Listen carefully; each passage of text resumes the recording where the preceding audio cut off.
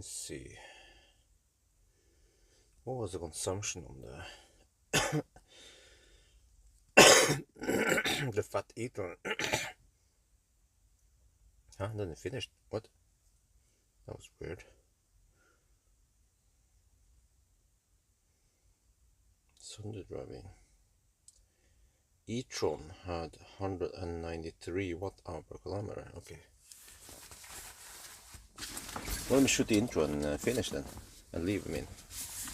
And now suddenly it finished really fast. What the heck is up with that, huh?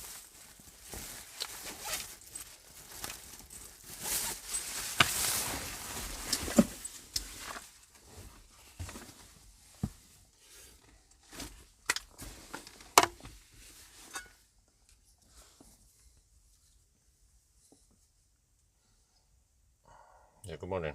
I'm getting ready. I set up all this stuff for the car to charge fast, and then by the end of the day, it just finished within 1 minute. Oh, man, whatever. Okay.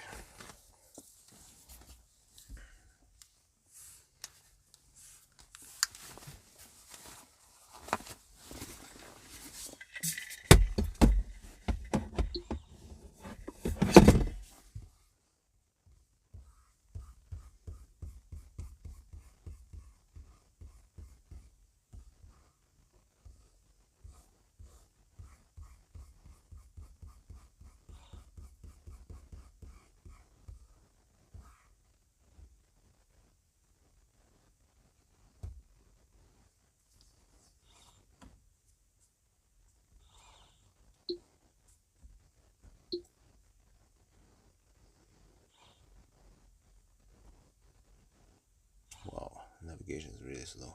Come on. There. Okay.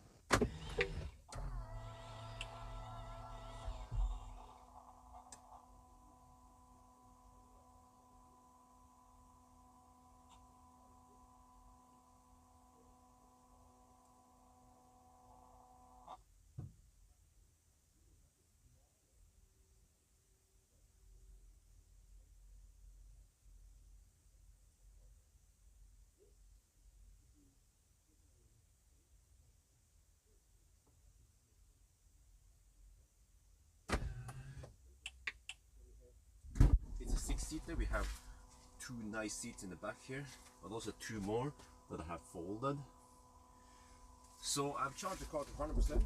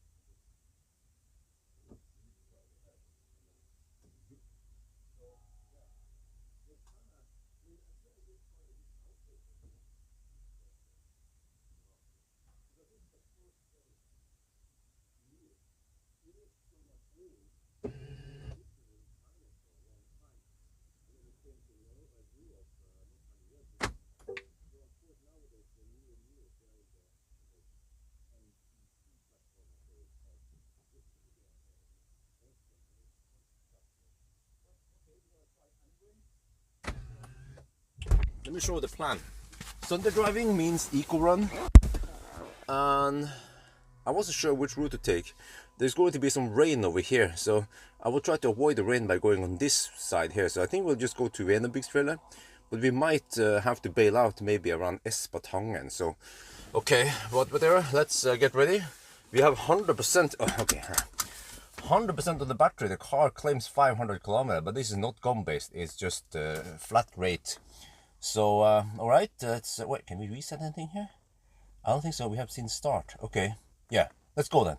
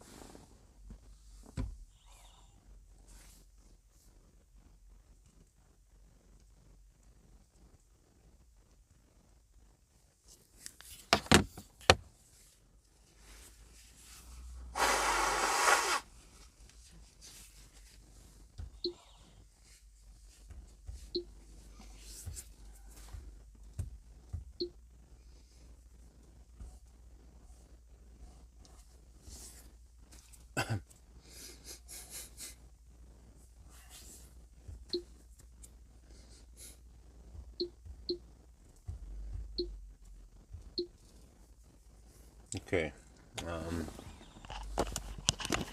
ready.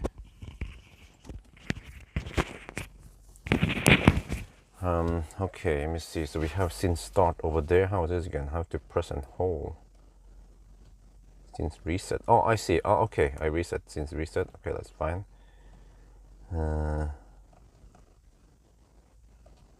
How did I? Oh, okay. There. Oh, I have these different. No, there. Huh? What the fuck? Oh, okay. Is this laggy or what? Dude. That's a trip. Status. Okay. Since okay, I have this. Okay, I have there. Distance. Okay. Let's go.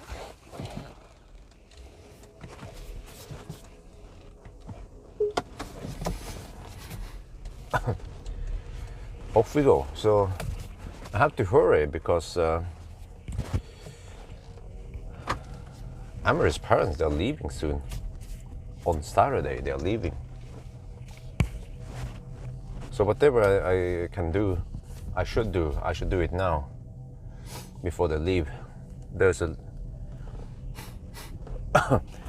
some babysitting going on before they leave.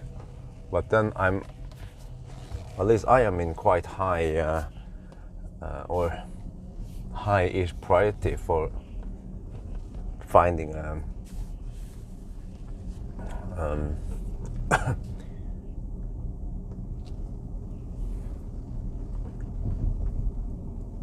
babysitter. Wait, I just thought of something here. What about mode? What mode are we using? Comfort? Eco. I'm gonna use eco, of course.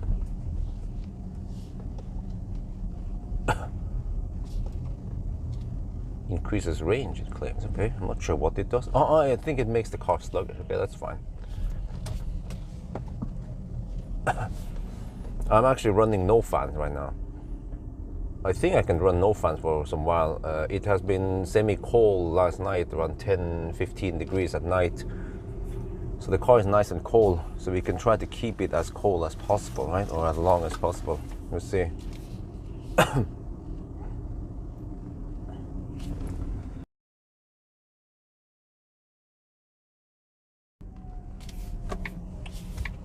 I actually right now don't have a press car. Well, except for this, of course, it also a press car. But like a typical test press car. So I only have this car for now, so that's fine. Wait, did I mismount the microphone again? Or?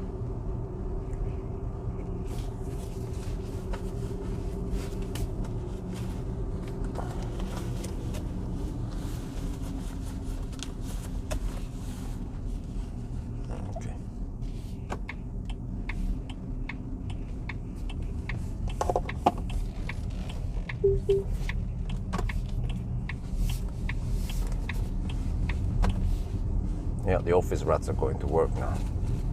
Me too, kinda, but except I'm not an office rat. But yeah, this time we're gonna go Venabiksfjellet. I figure that might be a nice route, even though I might not end up at Yesholm. But don't want to. Well, I don't feel like going some of the other routes because I want to avoid the rain, and there seems to be a bit more rain on the west side. So we're just gonna slow poke as usual. Wait, let me see. There, okay. Okay, alles gut. I need to adjust the camera slightly. Yeah, okay, yeah, yo, what's up, Gutter? Actually, I'm not sure, but we should have around 85 kilowatt hour. And I'm guessing around 450 kilometers. We're trying to beat Fat e-tron, the old Fat e-tron. And the Fat e-tron averaged 193 watt hour per kilometer. That is the fattest and the thirstiest of them all in a Sunday drive. Wow, there's some water on the hood. Well, it's gonna blow off. I mean, it's going to actually not blow off, but it's going to evaporate soon. 16 degrees Celsius, nice starting temperature. Let's see how long we can drive without on no fans.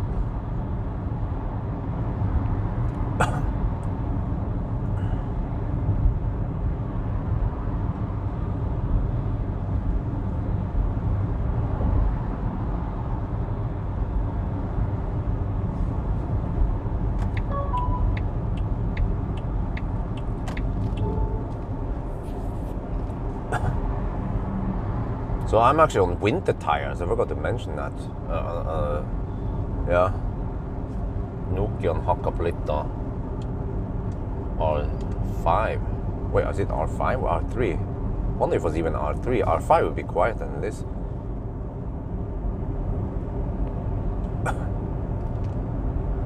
Yeah, around 70 kilometers per hour. So I'm expecting to spend, wait, let me see, 400, that's 7. Well, I could do this in around, well, maybe around 7 hours total with some quick break. So it shouldn't take too long. We're gonna take this route and don't feel like slow poking too much on the motorway, so there's not too much motorway here before we go on the B-road. So we'll take Gjøvik route. Yeah, Gjøvik, that route there. I want to see Venabiksfjellet after several weeks now, if the stuff has gone greener. I don't know why the heck I have a Volvo behind me. Like we are on the 100 zone, right? 2 lane in each direction. So why the heck is a Volvo slow poking behind me? Ich weiß nicht. I'm going, dude, stop bugging me. I'm going at least 20, more and more, probably 23 maybe kilometers per hour under the speed limit. Let me check my actual speed GPS. Summertime on yesterday. Well, okay, but maybe you had some. Is that only 75 really? Well, okay, whatever. I mean, I will just go. The rule is to go on the speed. Holy shit! It's only 75 here. Damn. Yeah, okay, whatever. You know that. Yeah, I'm not too strict about these rules anyway. It's not a test or 1,000 kilometer challenge. Dude, it means that the Nisse behind me is going at 75 kilometers per hour. 74 actually. 75 kilometers per hour on the motorway. Why? Why are you going so slow? Why there's several people behind me? Why do they go so slow? Why don't they just hammer in the left lane? Shit, man. Wait, it's freaking. I know what the heck is wrong. Driver system. I say there's some kind of. I have to disable some shit here. Overspeed warning is off. Driver monitoring system. There you go. Off that shit. Okay. Let me see. Where the heck is that cluck sound again? Yeah, there's a clicking sound somewhere. I don't remember where the heck it was. Display? No, I think it was on the sound somewhere. Lock confirmation. I can disable that shit. Gear shifting. Ring alert media. Know me.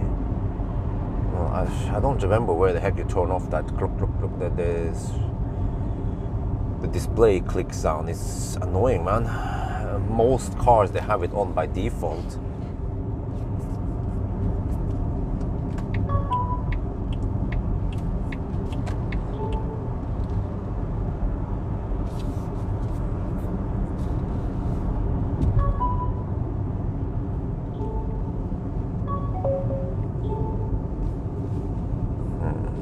Wait, if it's not on the display, wait, maybe it's a swipe down? No, it's a side swipe. Yeah, nope, it's not there. Wait, sound mode, what the heck is that? Oh, okay. If it's not on the display, then it's under sound, right?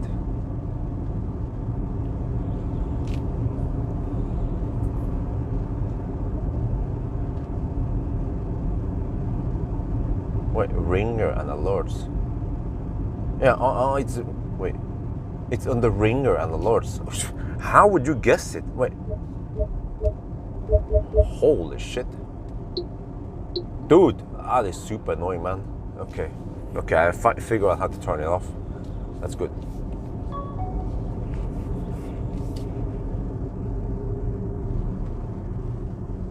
What, is it too many or too many? That is always the question. Til mange eller for mange? Okay, anyway. Let me shoot the video here. Wait, where's the USB-C cable? There. I want to keep it charged. Almost. Okay.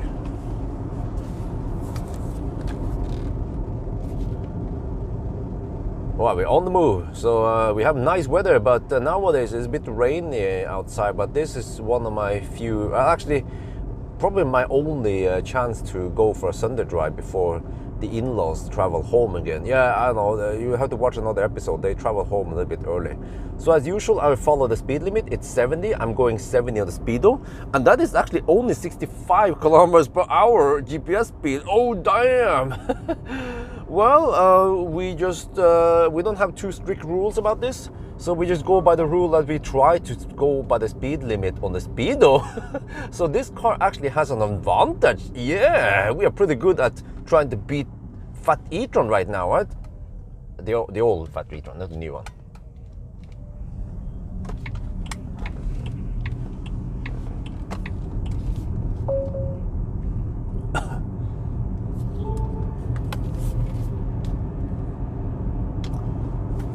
Yeah, I see what you did there. Oh, shit.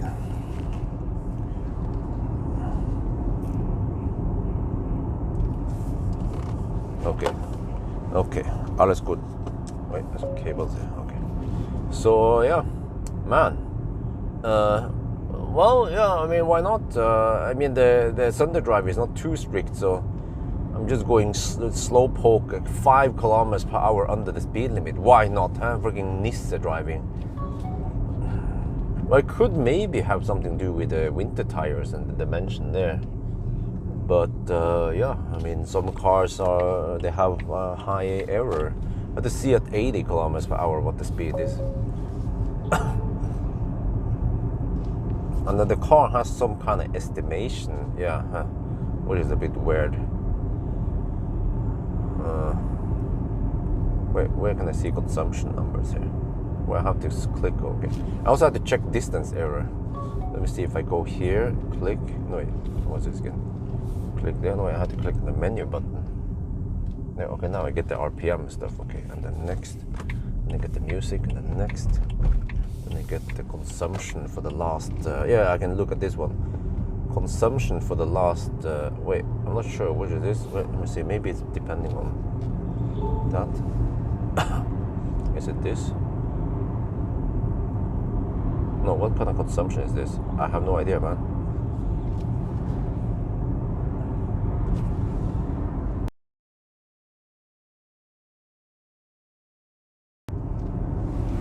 Well, most cars will be 3 kilometers per hour off. So this one takes the cake. Tar kaka. 5 kilometer off. Oh no. Shit.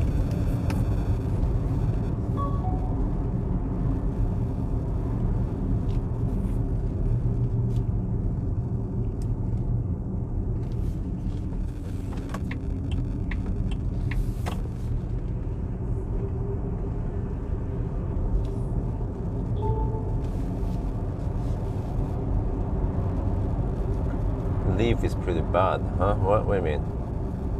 Bad in what term? Oh, in error, you mean? Yeah, but the Korean cars, they're some of the worst.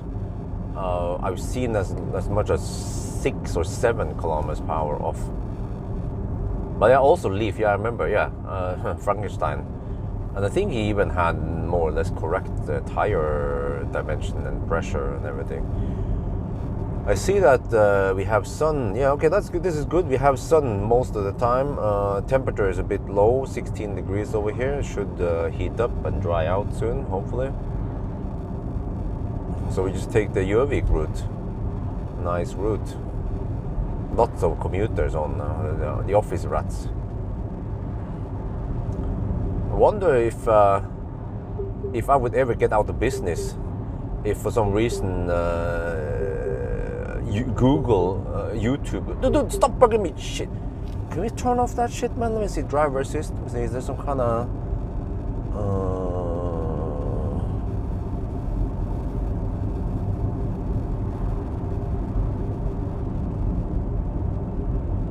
lane departure warning and assist? Turn off that. Okay. Wait, is it now? It still has autopilot, right? Yeah.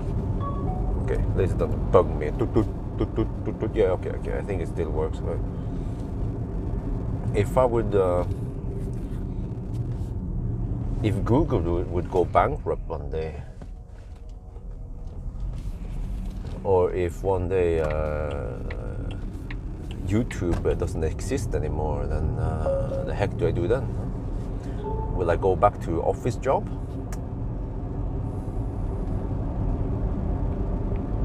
I think I'll just be a consultant then.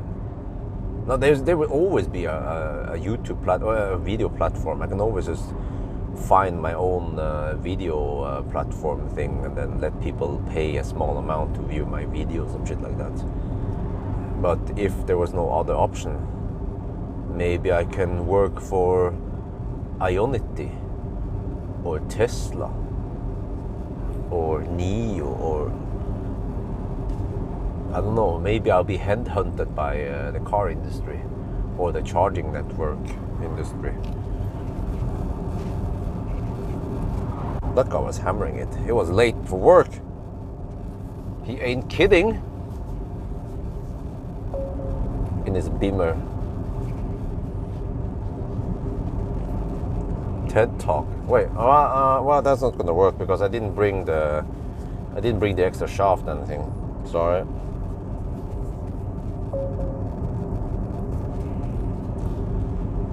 Placement, huh? No, but I think I already had a video about charge port placement. You can try to search for it, I think.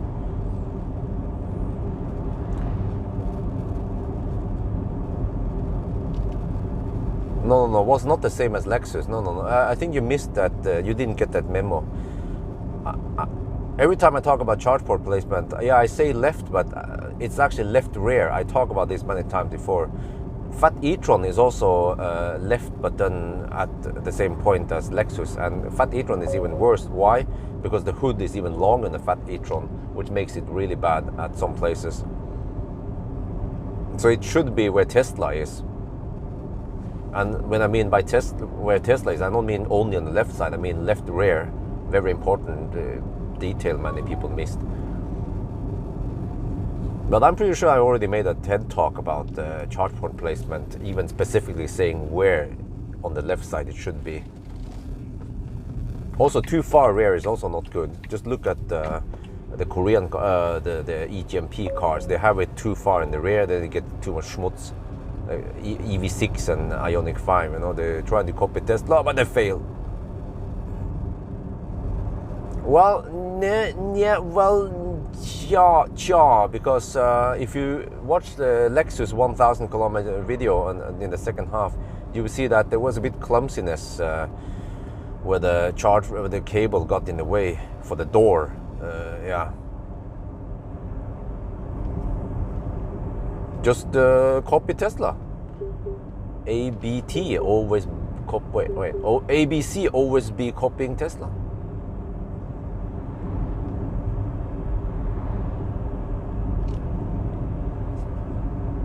Okay, let me see music here. How do I play the music? Wait, all my tracks. Wait, fuck. Wait, can I not change the? Dude, the heck, man? This is so bad. Wait, how do I check the folder? Album category. No, the heck, man? Artist category. No. I'm playing USB music here. How can I choose? Suddenly, I had to swipe up. Dude, that's like a hidden feature. Then I suddenly see all the folders. Okay, there. I want to play this.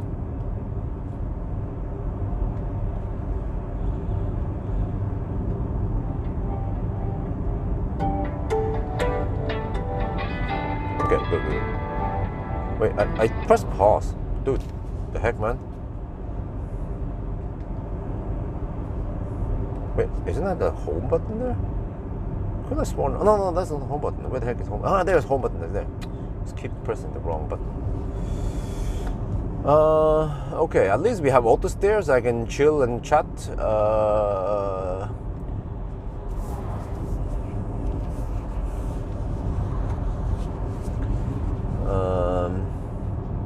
The spot is noise, huh? The spot is noise in only so people, huh?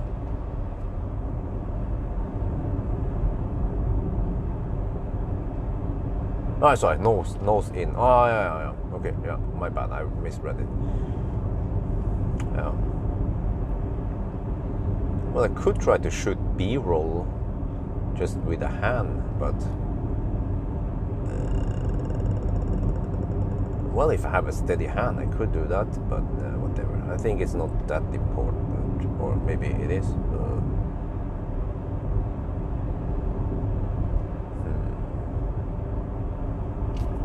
Let me try. If I have a very steady hand, can I actually shoot B-roll like this? Oh, I have even the head-up display visible there.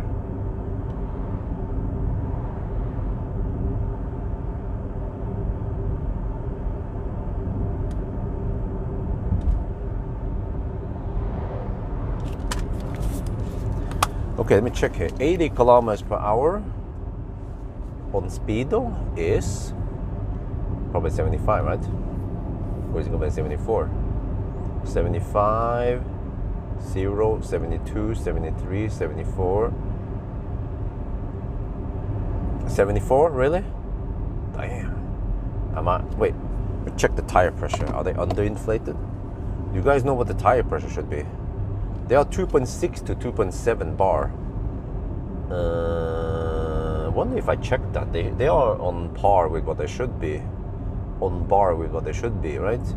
I can't open the door inside the door right now. Maybe someone can Google for me. Correct tire pressure, Nio ES8. Hey Google.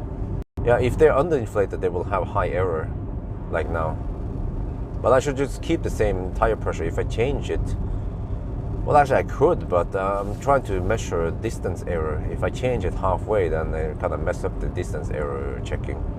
So I should at least go to, for example, Gjøvik, and then I could check distance error there, and then maybe inflate the tires more. The new ES8, well, it's called is it called ET8 or something? A different name, right? Because I think Audi has the ES8 name. They sued Nio for it. Well, I'm pretty sure Nio would have more money than Audi. They think they are big, huh? Audi?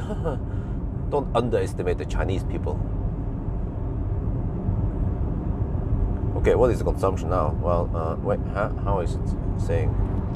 Battery. Let me see. If I go to Akku, we're down to 94%. Consumption is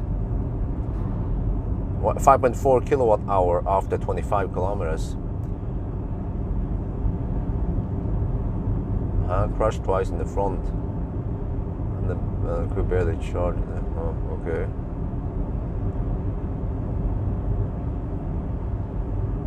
Oh, it's in the front. Yeah, that's horrible, man. No, left rear is the perfect placement, because, well, I mean, and then right rear in countries where they drive on the wrong side, which is the left side, not the right side. It's the wrong. It was the right left side is the right side.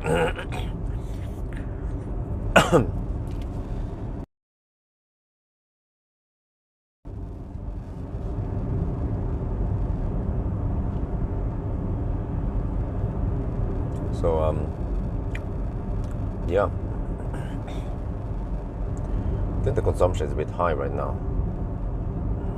206 supposedly for the last 100 kilometers. What about the last 10 kilometers? 220. Okay, it's going up.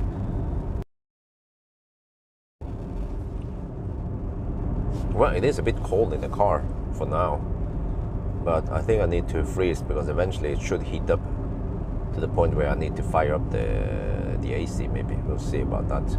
Maybe I can run a clean. You probably want to go hot, or at least 25 degrees, and then just run AC, because the energy you spend for cooling is probably lower than the energy you save by lower drag. No, backing in is no problem, because every car has a 360 camera, but despite that, I prefer the backing in, because then I have the side mirrors to help me, even when I go nose in.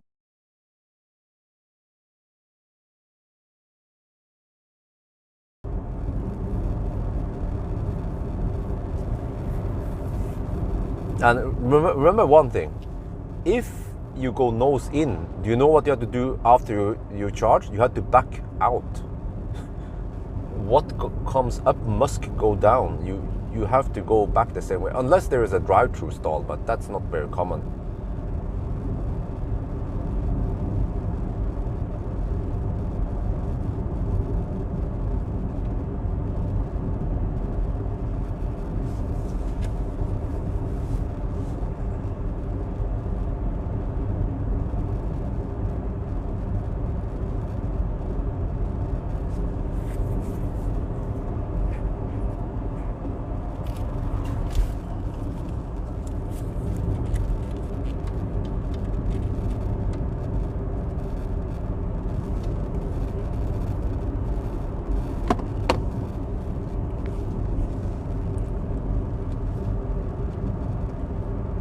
We're on the route towards Rua, and over here it's 80 zone, and I'm actually going at 75 kilometers per hour. 74, damn!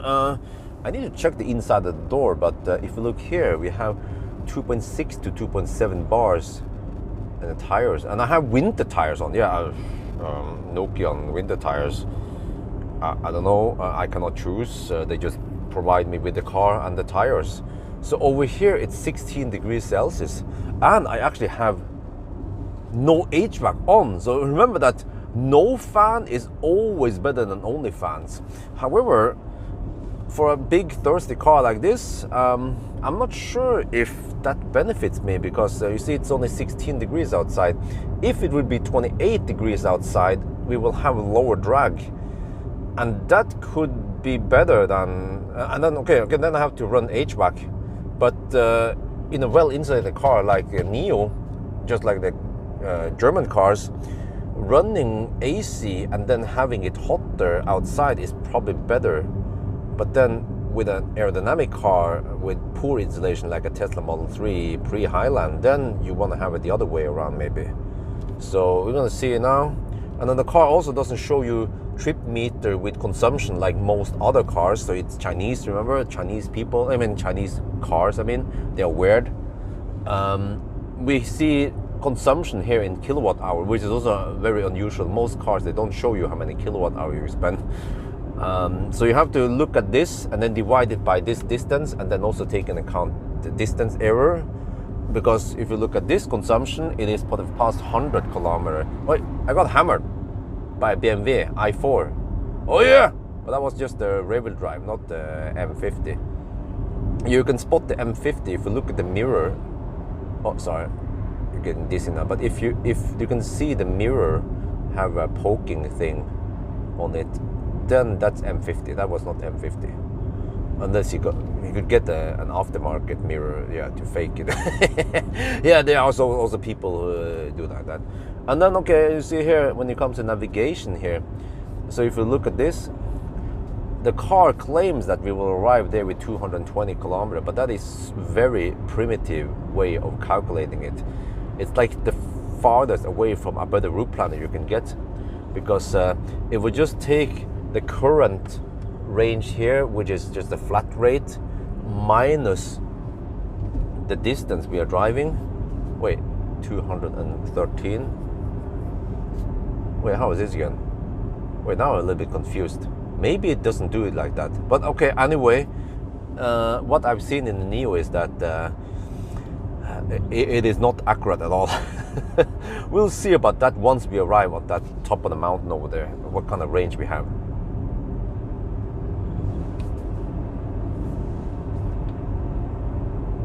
Wait, what heck?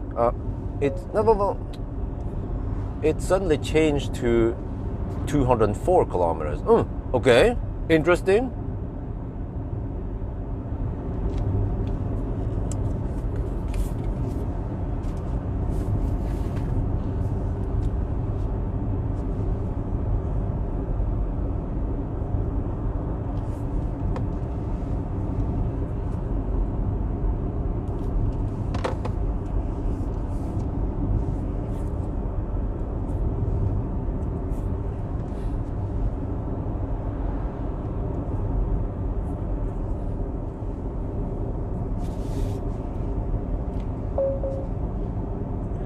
Wait, how do I coast? Can I put the car in neutral? No, you have to go into menu. Okay, no coasting. No coast for you. There are 3 cars behind me. 2 bar is what Nio says the winter guy below. Okay, well, thank you. All right, then it should be whatever. It should be within specification then. We don't need to do nothing. Yeah. Battery swap, well, I could go to Cleavage. Well, I could just go right home. I mean, the electricity price is kind of low nowadays. And I'm not driving this car heavily anyways. I can just let it camp outside my home until the electricity price is low. The only minus is that once I have a low period, I can only get 3.7 kilowatt here. This car doesn't support 3-phase charging, so I get 16 amp. 3.7 kilowatt, and I can't pull that much power, energy until the cheap period is over. Unless I plug it into the transformer and whatever, and then I get 25 amp, which is around 5.5. Wait, how much is that? 25 amp times 230, roughly almost 6 kilowatts. But then I have some losses in the thing. Maybe I should do that instead. So I can just, I'm not driving the Nio that much, so it's mostly just sitting outside the house. So I can just let it sit there for several days and I catch the low period. But a couple of days ago, I did get grid reward on Highline. I was like, woohoo! I recorded it on the screen, so yeah, awesome. I need to make a video about the grid reward on thing. But okay, I made around 30 NOK or something during that period. But it only lasted for maybe half an hour, the charging. But yeah, if you guys are up for it, we can go for a battery swap. Maybe I should test also what kind of speed we get. But then that means that after the swap, then if you keep swapping, you can suddenly get a nice battery, right? That's the way it works in the Nio ecosystem.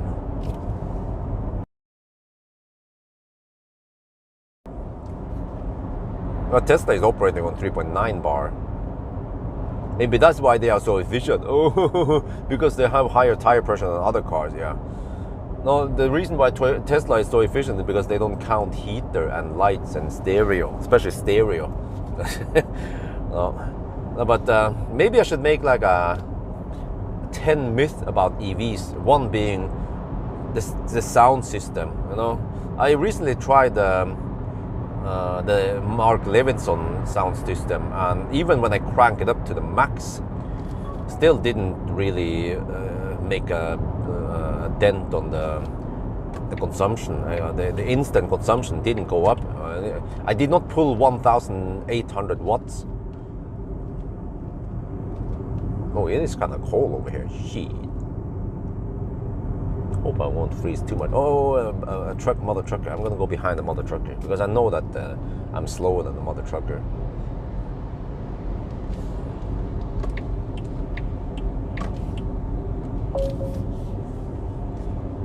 Oh, is it gonna be that cold today? No, wait. No, it's supposed to be sunny and warm, 20 degrees. But maybe in 1 to 2 hours. I'll have to freeze a bit now.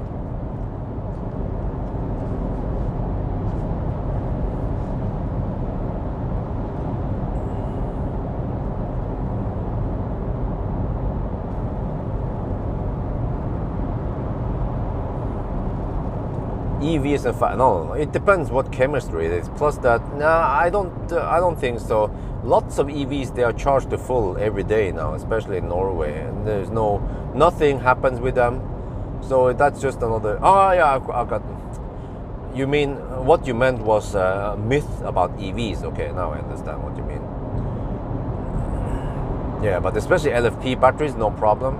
But also most cars that doesn't have charge limit, they will only charge at 96%, and even the Toyota, the Lexus, at 100% it was showing 4.15 volts, which is not that bad. 4.2 volt is probably bad, right?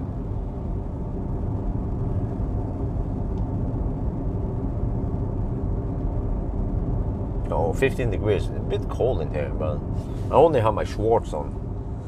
I was anticipating that it would be like toasting hot in here. Wow, I have so many cars stuck behind me now. About 10 cars. They'll probably overtake me on the motorway, right? Okay. You guys want to do some consumption numbers? 8.2 kilowatt hour divided by 42 kilometers. Well, I can do it.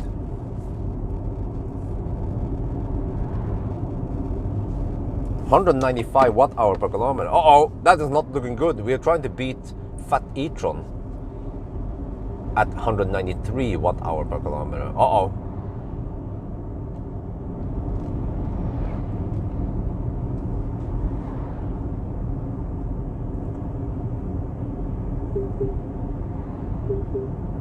It's expensive. Well, this is a press car, so I can swap for free. But the question is, do I bother swapping? Because I can just go straight home instead. I just plug it in there, and then if I try to catch the cheap periods, I could charge for around 50 øre per kilowatt hour on average, which means that filling up the battery at home will cost, let me see, half 400. No, wait, 40 NOK. So.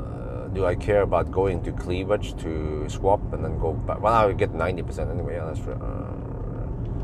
Yeah, so around 30-40 NOK to save to go swap it. But maybe I should just do it for the video, for the sake of the video. Yeah. Yeah, maybe I should do that. I heard someone got stuck in the swap station at Vestby, and then they couldn't get out, and the car was like bricked. So like, damn, that sucks, man. How often does that happen in China? They have probably millions of swaps per day over there. Yeah, but that's because you are you want to. If anything is free, you want to do it. Yeah, but that is because you are a sunnmøring. But remember that time is precious. So I always have to consider, okay, how much time do I spend? How much do I save? And my time is worth, well, I'm not sure, at least 200 NOK per hour, maybe probably more. How how would you guys value my time? Or how do you value your own time? How much is your time worth? I wonder if my time is worth something between 500 and 1,000. Actually, 1,000 sounds too much, but maybe somewhere between 300 and 500 NOK. Especially when I'm doing work. But when I think about this, if I'm working 8 hours in one day, yeah, I consider that a full work day. How much do I make then before taxes?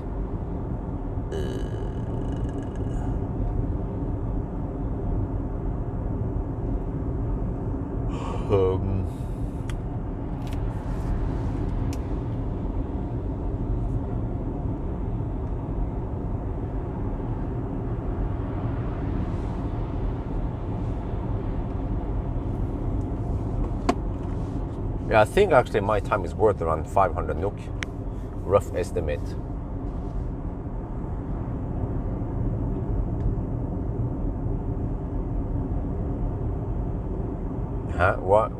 That's even worse. Go back to swap tonight or tomorrow. Why? That's even worse. You want to swap when you're on the move. Because if I go back there, it means that I have to go back home first, and then I have to go there. errands. Wait, shit, I'm doing 70 here. Shit, I'm not paying attention. Let me go 80 at least. Well, wait for the guy to pass me before I go. But I should, of course, keep driving and then go straight to Cleavage, and then swap and then go home.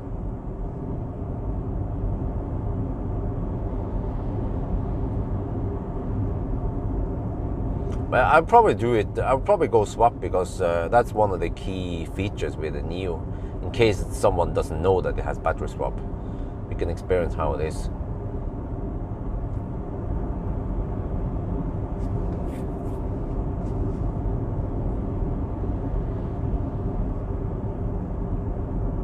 But I also need to do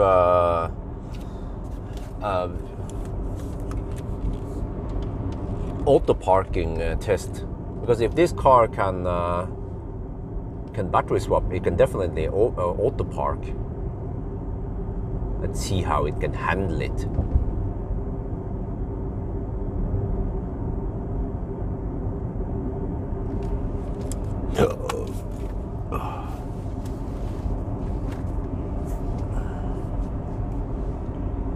$8,760, is that the total amount of hours per year, really? How you only work 8,760? Is that what you call årsverk? Wait, so if you work 11, well, actually, let's say you work 10 months per year, if you have all the whatever, right? Holidays and summer holiday and shit. That's 876 hours per month. Wait, something doesn't sound right. Yeah, 2,000 something, but I suspect that I work 3,000 hours per year. Well, actually, nowadays I feel like I work less than 2,000 hours per year because of family. Yeah.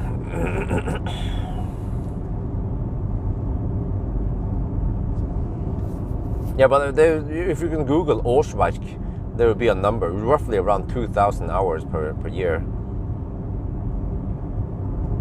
But nowadays, I feel like I'm not even able to work 8 hours per day.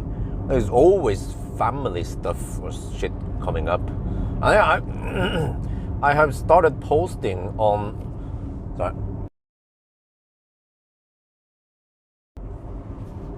But I tried to search for a nanny, or not nanny, but babysitter. Because Amber's parents, they are leaving already on Saturday. Wait, is that in 2 days? No, wait, it's Friday today, right? They're leaving tomorrow. Shit! I'm planning on doing a 500-kilometer challenge with the BMW i3 tomorrow morning or something. I have to be more strict about waking up tomorrow. Get out as early as possible. I don't know, ideally try to start around 5 or 6 in the morning, and if Isabel wakes up a little bit early that day, okay, whatever, so be it. But yeah,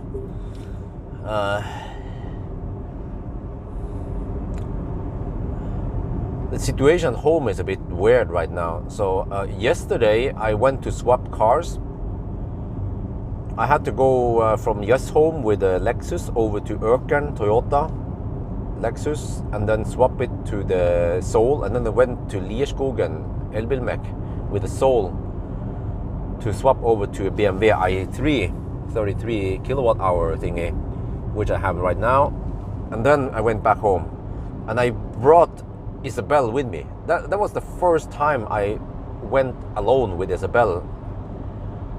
It seems to work fine. I think I can even take Isabel with me when I go grocery shopping or run errands around, at least around town. So she wasn't being grumpy or anything, you know. So I remember just 1 year ago, roughly one and a half year ago, she would be so grumpy all the time in the car, and we had to entertain her with some songs and some toys and stuff. But now it seems like she gotten more and more used to driving, to the point where she can just stay in the back there alone without anyone. How much you free time, huh? To drive for a living, huh?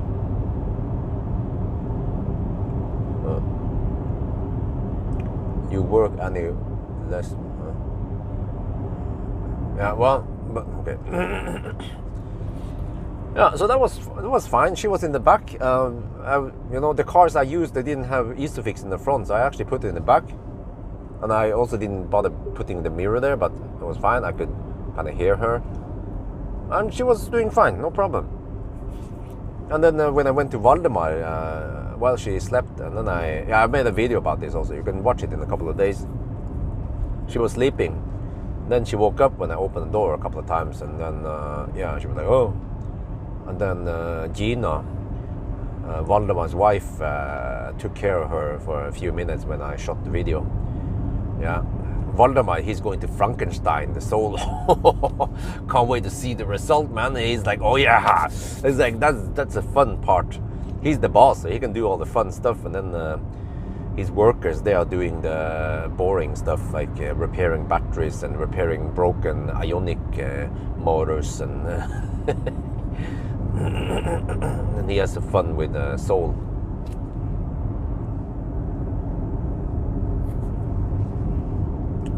But wait, are we okay? We are still live, right? Yeah, I think so. So that was yesterday, and then no, stop bugging me, shit. Wait, 10 kilowatt hour now, almost. Consumption checkpoint.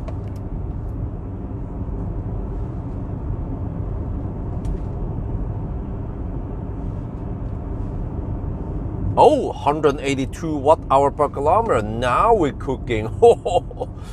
Can we beat Fat e-tron's consumption? Huh? This car is bigger than Fat e-tron. Why the heck is a Fat e-tron so thirsty? Because this car is even faster than Fat e-tron. Do people know about battery swap? Well, maybe they don't, but that's why we have to swap. Always be swapping. Okay, but what was again? Yeah. So yesterday I went over to Katip, which is the Thai store. I was like, yo, woman, do you know any Thai woman who wants to babysit? And she was like, oh, no, but you know, she was like, Isabel is so cute. I'm like, yeah, she is, you know, blah, blah. And she said that she paid 500 NOK per day to some friends of hers to take care of her baby or child back then. So I'm like, huh, really? Because I would pay around 150 NOK per hour. Well, it depends. Maybe I'll lower it to 120 NOK per hour, or 140, depending on if they have like an hour or two of chill time in the middle of the day when Isabel is asleep anyway. Oh, is it dusty? Okay. So yeah. And then I also went over to the Thai restaurant where they make great Thai tea. But the owner was not there, but at least I asked the other guys. I'm not sure if that was any use, but told them, yeah, man, can you ask the owner? Maybe they know someone. Yeah, and I should go to the hairdresser also. The owner there is also Thai, I can ask her. Well, actually, the funny thing is that she doesn't know that I'm Thai. We went away with like, yeah, exactly. Swap is, they're trying to solve a problem that is not there anymore. Swap would have been useful 10 years ago, but today it's like, freaking Ionity and Tesla supercharger all over the place. Oh yeah, speaking of supercharger, great news. The CHAdeMO adapter has been updated so that it is way more stable. It shouldn't stop the charging in the middle now anymore. That's one thing. And another thing is that they added support for supercharger. Game over. We had to redo the test with the Soul. Well, except for we need better cooling. It's gonna rapid gate like a mofo. If it takes 65 kilowatt every time it charges, oh shit. Maybe swap would have been more useful in Australia or USA or other parts of Europe, but in Norway it's like more like a gimmick. People with Nios, they'll be like, I go to cleavage and then they swap right in front of the Teslas. Do you think they care? Do you think they even see you? No, they are eating burger or watching a movie on the screen anyway. Okay, back to the whole babysitter thing then. So I went there and I tried to ask some people, do they know someone? I'm not hoping for anything there. And then also I went into a Facebook group for babysitting, and I posted there saying, yes, Haim, you know, we have a daughter and a little newborn and blah blah, contact me. And there's been a couple of people who contacted me. How many sessions of Eagle to overheat? Well, it depends, but usually after, well, Eagle was quite good, but usually after maybe 4 or 5 sessions it will overheat. It has way better internal resistance than Leaf battery. Leaf is really horrible, man. But okay, yeah, so a Facebook group, I posted there, and then some people contacted me, and I wrote that I wasn't sure if I want dog mama, which is you deliver it to someone's home, or come to me. So there was a mix. These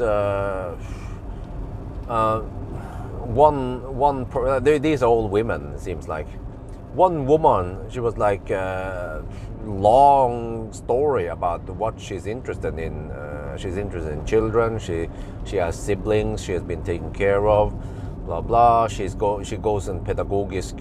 Well, you know, like she wants to be a teacher or whatever in the kindergarten and stuff. I'm like, okay, very impressive work experience and so on and interest.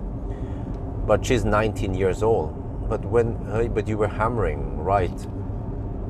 Well, no, I wasn't. I was going maybe at 100-ish kilometers per hour. I don't remember, but I wasn't hammering. No. I would know that would be suicide. Yeah, but she's 19 years old. I'm like, I want an adult. You know, like at least 30 plus. So I'm like, I'm not sure. Let me think about it, right? And then the next candidate, she lives in Holte, which is around 20-25 minutes away from Yes Home. And they have 2 kids. They have a house. They have a garden. They are farming stuff. They have chickens even. What the heck, man? Freaking Nisse. Huh? Seriously? This Nisse here, he just suddenly decided. He was camped behind me for the longest time. And then suddenly he decides to overtake right before the truck was about to overtake me. 460. Volvo 460. Yeah. Isn't that 460 horsepower? It is plenty of power to go uphill. Okay, anyway, back to the babysitting. So, yeah, but the other candidate who lived in Holte, then over there, dude, stop bugging me. Shit, man, that annoying beeping. Then we had to place Isabel at the other home, which is maybe it's cheaper. I suspect it's cheaper to place it at someone else's home because they will be home anyway. So it's like, you know, they would probably accept a lower rate. Maybe I can get away with, I don't know, 500-600 NOK per day only, or yeah, whatever. Like maybe I've heard that full-time dog mama, which is 40 hours per week roughly, they take only around 10 to 12k NOK. But if I want to hire full-time at my home, you can probably double it. I was like, so I'm not sure, but I feel like it's more convenient to just have the person at our house. Dude, can I disable that shit? What the? How the fuck do you disable this? And emergency lane keeping shit. Turn off. Okay. Now let's see. Wait, do I have auto steer now? Now it seems like I don't have auto steer. Maybe the lane departure warning thing is the auto steer. Okay, auto steer is still working. Okay, good. Well, she's going to kindergarten in August, in 2 months. You know, I still need to keep production up. Just imagine now. Now, Isabel is awake. Who's going to take care of her?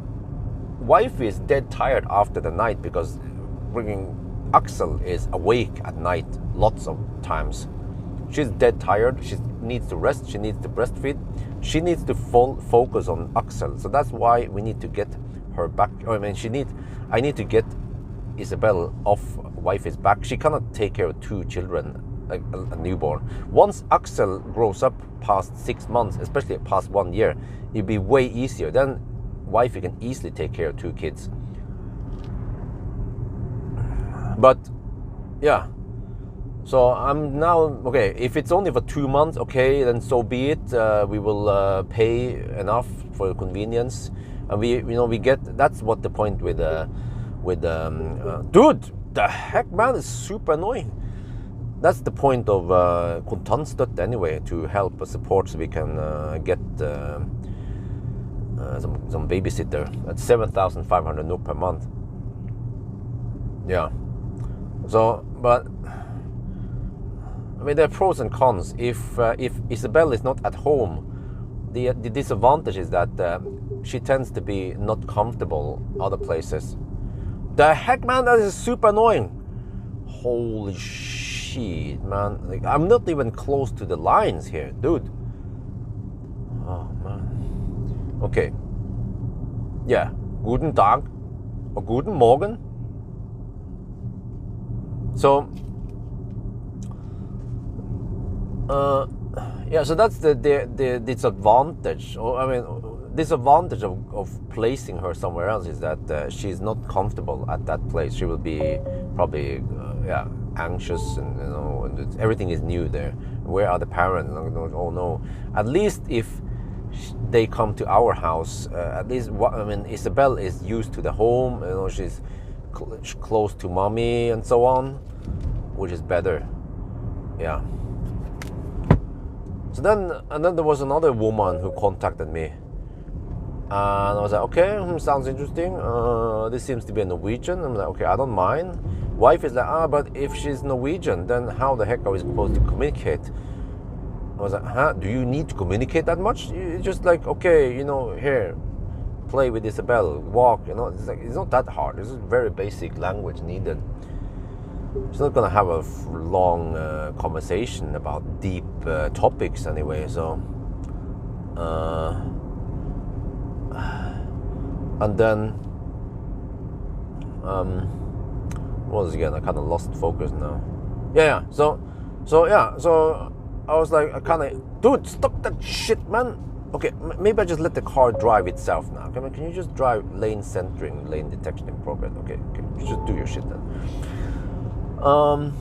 Yeah, so I was kind of interested in that woman, but I was like, wait, a little bit back and forth here. Can we talk today? I mean, it's like tomorrow. I mean today, right?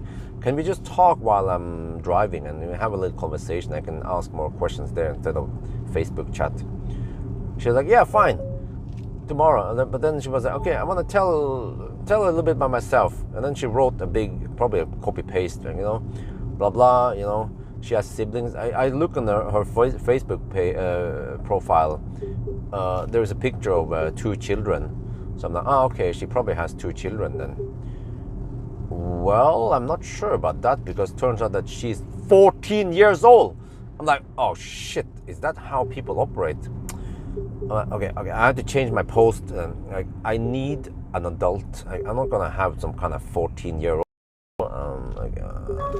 I need people with life experience and proper adults who thinks as adults, not kids. Can speak. No. You don't understand. My wife doesn't speak English very well. That is the problem. But on the other hand, do you need to speak much English? Play with Isabel, walk with Isabel. You know, it's not that hard. If there is more complex conversation needed to be done, just call me instead. Okay, it's not that much. Like, I don't know why we need a Thai woman, because they might not be that easy to find. But I'm actually starting to wonder now. Okay, well, teenagers, they have time, right? Understandable. But then wait, when do they have time? They have to go to school. We need them to be at our house already around 8 or 9. So that's not going to work with teenagers. They probably have time after school, but that's not going to cut it for me. And then adults, they have office job, unless there's something wrong with them. They are on upföring or whatever, right? Or if they're retired. So I'm like, but Thai women, that is maybe one place. If they just move to Norway and they are just living off their husband until they get work, yeah, okay, that could work. Or I have to go for some retired. There was a woman, Spanish-speaking woman, Norwegian also, Spanish Norwegian, living in Jessheim. She's 61 years old. I look at this website. I'm like, maybe that's one way to go. But then in her calendar, there are just selected days she's available. So dude, man, you have no idea how much time I've spent on this babysitting thingy. Oh shit! But it's gonna be a lot better once Isabel starts on kindergarten, because kindergarten, man, costs 3,000 NOK per month, which is a bargain. And then they take care of Isabel full time, Monday to Friday. I might only need a babysitter on Saturdays when I do some 1,000 kilometer challenge.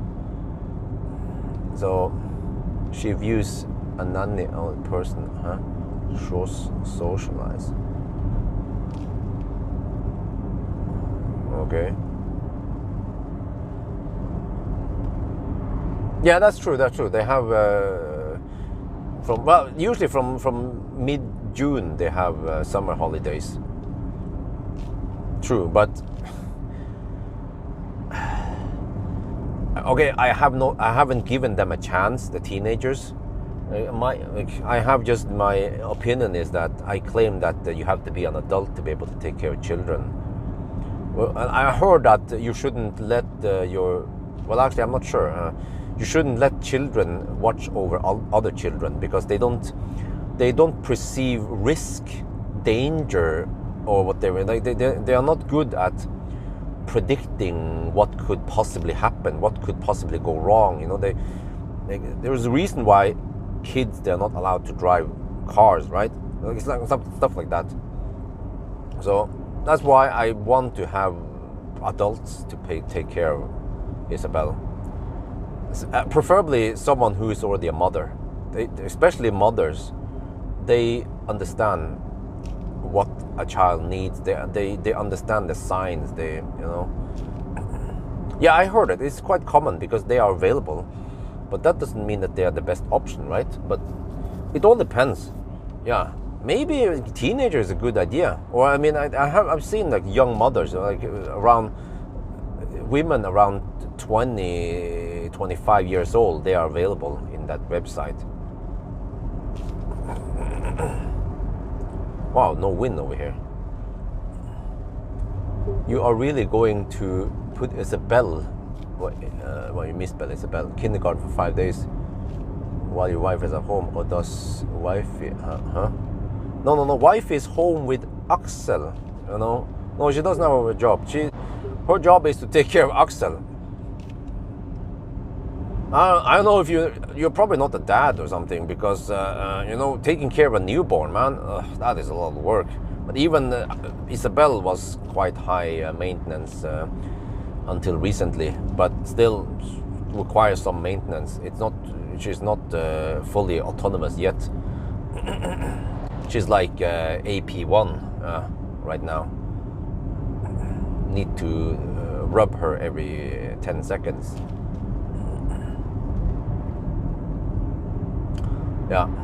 Well, but also I'm not being discriminating anything, but we need a woman, because wife is breastfeeding, so it's uncomfortable to have a man around as a babysitter if wife is breastfeeding. So for practical reasons, women only.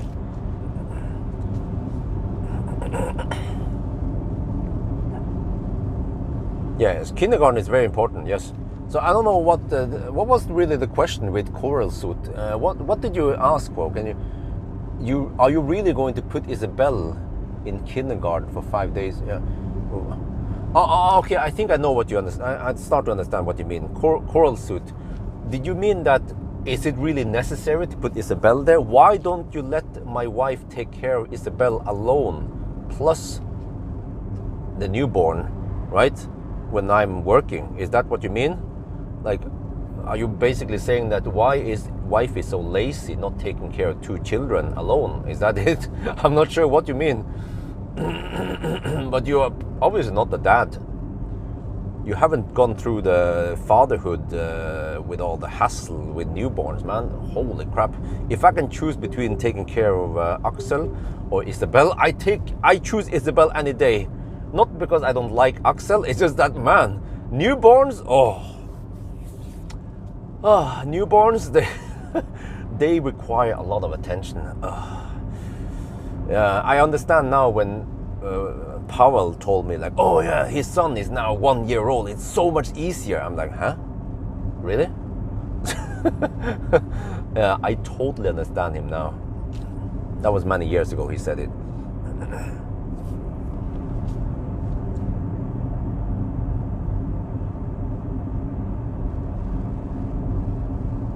Okay, well, okay, Coral Suit, can you elaborate?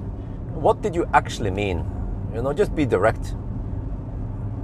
What did you actually mean, wifey and kindergarten? Because I'm a little bit surprised now, because it is quite common to put children in kindergarten around age of 2, 3. Some people even put them in kindergarten from age of 1. But I feel like that's a bit early. But at least age of 2, perfectly fine. And you want to socialize your children, otherwise you will get some weird children, like who are not socialized, no social skills, anything.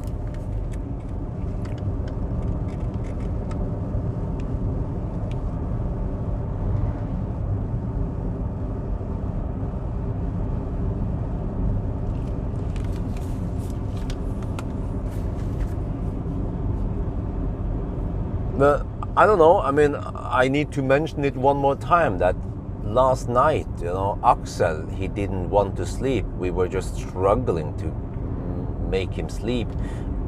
You know colic, right? Coral, so if you're a dad, you know colic. I suspect that Axel has colic.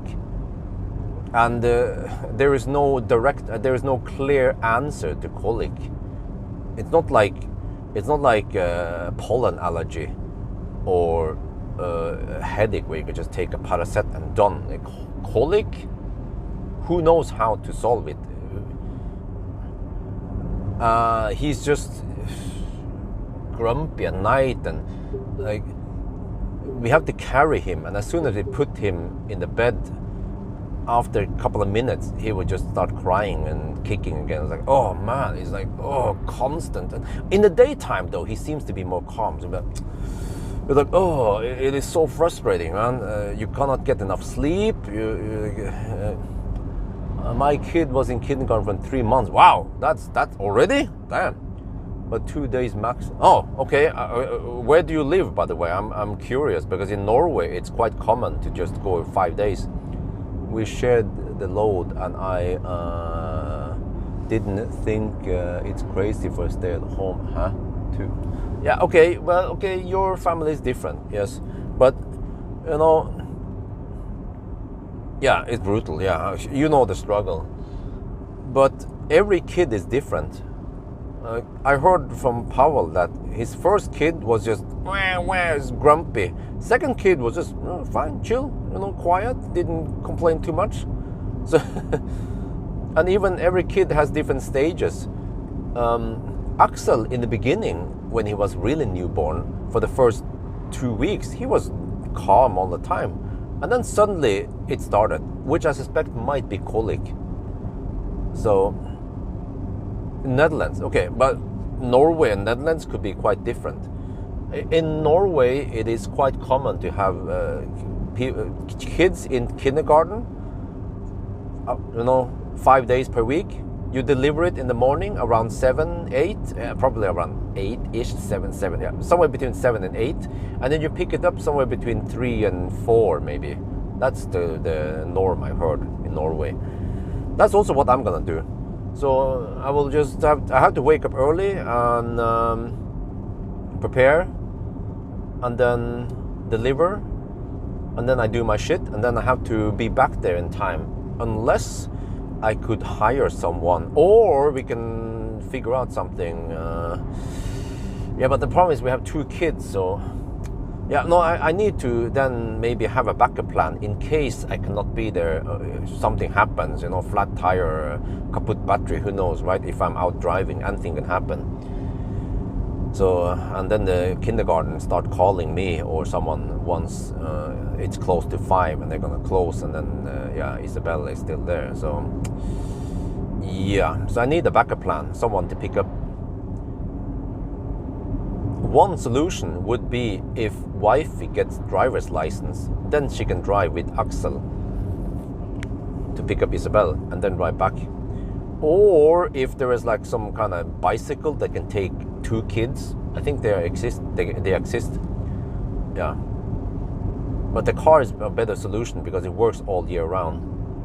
So I'm also working on that part to get driver's license for wifey. But I mean, then we talk about money again. Oh shit, the never-ending money problem.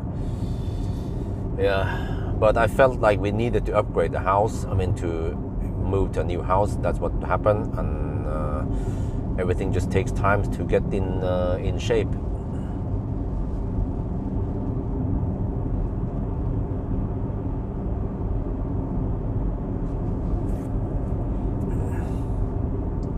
But war pun. But coral suit, I still wonder what were you so surprised about when I said that I'm going to put Isabel there? Okay, the problem for you, or what you thought was weird, was am I gonna put Isabel there for 5 days per week? Is that it? That you were shocked that I would put Isabel there 5 days per week? But to me, that's fine. It's good that she get that routine, because in not many years she will go to school anyway, and then you will have to go there 5 days per week. And actually, the kindergarten, they try to socialize and teach children, and the kindergarten people, adults, they're trained to teach children, to help them develop. So it's actually good to let the professionals do it. I'm a noob,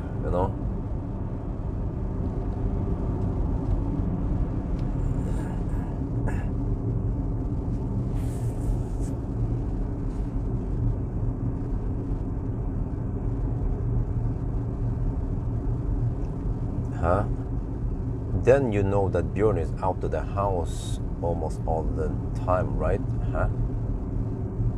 What do you mean? Oh, well, No, Sebastian, you haven't really paid attention lately, because that was the case when I had Optimus Prime, like 5 years ago. Then I was out of the house all the time, like you claim. But ever since I got Isabel, which is 2 years ago, I have not been that much out. Like you see the top of the iceberg, some of my videos and my live stream, and you extrapolate and think that I'm out driving every day. I'm actually not. I'm like, nowadays I only have maybe 1 or 2 times per week when I'm doing a long trip like this. And like, I have to take care of Isabel in the morning, feed her, and I have to run some errands also, and I'm doing some stuff around the house, videos and stuff, you know, and go grocery shopping, or like, there's always something I need to do. Like, sometimes I'm a bit surprised why I have to do it, but okay, whatever, that's just how it is. Yeah, exactly. Kindergarten is preschool. Yeah, it is. So, and think about this. Nowadays, school starts at the age of 6. When I went to school, it was 7. So it means that Isabel will go to kindergarten only 4 years, and then school. So personally, seems much for you, yes, but lots of kids go preschool. So, yeah, well, now you learn something new, Coral Suit, because in Norway, that's the norm over here. It would be a bit weird, I think, to only go to kindergarten twice per week, or twice or 3 times a week.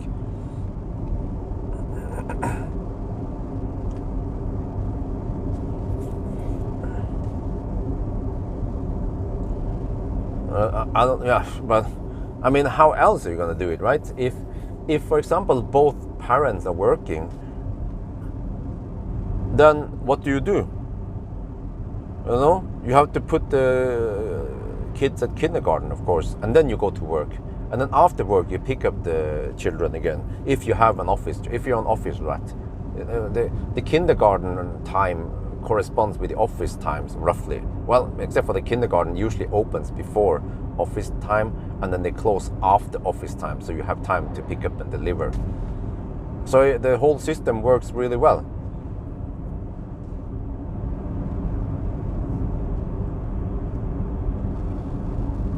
Well, let me pay attention to what's going on here now.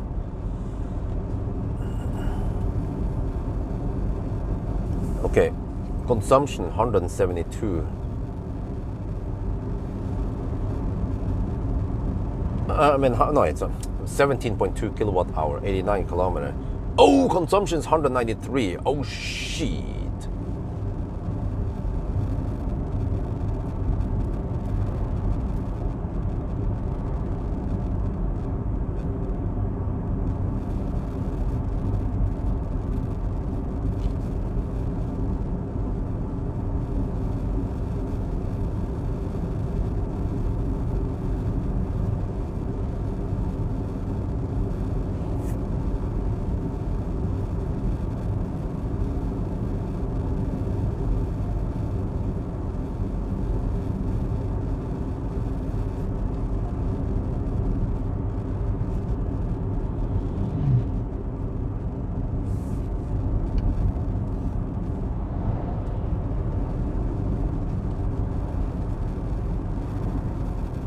Well, there's nothing.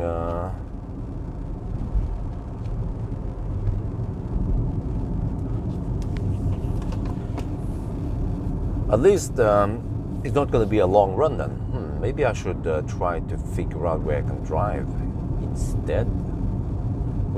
Wait, if oh,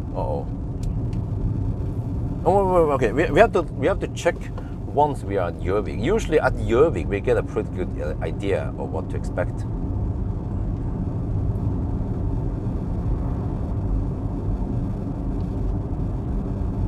Well, you can watch the nice weather through the stream. But it seems like if this car has around 190 consumption, I can only go, okay, I can go 450 kilometers. But the route is around 480 kilometers. If I want to go Venabygdsfjell and then Atna and then Østerdalen back, then I have to bail out somewhere around Minnesund or Espa, and then just pump it up and then go home. Well, I'm supposed to go swap at swap at Cleavage also.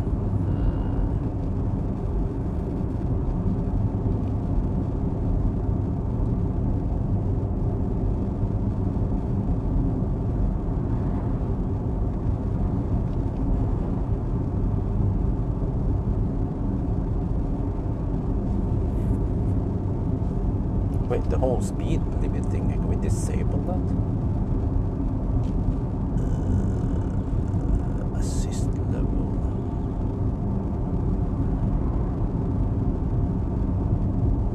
Nope, seems like...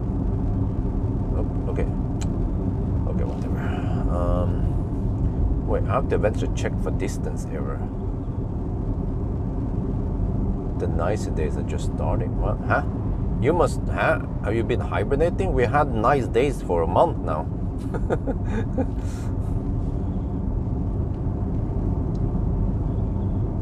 I had several nice days with the Sunday drive in my channel. You must have missed them.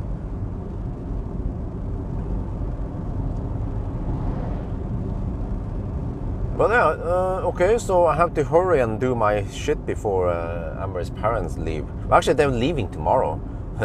The flight is 18:45, so I'm planning on going to the airport around 4-ish. Well, maybe that's a bit too early. Maybe 4:30. Okay, maybe I can leave home around 4 and then we'll see. But normally they open the check-in counter 2 hours before departure, right? Or, yeah. But I have to take Turkish Airways first. Shit, I have to check in at Turkish Airways then. Not sure what the heck they... but I mean, it's their choice. I was like, Turkish Airways, I wouldn't travel with them. I mean, no offense, but...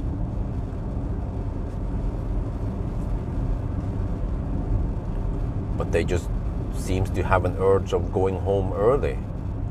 Yeah.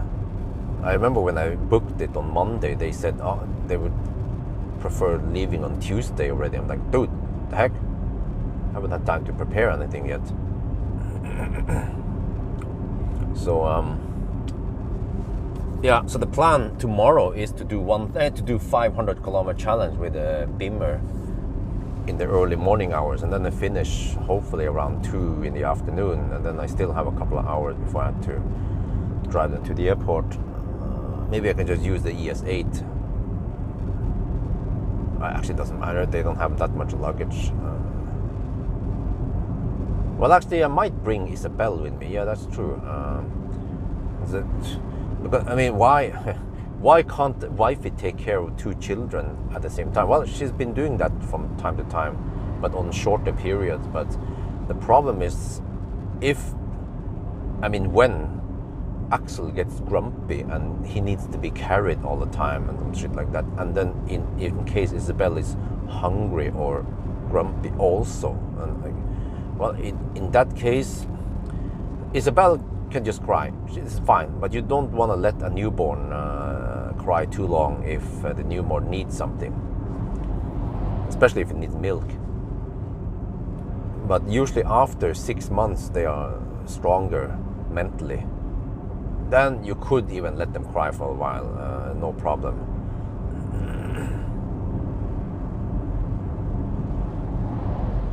Is the EQA that tiny? Is that a question or is it a statement? I've only heard good things about. Oh, okay. Well, maybe I'm just being a bit, what do you call it, judging about other airlines. Oh, now they hammer. Yeah, finally. Yeah, there you go. Some good hammering going on. Yeah.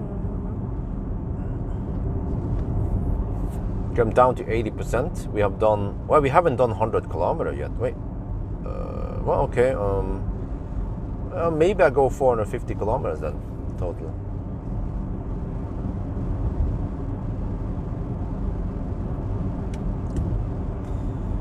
And then on Monday I'm picking up BYD, was it Dolphin?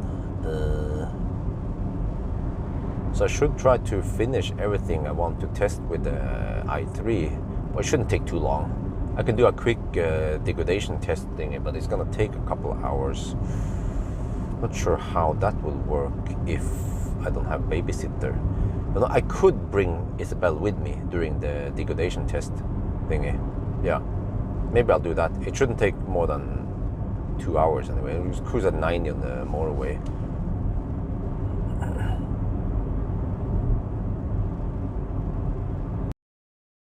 I don't know. No, actually, the best-selling car is BYD, isn't it? Yeah. Or it depends. Fossil, maybe Toyota. Yeah, the best-selling fossil car is Toyota. Large in numbers. Well, okay. You should buy a Toyota then, because everyone buys them. Must be good.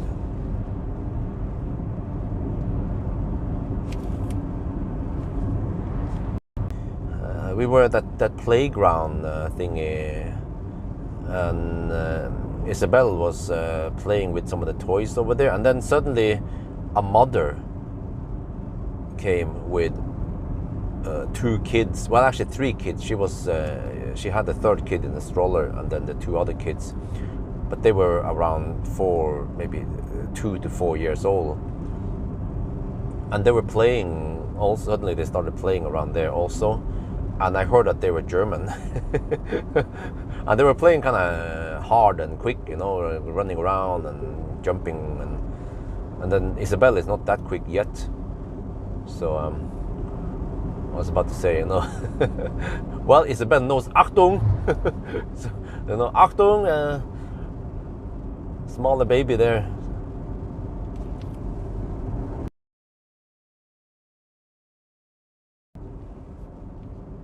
In case you guys don't know it, Isabel is spelled with a single L.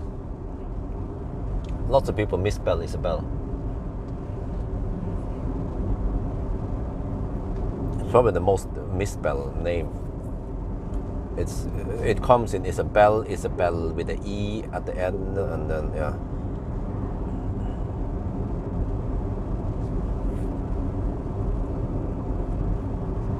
But I mean, it's because Isabel occurs in many different variants. So just like Christian, Christer, even Axel comes in with different variants, but not that many variants, unfortunately. Björn, for example, is just one way to spell Björn, more than, well, unless you have the Swedish Ö, yeah, the German Ö.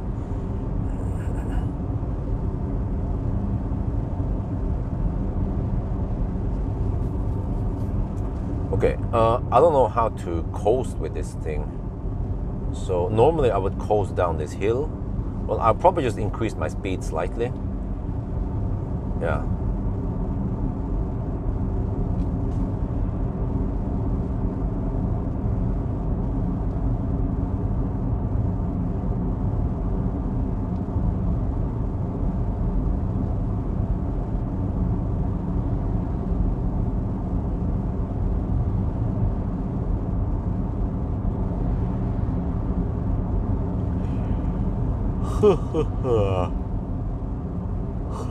Well, okay.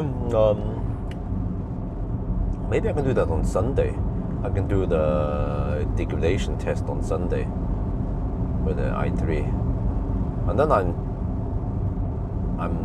technically done with the car. And if Valdemar will have it back, if the soul is ready, then I can swap it on Monday, I think. Yeah, but that means I have to bring Isabel with me again. Oh, because we haven't found a babysitter yet. So I'm trying to find a babysitter schnell ASAP now.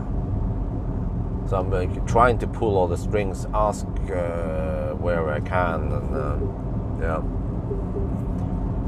Maybe I should also try to contact some people on that website. But then it seems like if you want to contact someone there, you have to pay for some subscription or some kind of premium service. Okay, maybe I should do that for 1 month, and then I can cancel it. Pull up next to me an AC charging port on the left rear. Wait, huh? Oh, okay. I don't remember how it was with the Mercedes, but wait, wasn't it the Smart had the charge port on the left, Tesla spot?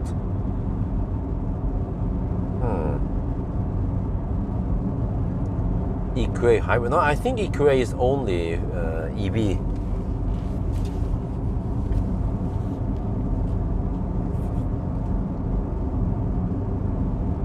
Okay, we can probably go a while until I have to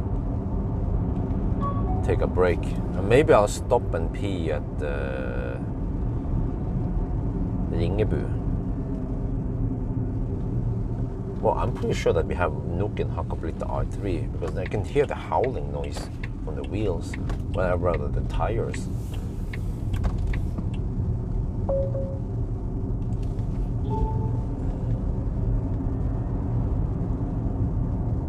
Wait, AC only port. Oh, okay. Well, then I'm not sure. Wait, where's the sun shining now? There. Okay, okay, we are straight west now. East.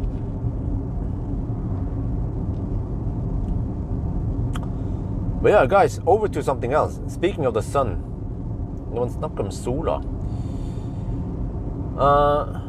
The Scandic guys, yeah, speaking of Gjøvik also, the Scandic guys, they gave me a price now on the stuff.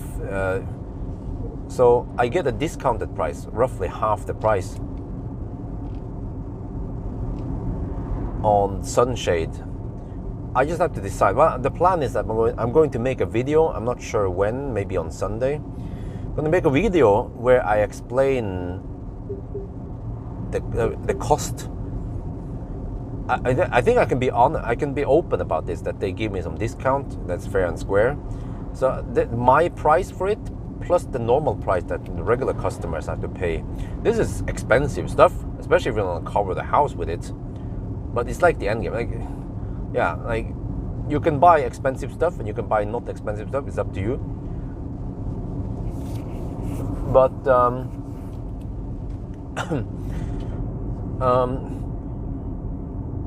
yeah, zip screen for well, let me see. If you start with okay, the veranda door, you know, in the first floor, the big door with the big windows, whatever, double door thingy there, fairly large, like 2 meters, roughly 2 times 2 meters, which is around 4 square meters. That one cost around 10,000. Well, at least I get it for 10,000. You have to roughly double the price. That's the retail price. So for 10k Nook plus some installation and some stuff, installation, yeah, a couple of thousand Nook extra, right? Then I get that place, only one, yeah. But it would be more like a proof of concept. I want to test how good it is, how much it helps, and so on.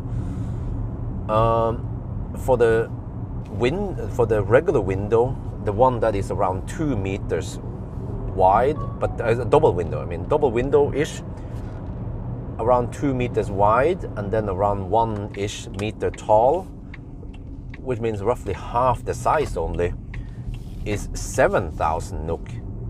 So I'm like, wow. So it is better value for money if you go for the bigger. And then they also have the last price. I think they only measured 3. Yeah. No. Wait. Did I mix up now? Because there was also one single window, I think, in the south facing. Wait, I need to shoot the video. Usually I should shoot the video here. Okay. I have to focus on the video right now. Zip screen. Well, if you're not sure, you can watch the video recently about zip screen. This is a long explanation, but it's basically a sunscreen on the outside.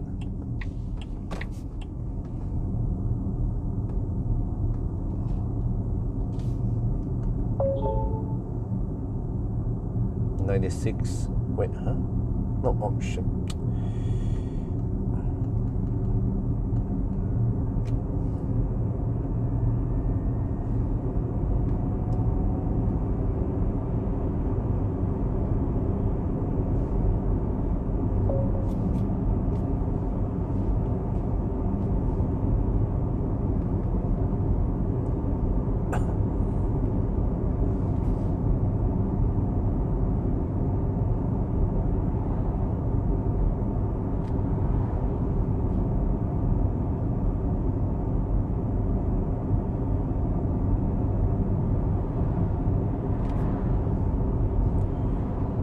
Oh man, I don't know the distance.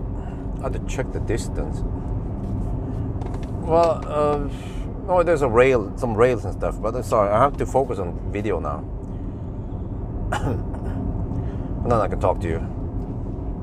Okay, 19 kilowatt hour, okay. Divided by...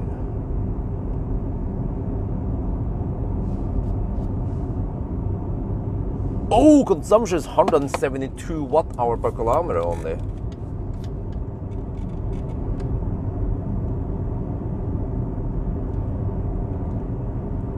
We just passed Gjøvik, and based on the consumption here, which is the kilowatt hour, divided by the distance, then we have around 170 watt hour per kilometer. Ooh, but it seems like we have...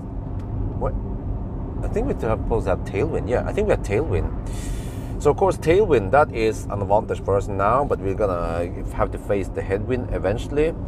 So far it seems like we might be more efficient than Fat e-tron. Oh, okay. Well, there's another average you can see here on consumption here, but this is for the past 100 kilometers. It claims also 170. Okay, so yeah.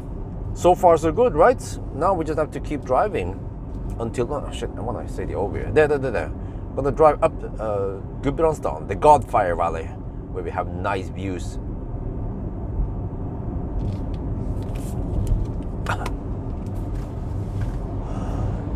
Okay, anyway, yeah, so, okay, sorry, I had to focus on the video, but SIP screen is just like a mesh grill thingy that rolls down on rails on the window thingy. Yeah, short explanation. But depending on where you buy from, you can buy from China, or this is from Norway, made in Norway, so that's why it is a bit expensive.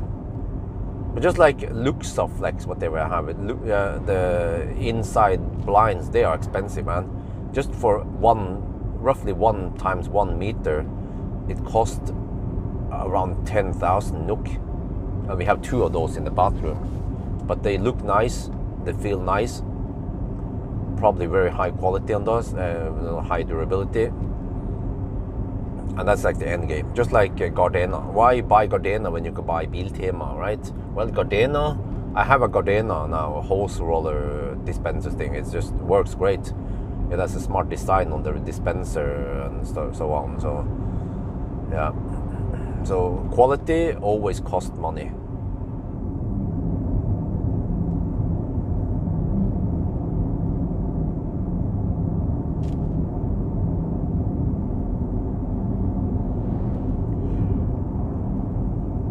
Oh, what is that? Roadkill? Shit, freaking badger.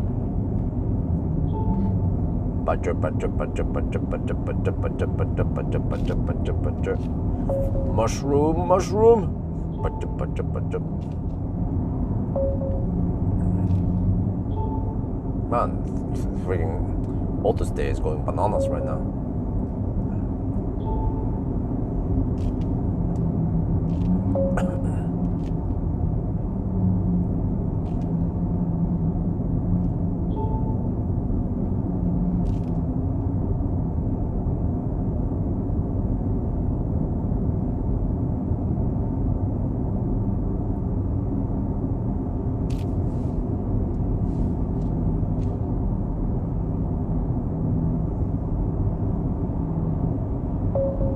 Man, the thing is going crazy now with the Yeah, because it doesn't see the lines. Oh shit, man.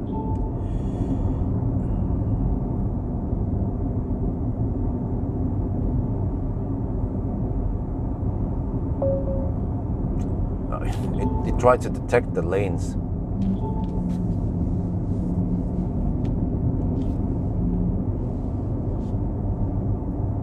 Okay, so the SIP screen,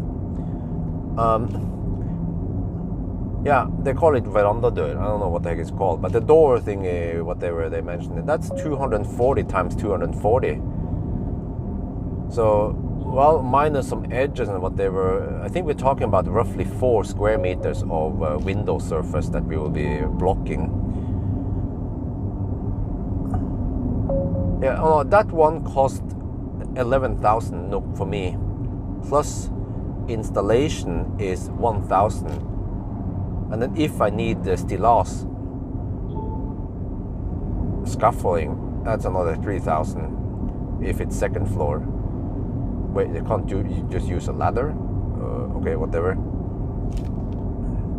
That means 12,000 NOK for the porch, veranda door thingy. Okay, that's actually quite a lot. I mean, you could almost get a cheap air conditioning, which could mostly solve the problem, but it's a bit inefficient. True, yeah. Dude, helvete. Okay, the other option is, dude, phantom braking there? What? Holy crap, man. Okay, the other option is double window, and they are 260 wide, but only 140 tall.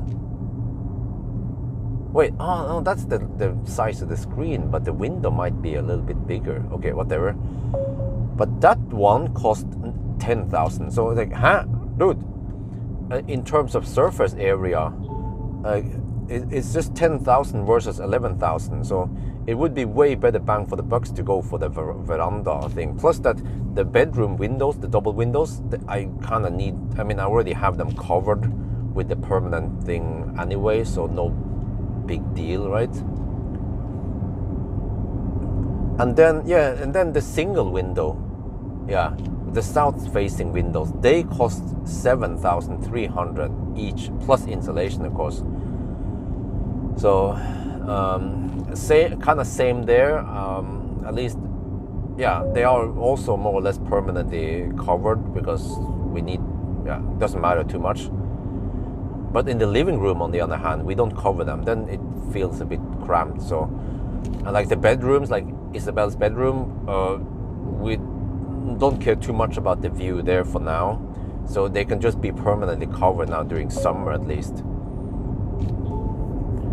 And then the last one is the big screen on the west side, you know, the entrance area, the foyer, or whatever you call it, the reception area.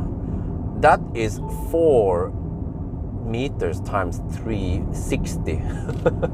It has the biggest surface area, and it costs 19k NOK, but you have to add 1k for the installation, plus another 3k for the scaffolding, and another 1k almost for electricity, because over there they're not going to go for the solar panel. They will have the wired thing, because yeah, the solar panels will be in the shade too high up under the roof thingy. So total cost for that will be roughly 23k NOK. No wait, 24k NOK. But it will cover a huge surface area. 4 times 3.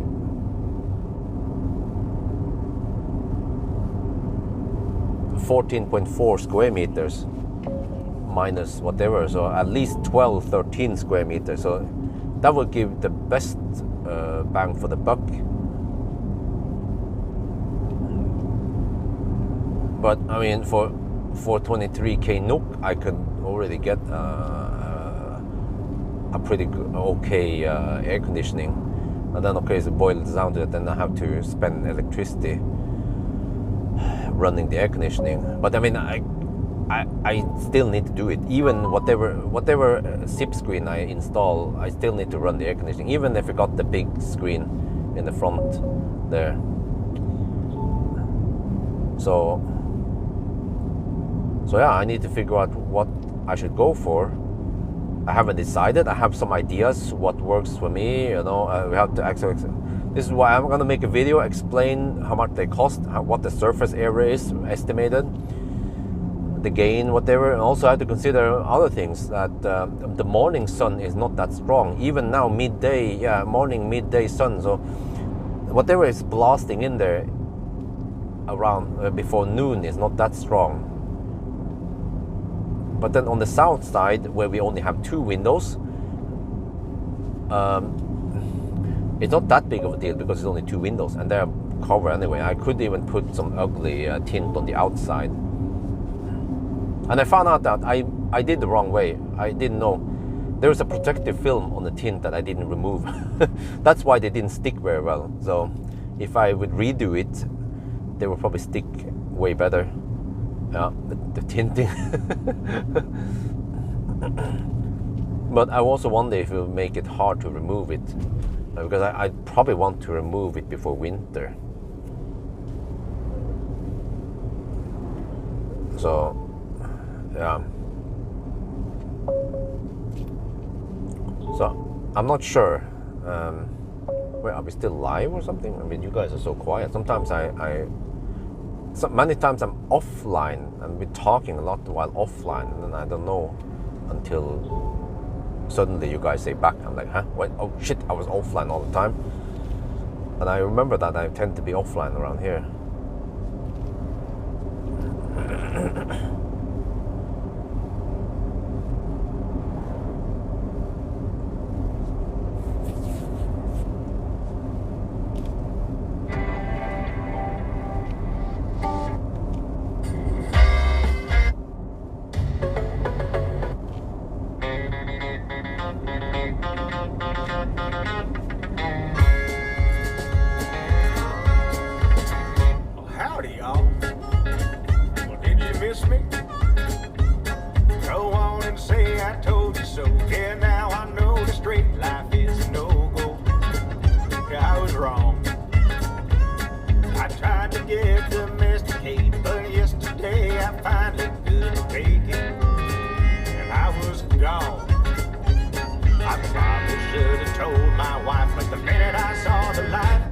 Just took out my boots and threw out the fanny pack, sold the plan and got my old honey back, cranked up the bike and flew out the cul-de-sac, straight to the nearest bar. AC/DC on the jukebox, back and black, got so drunk I was singing like a maniac, smoked so much I about had a heart attack. So it's a fact, the rascal is back.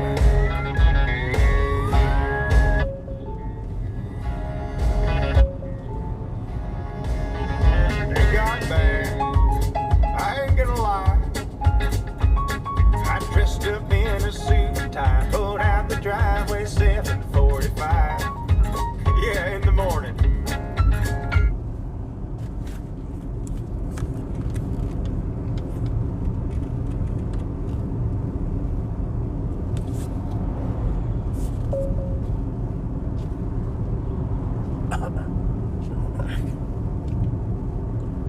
Wait, what? We are at Beatty now, and look. I don't know if you can see it. We have headwind. Huh? When I look on the weather map, on windy, it looked like we had tailwind. We're supposed to have tailwind. Okay, but if we have headwind and we have that low-ish consumption, then that's pretty good. Well, now the range has updated 192. Dude, stop that shit. 172 kilometers now on top of the mountain. Okay, well, so far so good then. Headwind now, and then hopefully we get tailwind on the way back, right?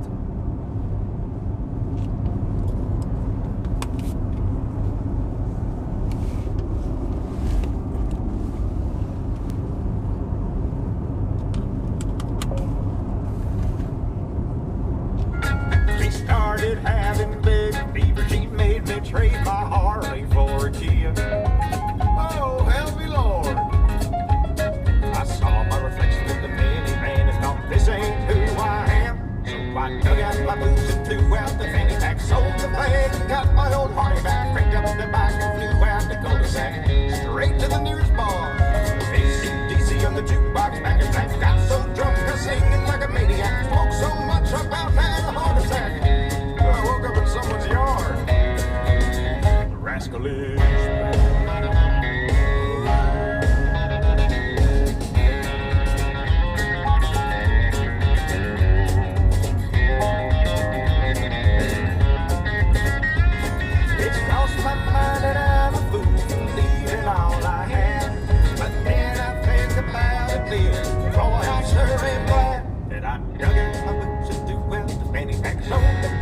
Got my old Harley back, picked up the bike and flew out the cul-de-sac.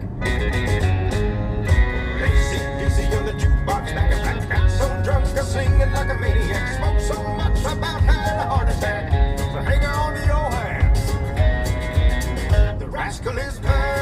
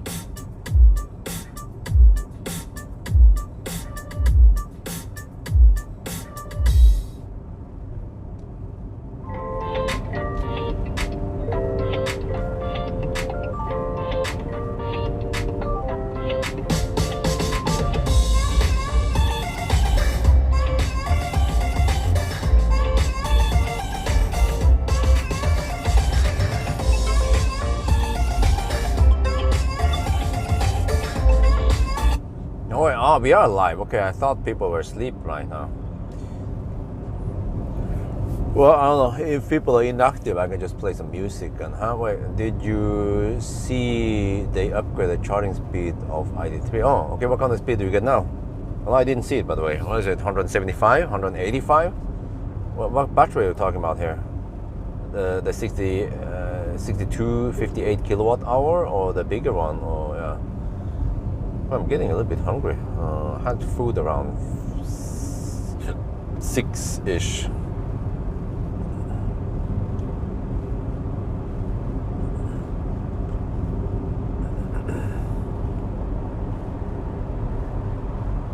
Well, I need to calculate how much would it cost to cover the east, south, and west side of the house with SIP screens. Actually, for some reason, I don't know, maybe you guys have a good explanation, but for some reason, the main bathroom, which is west side, doesn't get that hot. Or maybe we are used to that bathrooms are in general hot. I'm not sure what's up with that. Or maybe the tiles, they absorb the heat better. Maybe they are heat accumulators. The pure is back. 110 kilowatt before to okay, 145 kilowatt now. Pure. What size is the pure? Pure, is that?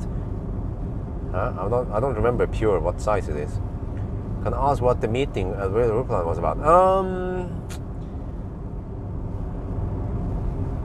I think there's no secret there, right? Now we talk about future. They have a new about the route planner version coming out. They are happy with the cooperation. I'm like, okay, I'm also super happy with it. And yeah, we were just talking a lot about back and forth. And yeah, maybe I should try to show a better route planner, but it needs to be relevant. And like a Sunday drive is actually not that relevant. It's when you need charging stops that you need a better route planner. I wonder why they don't call it just route planner or EV route. I don't know. Maybe just call it route planner.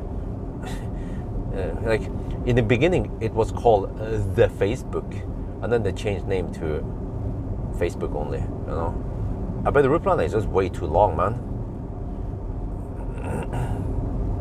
Or they could just find some catchy name like I don't know, Cloud Planner or some shit like that, and they will still sell. But yo, kilowatt hour kilometers instead of charge. Oh, okay, you're there. Okay, yo, neater. Okay. Yeah, let me see.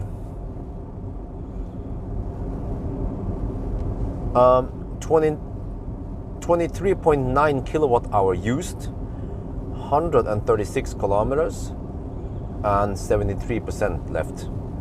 And also the car seems to report distance exactly. Maybe you can check neater.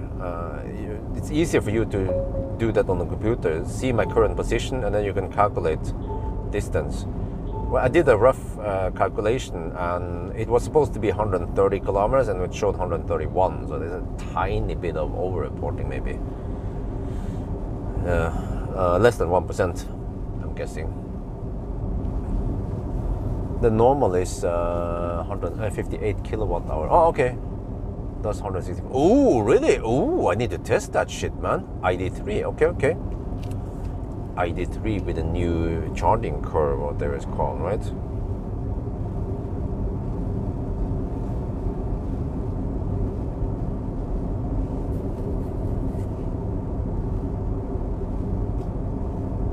But ID3, is it still popular though?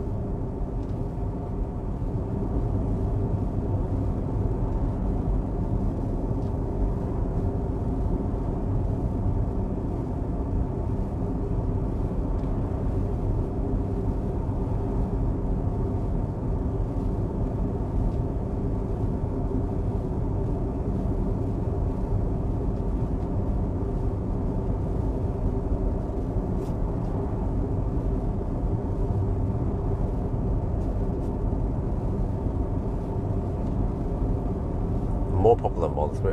Well, are they selling more? No, but nowadays there are so many other cars in that segment. For example, well, even the EX30 is a rival, right? And some of the BYD, was it Dolphin or which one was it again? Don't remember. Or Seal, or I think it was Dolphin.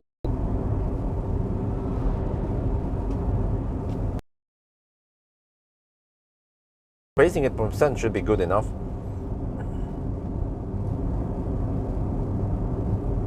Okay.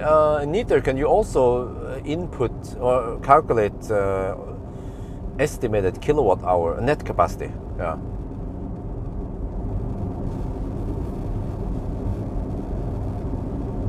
We have to assume that the state of charge scale is linear then. But yeah, I need food eventually. Maybe I can stop at Lillehammer. But yeah.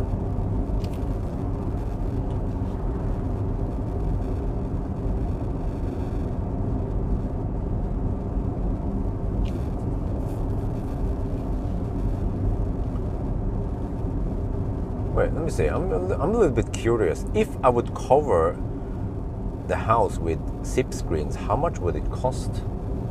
At least the except for the north-facing part.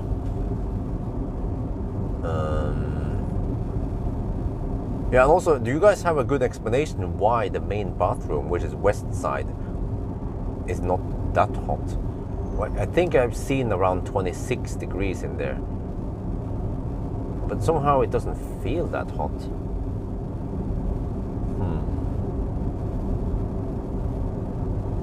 And also, I'm waiting now. Today is the last day of May.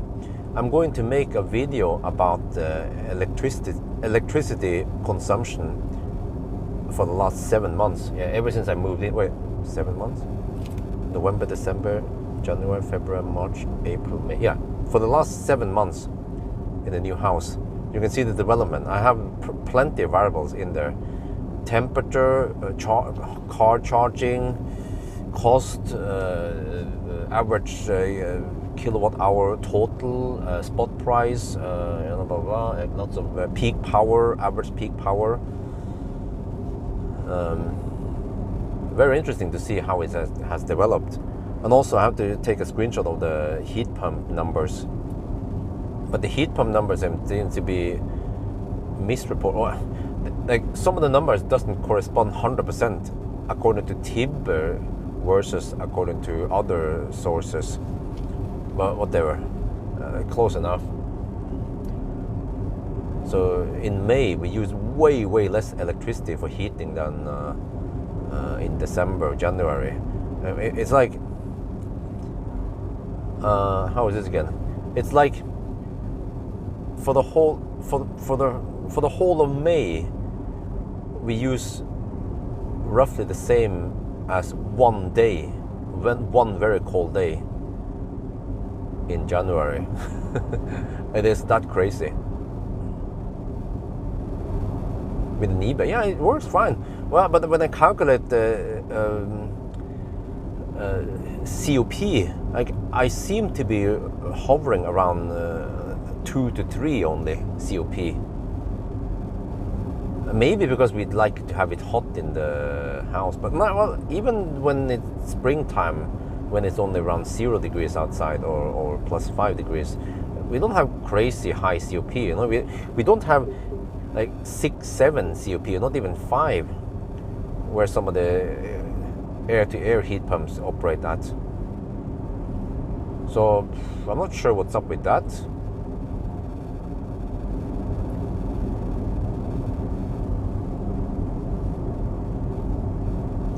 But yeah. But let me try to calculate how much would it cost to cover the whole house. But actually, it's more complex than that.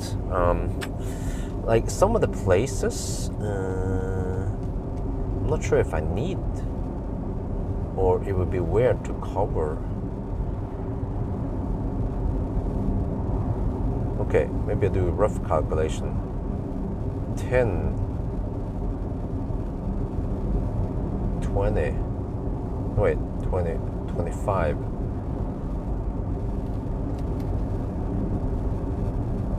40, 55,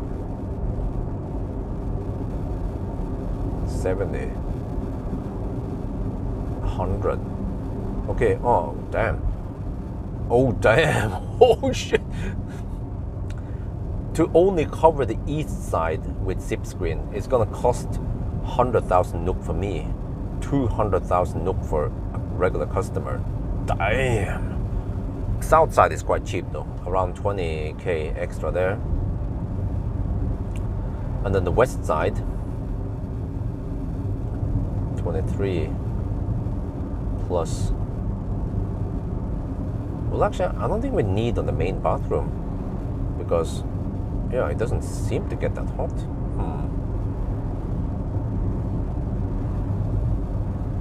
Not sure why. Okay, let's say. Wait, those are not double window.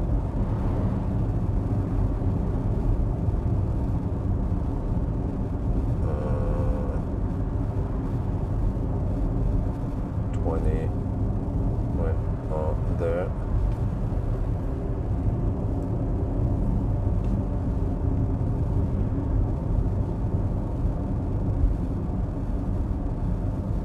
Yeah, I mean, they are cheaper. Traditional sunsets are a lot cheaper. And these ain't cheap, and they are made in Norway. Everything made in Norway is expensive. But, you know, it's like having Seiko on your wall, right? Or Rolex. Well, I don't know. You probably don't have Rolex on your wall, but you know, it's like Rolex, you know, expensive. But let me see. But okay.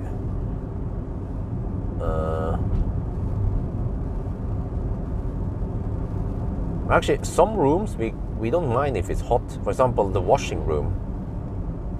It tends to get a bit hot there, but I mean it's not that hot. And the washing room, we like it nice and warm anyway because we want to dry clothes there. So we actually don't need zip screen there. But then upstairs, yeah, the bedroom. So 10, 15, 25, 50. Okay, it sounds like. No wait. 100. Well, no, I mixed it. Okay, it would probably cost me around 200k NOK, or for a regular customer 400k NOK to cover most of the windows that need zip screen. That is a lot of money. You can buy. Well, I'm not sure how many. Air conditioners you need, probably 3, yeah, and run a little bit of electricity on them, but electricity in summer is fairly cheap anyway, and you don't need that much.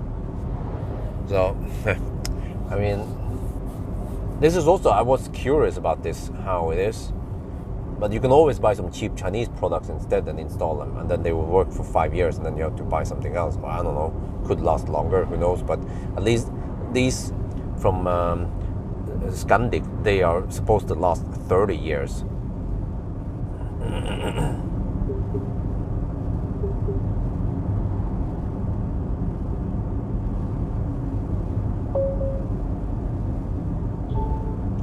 So.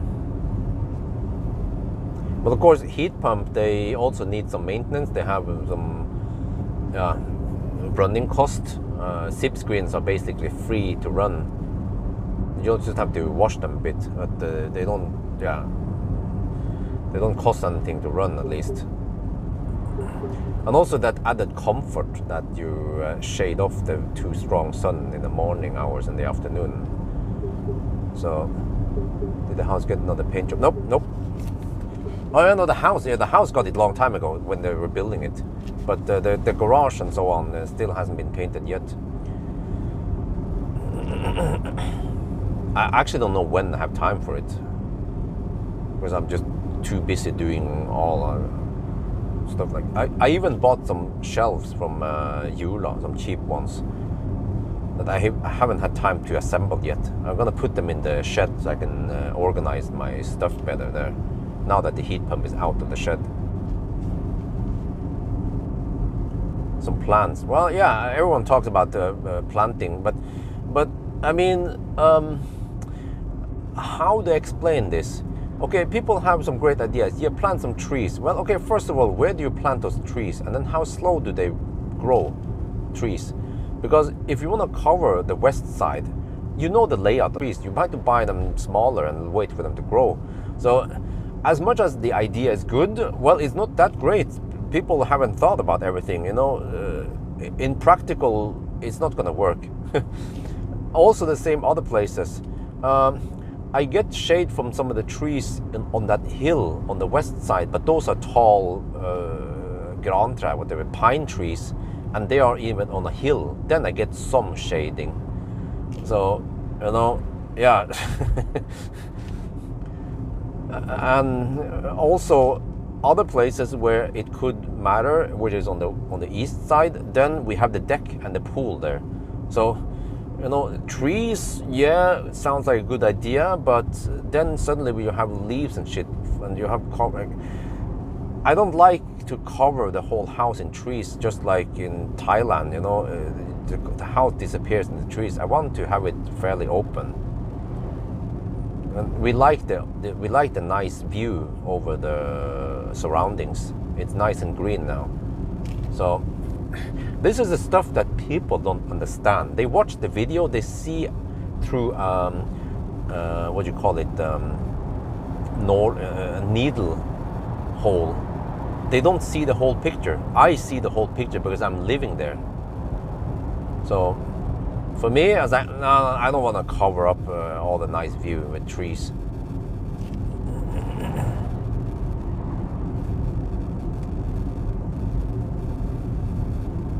Okay, well, you guys can plant trees in your garden, your house, but for me, I want to have it nice and clear.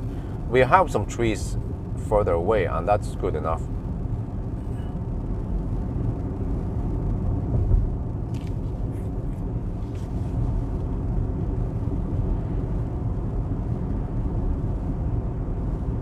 But one idea I like with that zip screen is that in winter, it can actually help me save some electricity by getting some natural solar radiation, even though it's not that strong in winter. So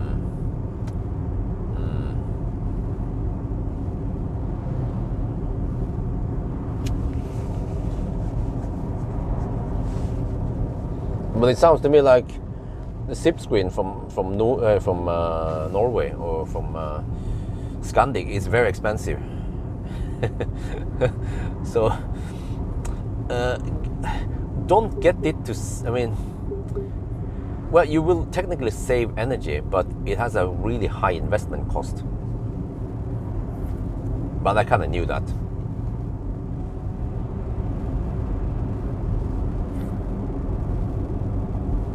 And also I consider vertical solar panel on the south facing wall, but it will ruin the aesthetics of the house. So yeah, and also again, high investment costs, which I cannot take right now. So I'm like, okay, whatever. Not gonna put any solar panels there. But one thing I want to find out is that how much is the saving? I mean, where is the solar radiation the strongest? Or I mean, over time. So I can put a sheet of paper on the inside of the window, on the east, south, and west, and I can then try to measure the temperature there. But I have to. It's a long and time-consuming test because I have to try to measure the temperature with a thermal camera over several hours or during the day. In the morning hours, see how hot it gets there. But it also depends on the temperature in the room, right? So it's quite complex. There are probably formulas out there that can calculate solar radiation for you, especially when you do PV stuff, right? Now, from what I've seen, the morning sun is weak. Like now, you see in 10 in the morning, you can see how long the shades are, shadows, which means the sun has somewhat low angle. And then also it's very complex also. The house, the balcony shades for parts of the windows. And yeah, so which means that the heat blocking will get on the on the east side might not be that much. The south side sounds like you could reduce some, but then the south side only has 2 small windows. And the problem with the small windows is that you have quite poor bang for the bucks there. So to me, I wonder if the entrance area, the big 4 times 3.6 meter or 3.4, whatever it was, is the best deal. You cover a freaking huge area, but then the minus is that they don't install a solar panel there, and that, yeah. So I'm like, it would be nice to be able to play around with the solar panel, unless they can, I don't know if they can customize it, put the panel for the lower or something. I don't know how they can do it, if there's a way to do it. Yeah.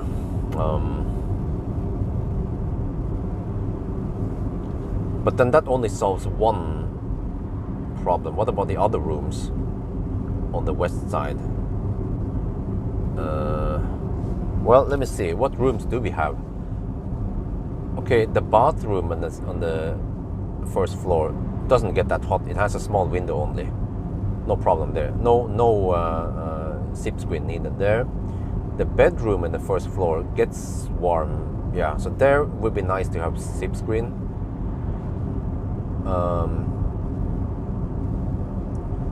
Also,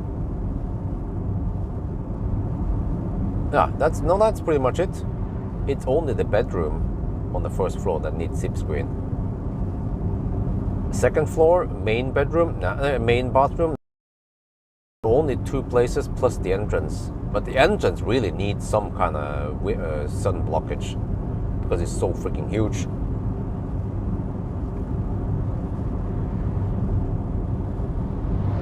Rear side, yeah. But you know, the south side, I could just do a quick and dirty outside film from Biltema. It looks ugly, but it gets the work done. Yeah, it seems to block enough now. And nowadays, actually, now that we don't have that much sun, the east bedroom becomes almost too cold. I have to turn on the heater last night on Isabel's bedroom. It's the east. Well, it doesn't matter for you guys, but it's one of the east bedrooms. It was at 21 degrees Celsius last night, and I prefer around 22, 23, because during the night it will drop anyway to around 21-ish. I don't want it too cold there. Some people say, yeah, it should be 18 degrees. Oh, no, that's too cold. Isabel kicks the blanket all the time. And she also doesn't like wearing socks at night. So that's why I prefer around 20 to 23 degrees in the bedroom.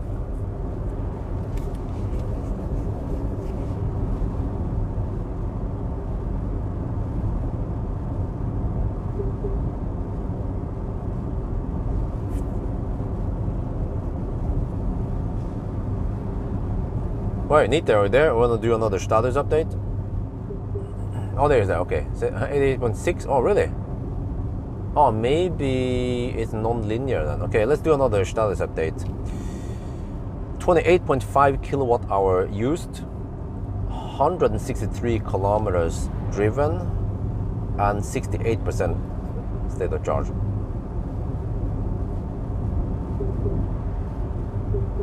Oh man, I don't know what's up with that. But, okay, what if I don't hold the steering wheel at all? Because I'm trying to correct for it. And maybe I should, but if I don't hold it, then it's gonna bug me. Maybe I have to put a banana there. Wait, let me try. Okay, driver assistant. Maybe I have to turn on everything here. Lane. Oh, everything is on already. Have to drive correct.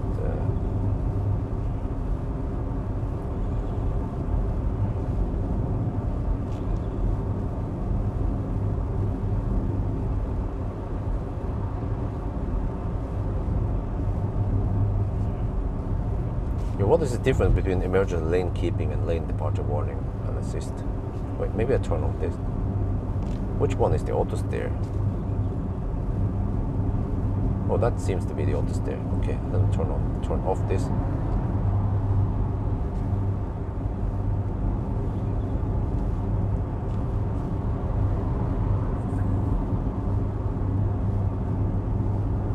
Yeah, speaking of solar, Amory's parents, they get around 1,000 baht per month. Wait, was it more? I wonder if it was 1,000 or 1,500 baht, which is around 400 euro, 400 NOK. Like 30 euros per month for selling electricity that they don't use. So I'm like, okay, well, it's something. I invested a lot of money in the stuff there.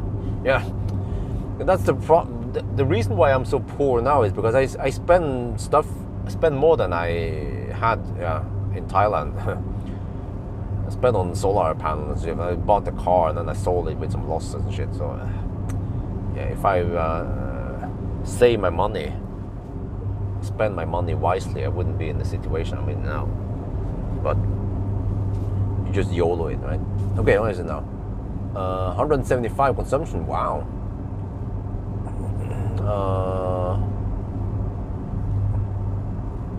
Estimated 89 kilowatt hour. Okay. I think the scale is non-linear. I never got 89 kilowatt hour before. It's supposed to be 86, roughly. Unless I was lucky and get a fresh battery. Oh, you know what? If I, for some reason, get lots of kilowatt hour out of it, it could mean that I have the 175 kilowatt battery. Oh, lol.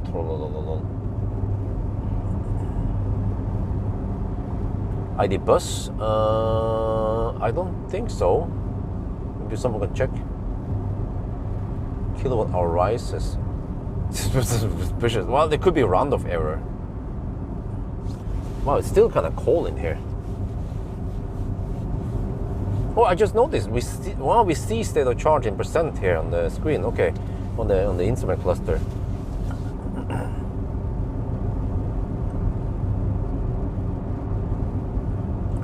But have you guys seen? Are you guys interested in the zip screen video thingy? Because right now I'm not sure what I should go for. And I also wonder, okay, since I got to know the Scandic guys, do they also install heat pumps? They do. Yeah, they do. I know they do. Well, can they give me a nice price on heat pump then? Is heat pump another way around this? Well, the problem with heat pump is that we kind of need in the living room in the first floor, but then it's not gonna solve the problem, or it solves the problem in the lower level, but what about in the higher level? Man, I mean, see a comparison, huh? What bus? Okay, but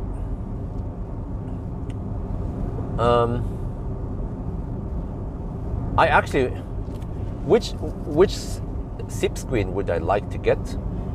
I would like to experience in the living room, in the veranda door, whatever, you know, on just one side.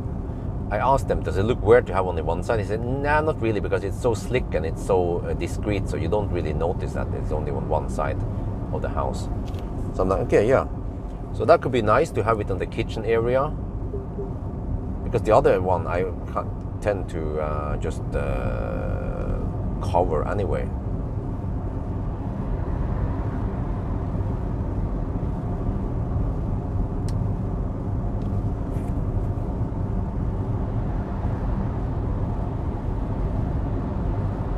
Well, even an RV is hammering me now. Shit.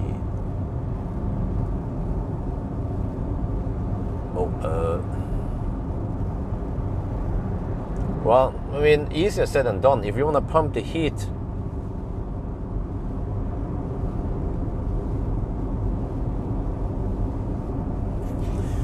you need to have pipes and pumps and whatever, and a heat exchange system.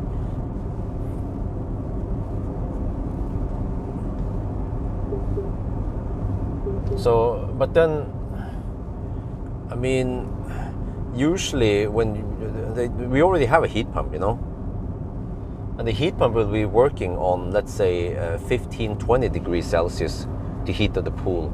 So is that much different than getting 25-30 degrees from the house? Probably no difference. I mean, not that much gain versus how much you have to invest in extra. If I didn't have a heat pump for the pool, if it was only PTC, then yeah, the gain would be maybe bigger. Wait, the bus, did I? Oh, I did the bus. Oh, okay. Maybe I forgot to, yeah, okay. I need to copy the bus result into the main,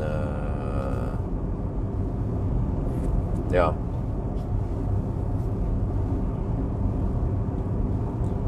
Okay. Let's see. Do I have phone there? Okay, Marcus wants to talk to me, so I'm just gonna call him. I'm not sure if it's important or not.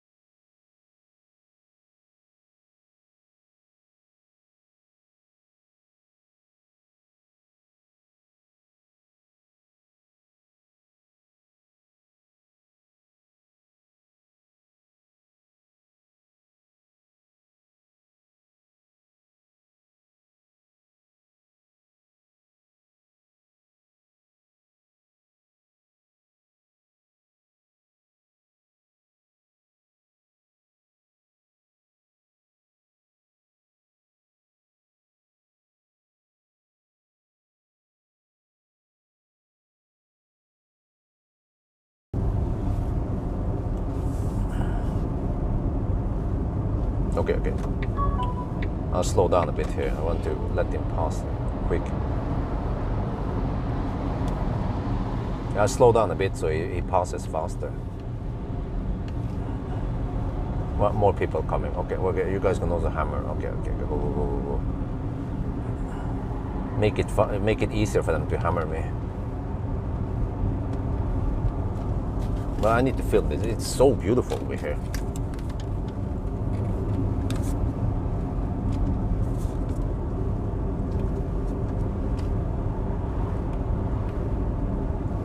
We are now in Gudbrandsdal in the Godfire Valley, and wow, it is so beautiful here today. No wind, but the water level is quite high. It's been raining a lot lately, and then everything gets flushed down in the valley here. So this is Lågen, Gudbrandsdal Lågen, or whatever it's called. So wow, nice view, nice, nice drive, but a little bit wet on the road. 15 degrees Celsius outside, and it is still semi-cold in the cabin. But okay, whatever. Eventually it might get hot, I'm not sure, but wait, why is it not updated? Okay, whatever. But now it claims 100, no, what the heck? Shit. Now it claims only 118 kilometers of range at the top of the mountain there. Okay. So I think I'm gonna stop and take a little break soon. Maybe around here at Ringebu.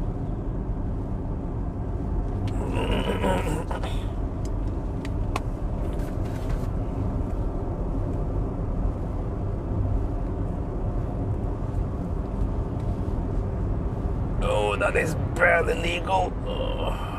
Ottawa taxi. Oh, it's like, oh, shit. Yeah, but nice view here. Wow. But yeah, it has been raining a lot lately, and then everything gets flushed down the river now, so the river level is quite high, but I think no major flooding.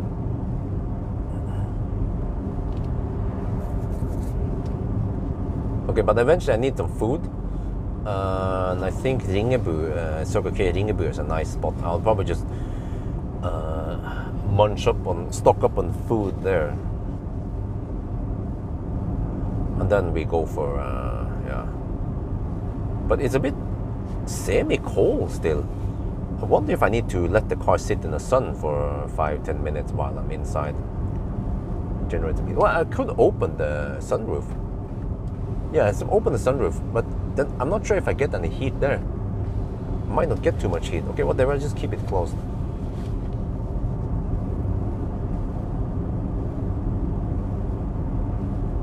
Well, I'll talk to Marcus a bit.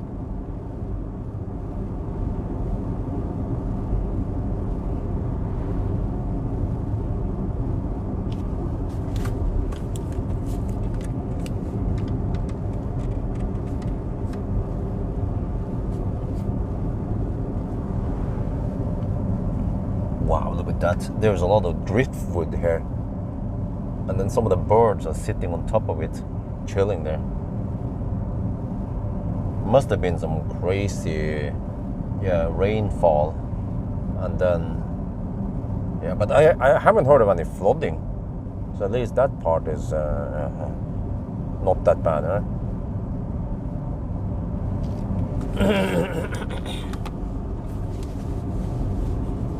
Only 16 degrees Celsius, semi-wet outside. Some people say, but it's not fair because Fat e-tron didn't have that big difference between the speed and the GPS speed. Well, okay. Well, too bad then. And we're winter tires. Maybe the Nuken winter tires are more efficient than the summer tires. Yeah.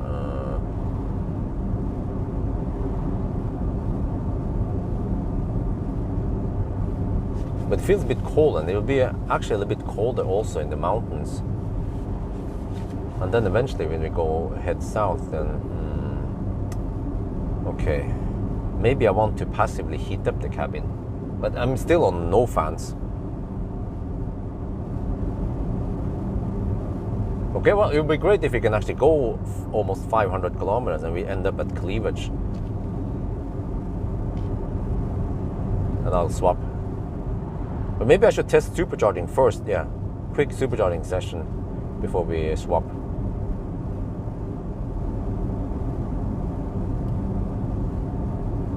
Yeah, and then for example, if I get 175 kilowatt, then we have the nice battery, and then I can swap. And people are like, no, don't do that. You swapped away the nice battery.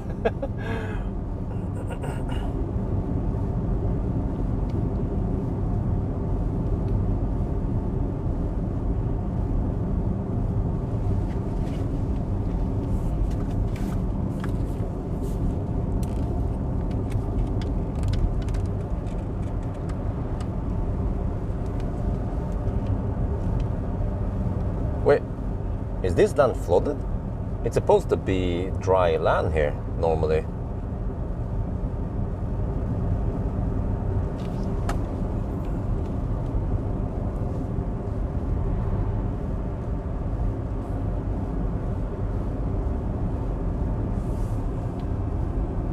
No, look on that side. Yeah, normally here also it should be dry.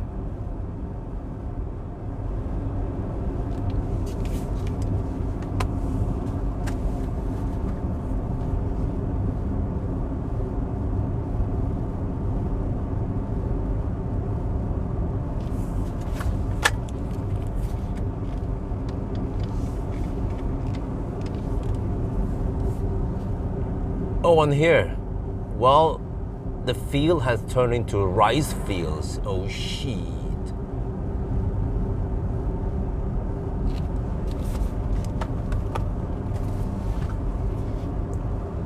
Biggest gap between GPS speed.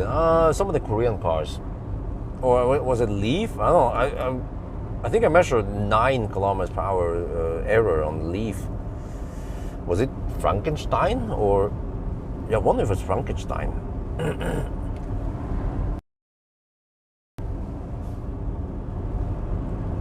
Man, the screen is a bit dirty. Let me see. How can I clean it? Wow, the water level in here is kind of high. Almost flooding. Damn. Hope the road doesn't collapse.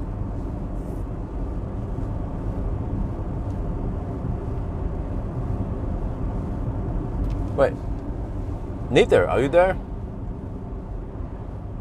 Can we do a distance check at Circle K? I'm gonna stop, yeah. I feel like peeing soon. I'm gonna stop at Circle K, Ringebu. Oh damn, the water level is quite high. I can see it now. Oh shit. The spring, well, it's not even the spring flooding. It's just summer wetness. Yes, okay, there you are. Okay. Let me do another status update. The 34.5 kilowatt hour, 198 kilometers, 61%. Yeah, I think you have everything, right? Yeah, 34.5 kilowatt hour, 198 kilometer, and 61%.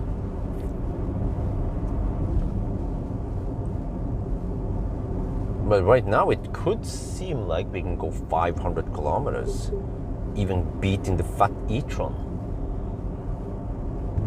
Well, I mean, I could have used AC, but I'm not sure how much that would have helped. I mean, it's consumed anyway, versus if I had 25 degrees outside instead of 16. I mean, the drag part here is probably higher at 16 degrees, right? So, which means that if I did this in 25 degrees Celsius, it could be even better result, lower consumption.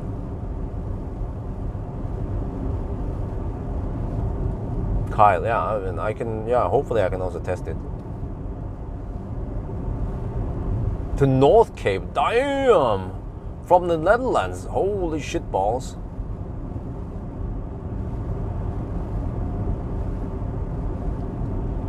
Via Sweden, okay, oh, yeah. Yeah, well, have fun. Yeah, actually it's a good time to travel now because holiday season hasn't started. So you won't be overrun by frigging RV nisser.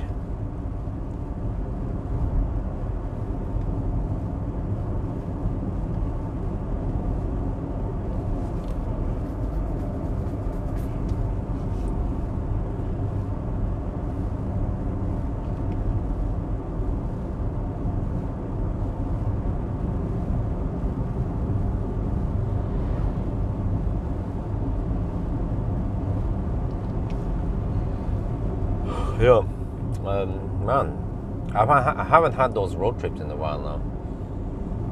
But then nowadays we kind of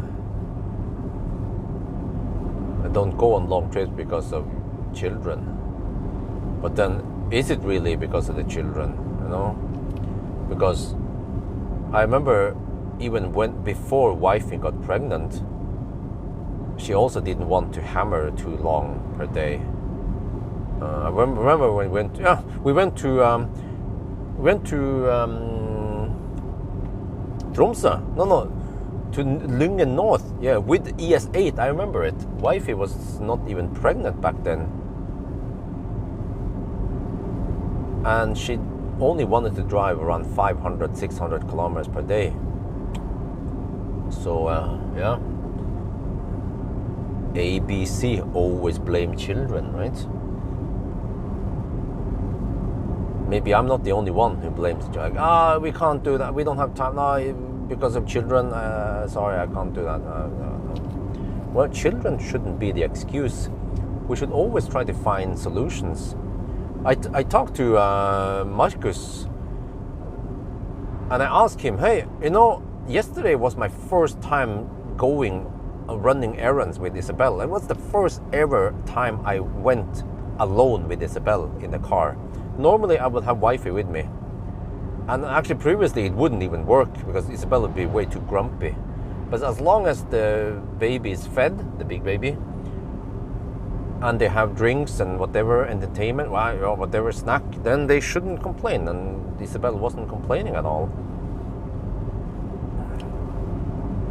But yeah, I wonder what happens if I have to drive longer distance. But because I don't want Isabel to stay in a car seat all day. But if it's just for 1 to 2 hours, if I run some errands, if I go swap press cars, then if I hurry, I can do this roughly within around 1.5 hours. Then it should be fine.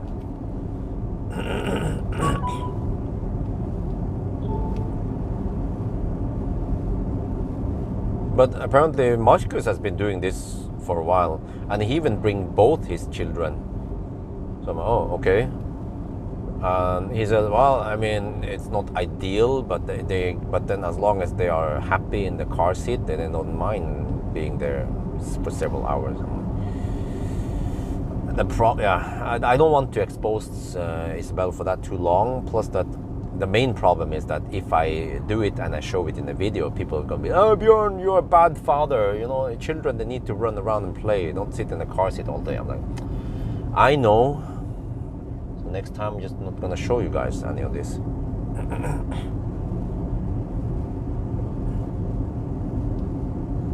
That's why they need to be in the kindergarten. There will be plenty of activities at kindergarten. Make drawings, play outside, run, take a walk. Also, they also go outside every day, several times per day, actually twice per day, supposedly. So kindergarten is perfect for children to develop.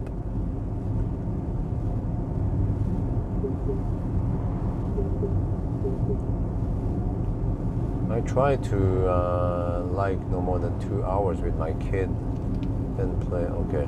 Well, I remember when we went to Göteborg, that was around 3 hours drive.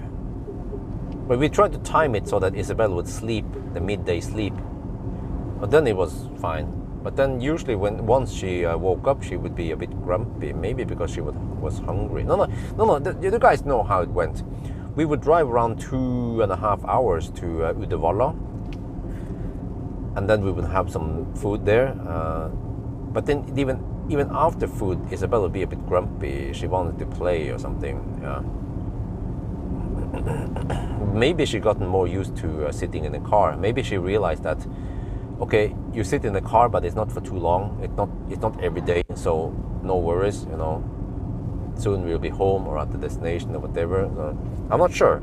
Seems like after, as Isabel grows up, she becomes more tolerant for doing something kind of boring.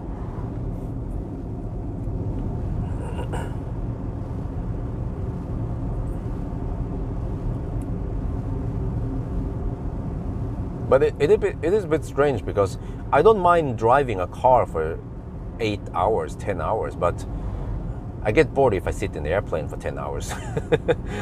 Yeah. But guys, I need to ask you guys, there must be someone who knows. The flight, the Turkish airline flight from Oslo to Istanbul, do you get food there? Maybe someone can find out for me. Because I need to find out if I need to feed Amber's parent or not, or prepare them. If they don't get food for 4 or 5 hours, that could be a bit cumbersome.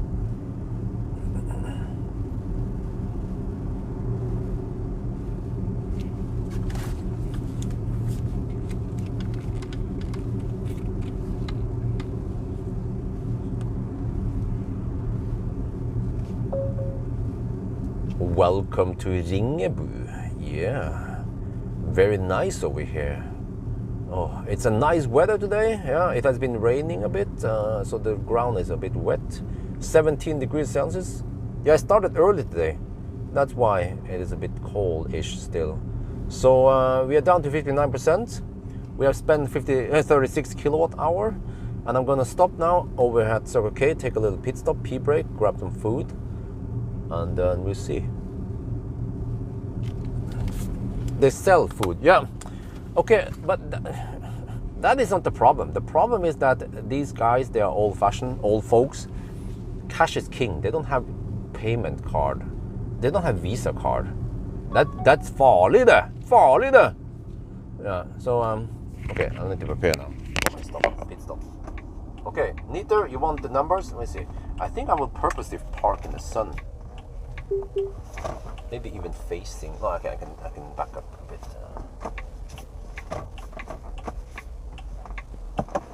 It's a bit cold, and it's gonna be colder once I go up the mountain. Wait, is someone gonna park in between here? Well, that could happen.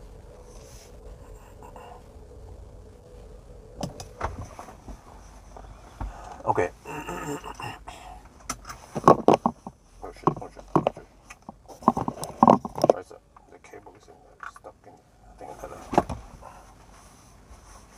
Okay. Distance 208.1 kilometer. 36 kilowatt hours spent and 59%.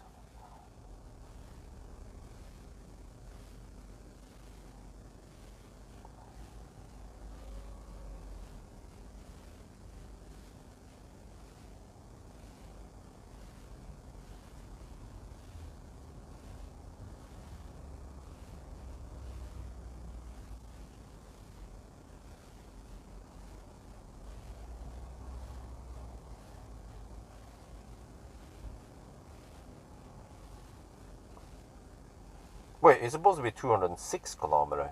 The car slightly overreports. I estimated 1% overreporting. Let's see what Nita finds out. I'm gonna go inside now.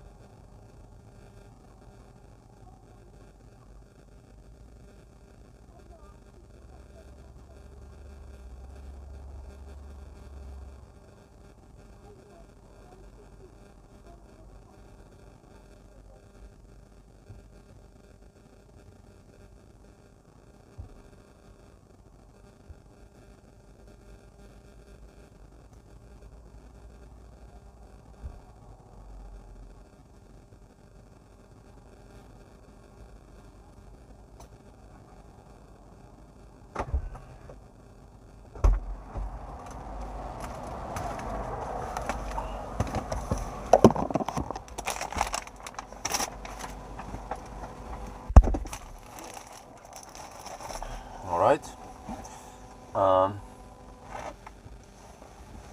Dodgy bloke, huh? What?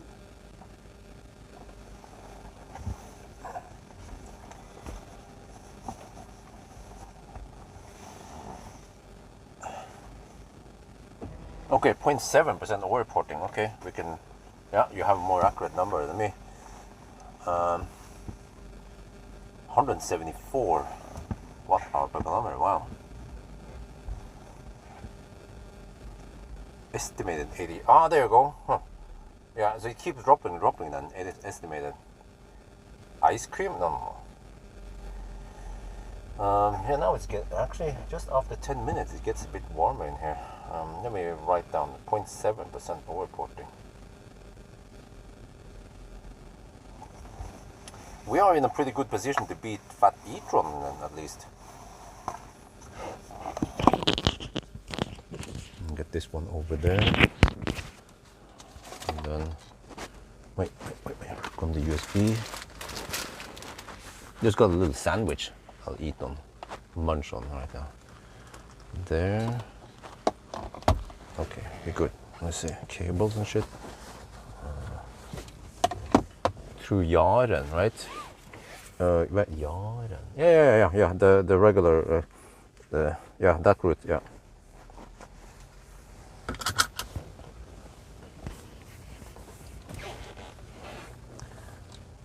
Okay, let's keep going. I don't want to sit around too long. I want to get home as soon as possible. Okay, I'm actually just gonna ninja over there, and well, I still need to wait for the traffic. Okay, unless I take another route. Wow, freaking diesel, man. I'm just gonna go this, and then I could just ninja like this, you know. Rugged the charge there. Now you see, I think that's typical kindergarten group. It's a small group. They are around maybe 4 or 5 years old. I'm surprised they're not wearing high visibility jacket, because if that was in Oslo or Home, they would have. Yeah. Well, I grabbed some buns.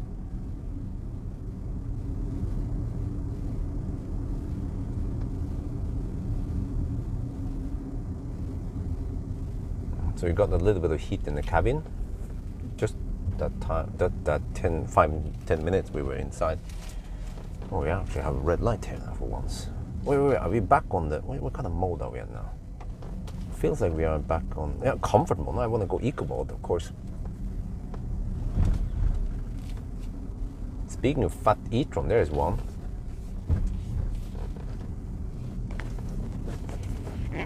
So thirsty, yet so popular. The Fat e-tron.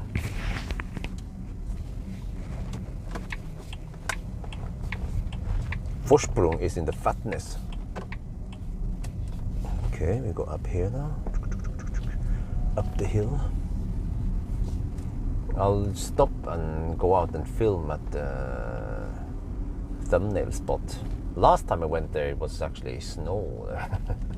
But that was several weeks ago. Compare those buns to Espa buns and well, it depends. If you have to be there at the right time, you know, at Espa, when they have high turnover, then you get the fresh and juicy stuff. Plus that Espa, they slow rise the buns, so they allow some fermentation in the buns, whereas other places they just fast rise them. They don't have time for that. Stuff that is made by hand, that is made slow,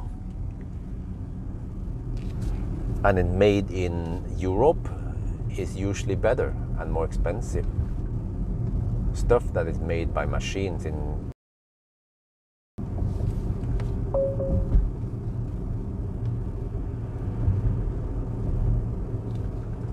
okay, well, I can feel like it is a bit warmer now.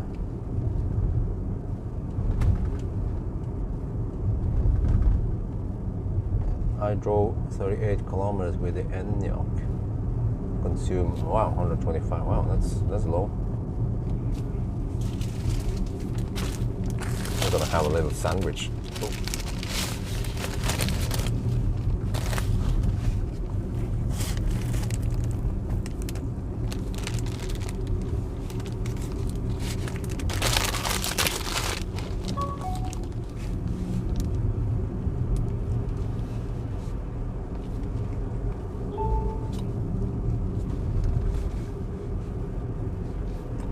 Oh, is the thing trying to auto steer over here? What the heck, man? 49/4, huh? What?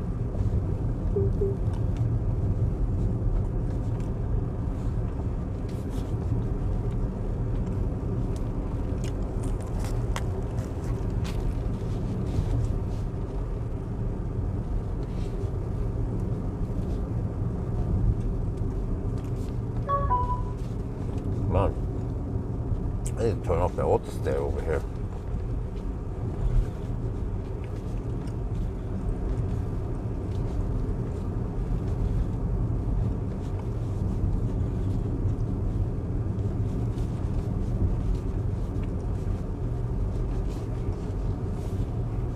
Okay, that's better.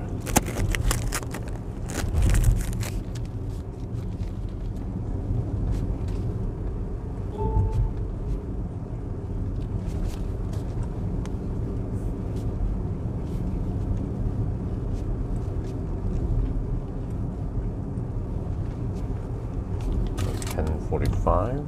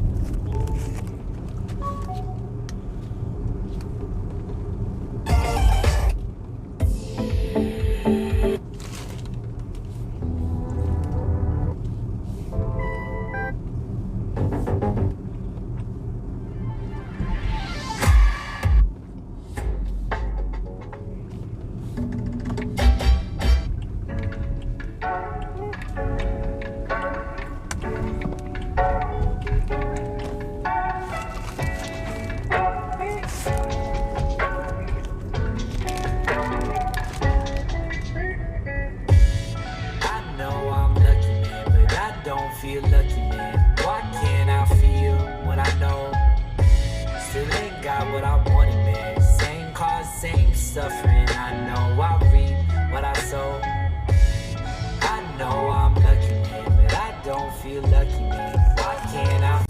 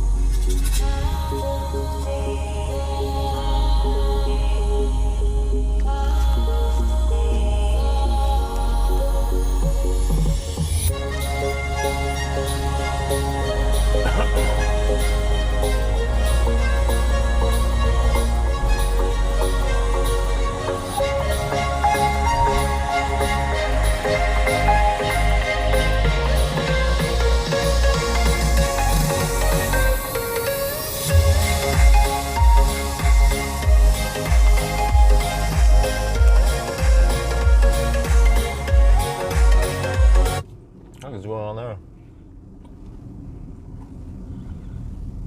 Are they okay?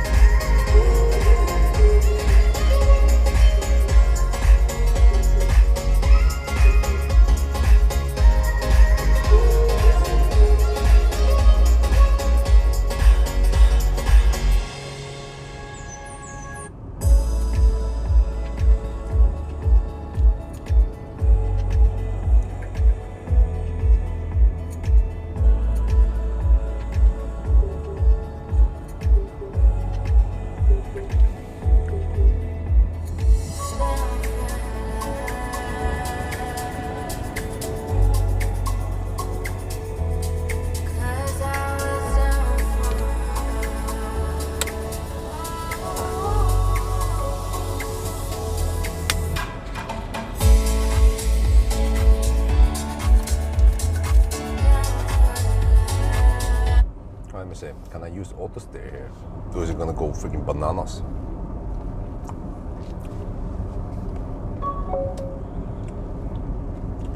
Lane detection in progress.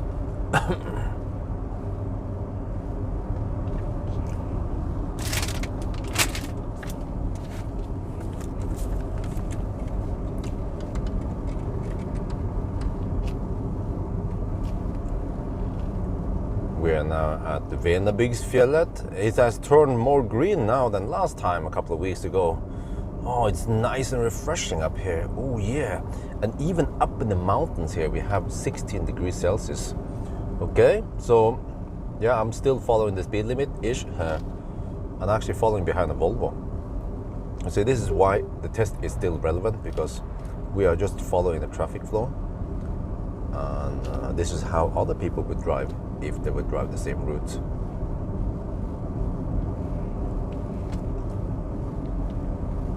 And HVAC is still off.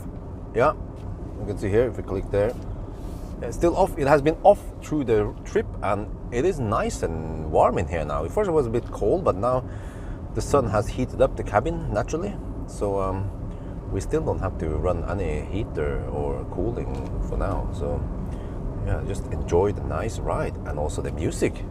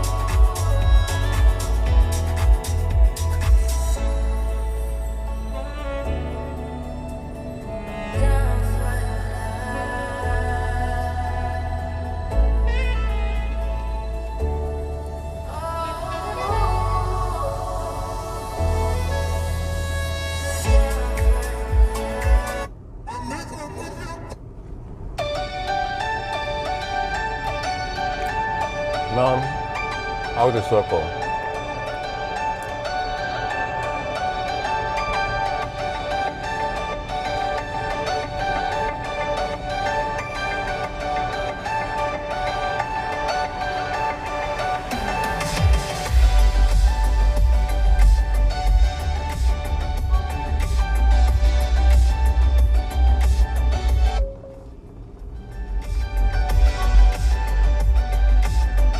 Wow, seriously? Seriously?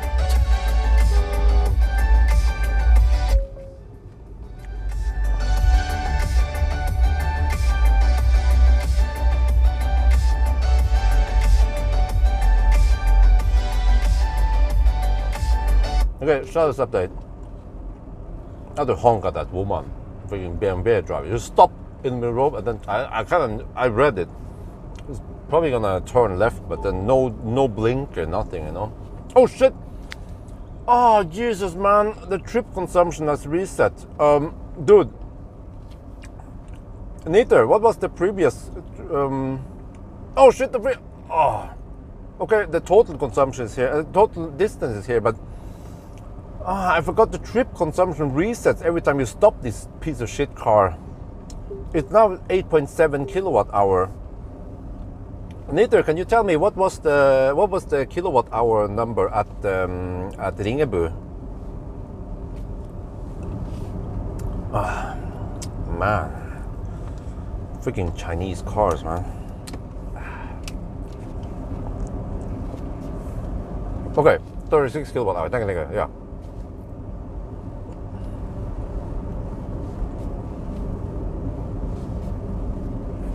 Okay, now we have to take Yeah, 8.9 kilowatt hour plus 36 kilowatt hour, and then the total distance is 228. Man, I'll try to minimize the stops. Probably gonna stop at Svingen as usual.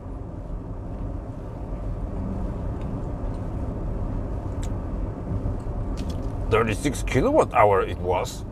Speak like good hour.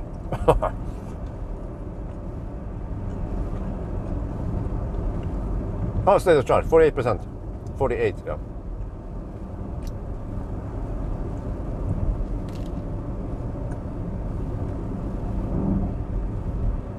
Sunday we can at least go 450 kilometers.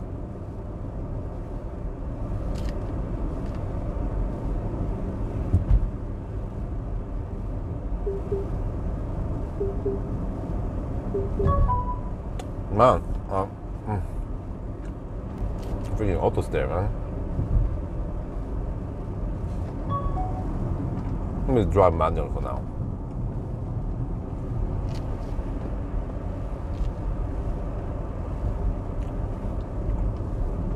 I feel like I don't want to drive too fast anyway around the curves in this car.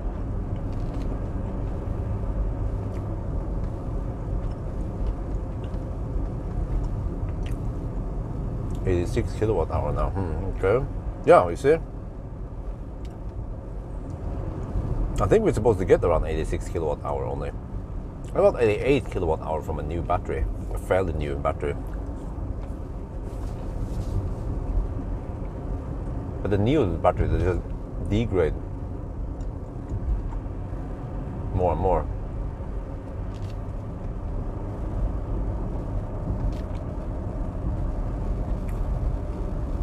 Okay, I just have to keep the car running now without closing the door completely, so I don't lose this consumption.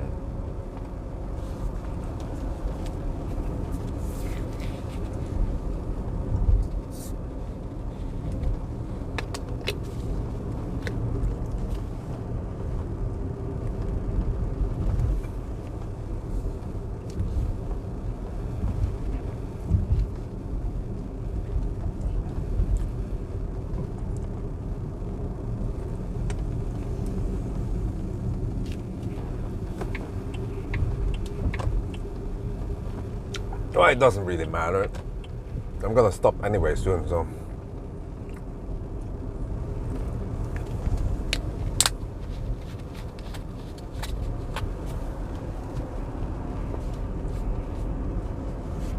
Well, Nito, thank you for the update and have fun at work. I'm gonna shoot some video here.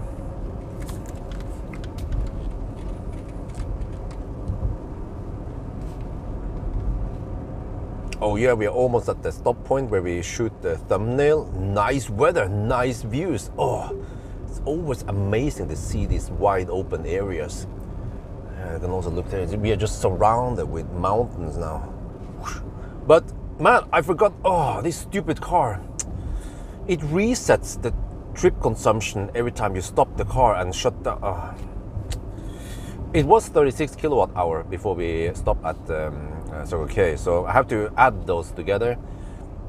But as long as we avoid locking the car now, then it shouldn't reset. Okay. Wait, was it here? Yeah, I think it's here. We're supposed to stop. Okay. Here, okay, let's go.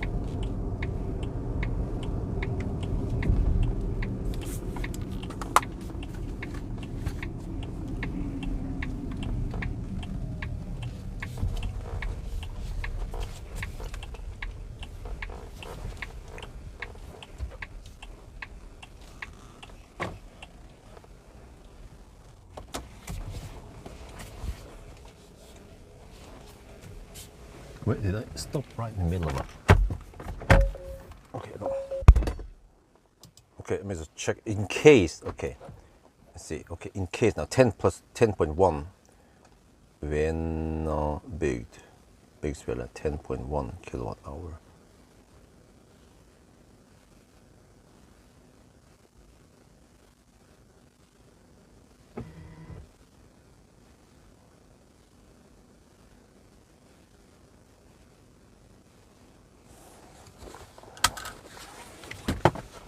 Okay, very important. Do not lock the car. Stuff. Let me see. Maybe I can also for once show the. We are a little bit over half on the battery, but now we have to drive. What can we see? Huh? What? Do the fuck, man? No. Shit. Okay, out there. Yeah, fine. Childcare. Where is it? Here, isn't it? I think it was supposed to be here. Roughly there, right? Wait, why doesn't it say that? Where did I get Childcare? I think it's here. Wait. Can I search for it? Okay, whatever. I just mark and go there. No, I had to end first. Oh, and then it reset. Oh man. This navigation, man, stupid navigation. I think it's there. Koppang should be roughly here. I think that's it. Okay. Directions. Start. Okay, elevation. There, let's keep it here.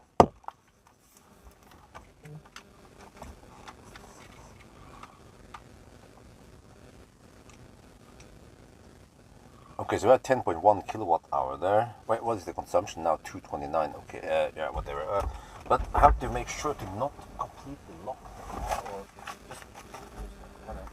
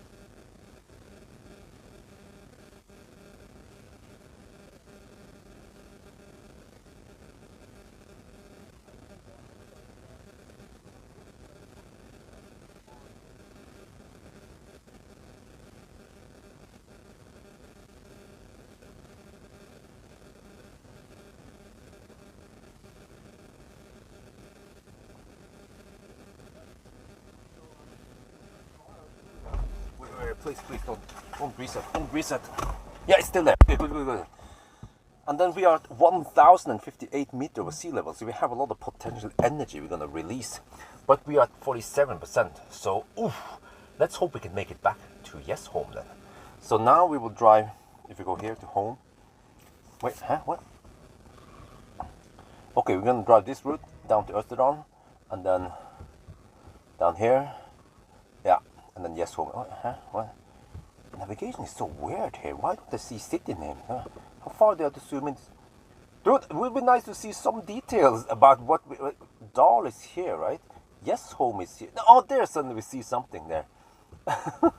What about over here, huh?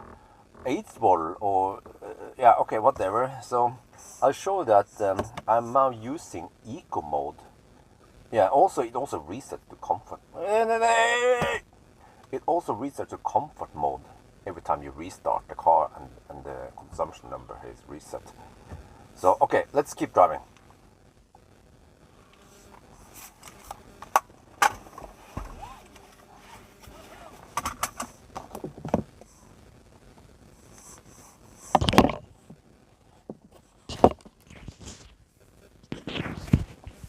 Wait, maybe I can. So we have 46 kilowatt hour now. Divided by distance 233. Wow, consumption is 198 watt hour per kilometer.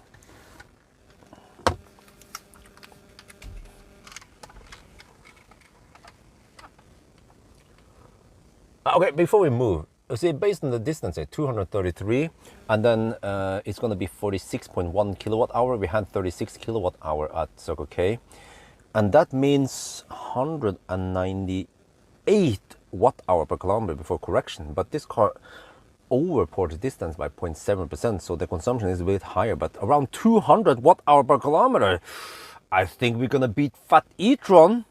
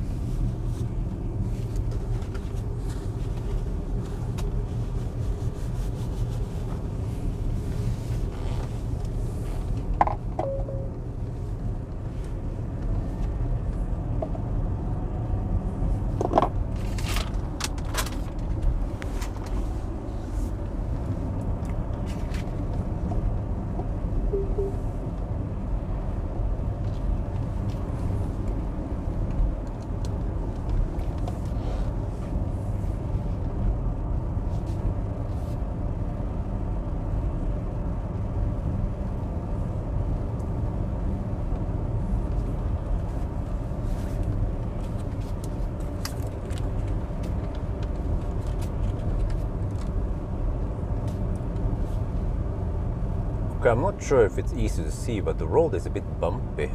But the air suspension is doing a great job of soaking up all the uneven surface here. Nice ride. It's like a magic carpet ride. You can change that also here if you go to the custom here. Wait, no, it's... I actually don't bother. Can I search for it?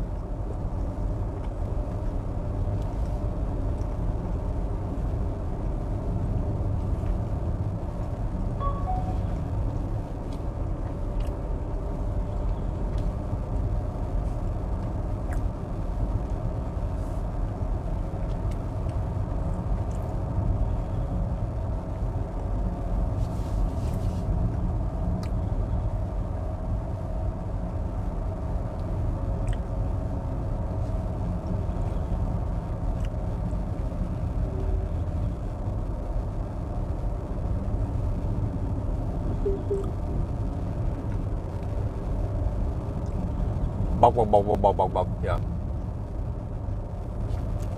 Welcome back.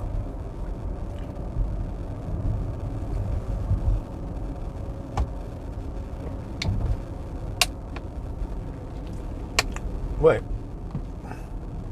So they haven't let the sheep out yet. Who let the sheep out? Who? Yeah. Normally there'll be sheep around here. Some sheep. Maybe they are coming later. It's too early yet. It's not even June.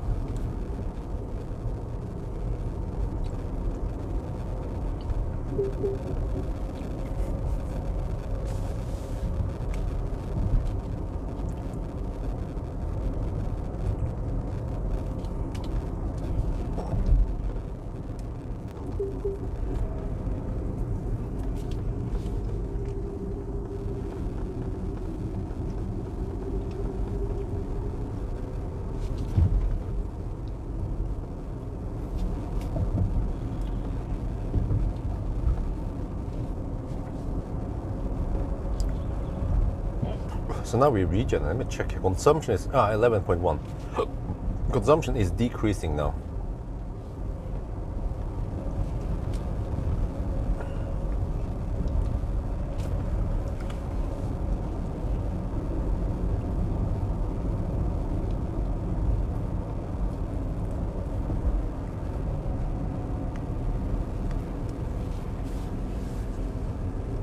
I don't want to go too fast over this. 10.8 kilowatt hour. Wow.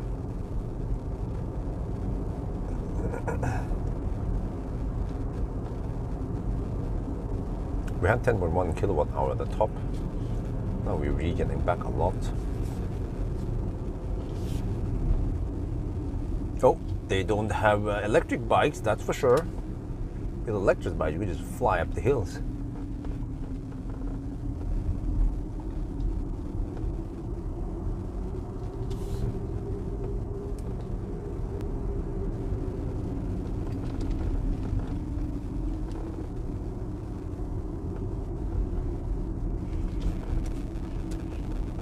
Yeah, I had.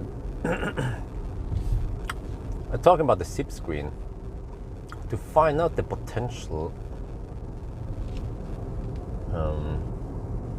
heat on each side of the house, what I could do is I could use the solar panel. Not sure if that gives a good representation of heat energy, but I mean it's at least one guideline, right? Yeah, I'm not sure if people agree with my methodology. Okay, whatever. I'm not going to try to pronounce it, but because I'm trying to figure out which side has the most heat per square meter. Is it the east side, south side, or the west side? But it's more complex than that because the west side has a little bit of shading of the trees.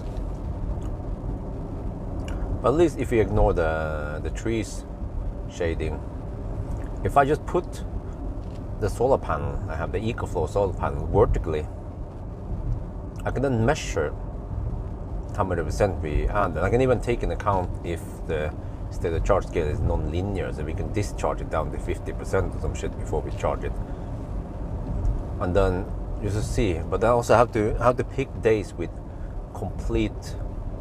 with no clouds. Yeah. Otherwise the clouds might mess up things. But I would assume that the east side gives the worst sun or the worst energy charging. I get some sun. Well, actually, I get the low sun in the very morning on the northeast side, and then it moves over east-ish, and then after around 2 in the afternoon it turns south, and then the starts getting some. So I actually have to take it in. I have to measure it in. Let me see. Well, I could do it in 2 days. I mean 3 sides, but I can first start with the east side, and then once the sun has moved away there, eventually I can just quickly discharge it, and then place it on the west side and measure there. And then another day I have to measure the south side. That would be interesting to see.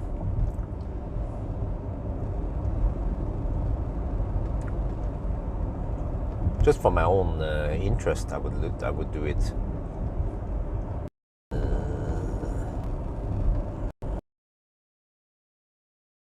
Close enough, and I can probably place it near vertically.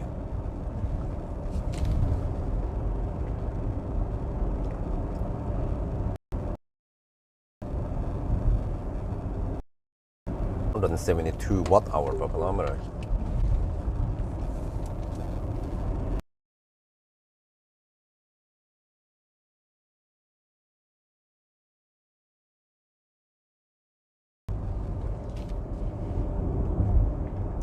Well, I don't think we can go 500 kilometers, but at least around 450 would be nice. Oh, what the heck, man? Bringing auto stairs all over the place.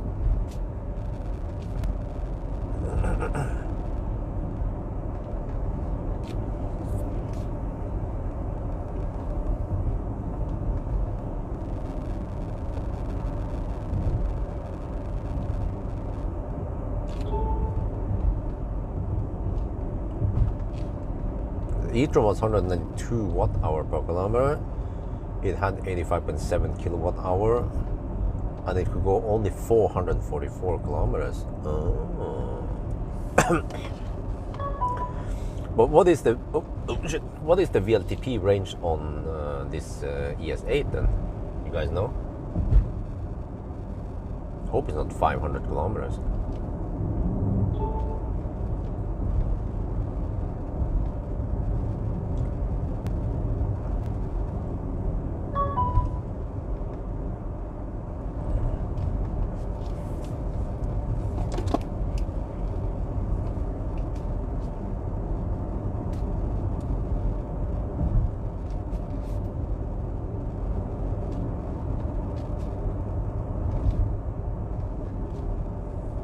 Oh, well, the consumption right now is 193 watt hour per kilometer, but we're in the highlands.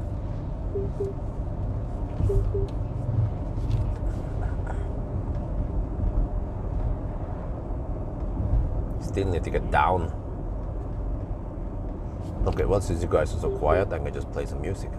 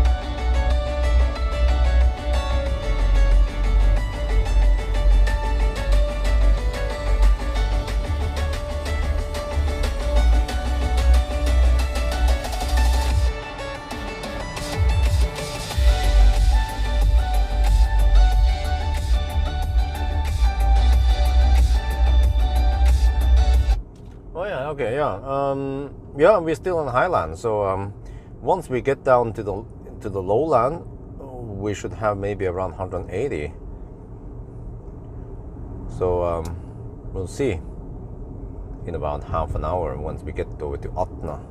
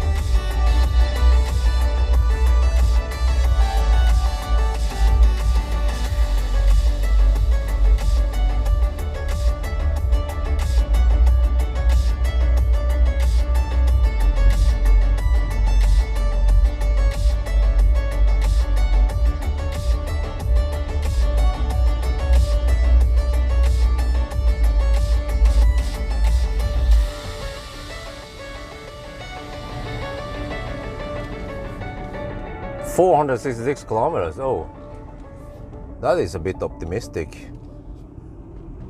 Because I think even during my range test, I couldn't get that range. Maybe around 400. I think around 400 kilometers in the 90 test. Rise up like a shot, shine up like a shining star, stand tall like a statue. Raise up like a shot, rise up like a shot, shine up like a star, stand firm like a statue. Oh my Lord, on the up, I and I keep it on the up, I and I keep it on the up, on the up, I and I keep it on the up, I and I keep it on the up.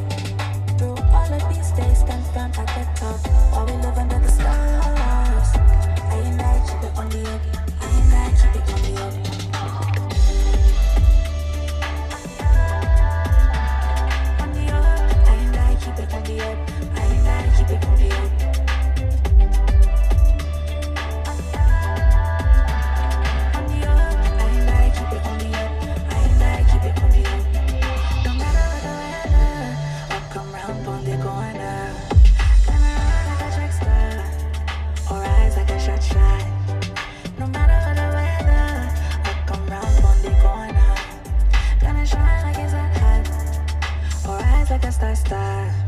On the up, I and I keep it on the up. I and I keep it on the up.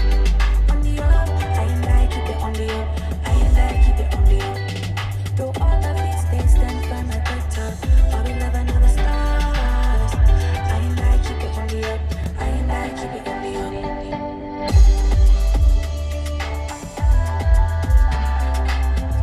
I and I keep it on the up. I and I keep it on the up.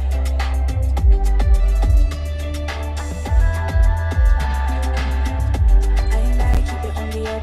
I and I keep it on the up.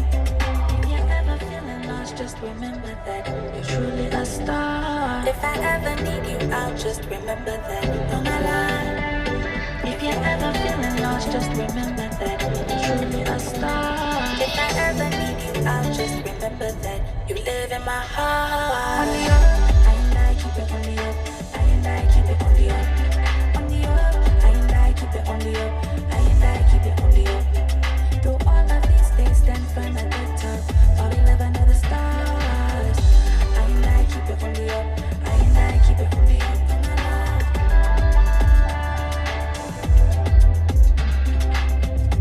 I and I keep it on the up. I and I keep it on the up.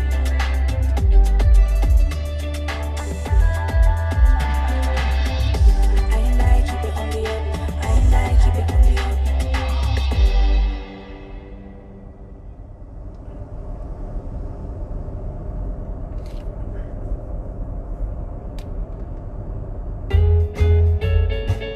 Won't you let me dream that you might again for just one dance, to let my blue heart pretend I'm just a fool and I can't get over you.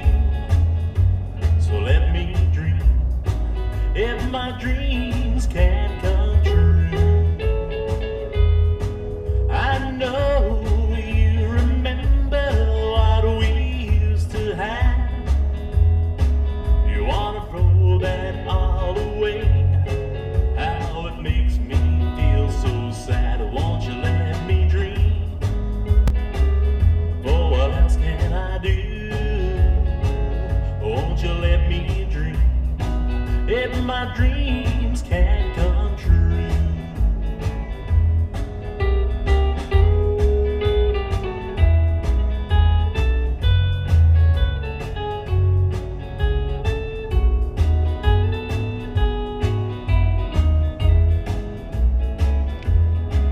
I know you remember what we used to have.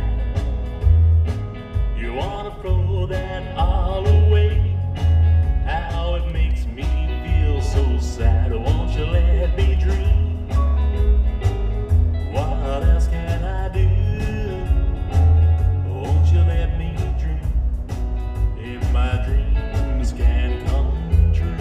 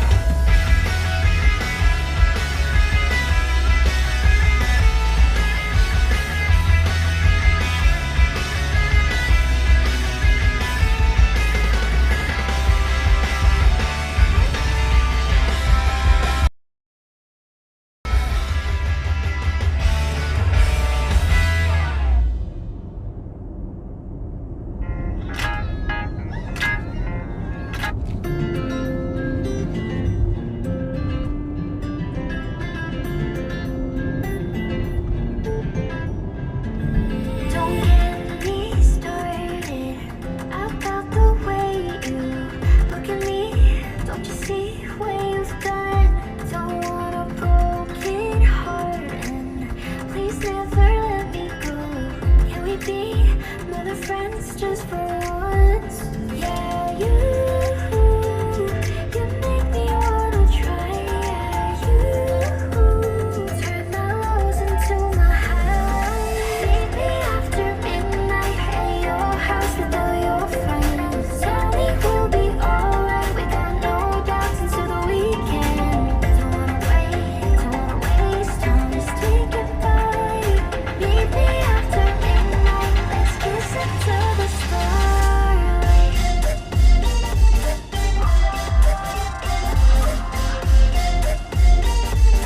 Meet me after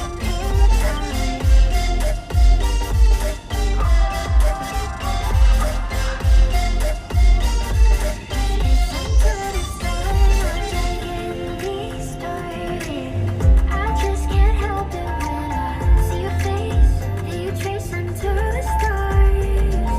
We'll leave this party.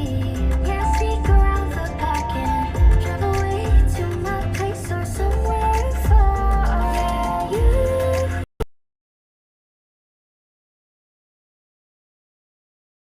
you turn my lows into my highs. Meet me after midnight at your house with all your friends. Tell me we'll be alright. We got no doubts into the weekend. Don't wanna waste time. Let's take it by. Meet me after midnight. Let's kiss into the starlight.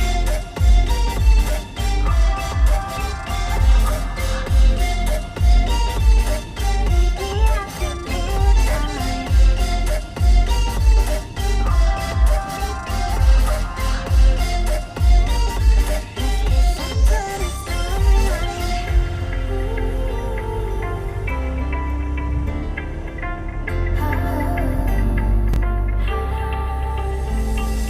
Meet me after midnight at your house with all your friends. Tell me we'll be alright. We got no doubts into the weekend. Don't wanna waste time. Let's take it by. Meet me after midnight. Let's kiss into the starlight.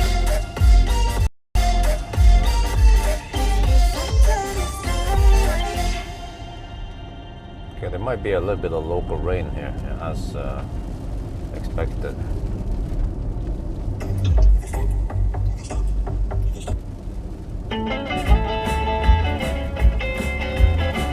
Gonna take you for a ride in my brand new car. Gonna take you for a ride in my brand new car.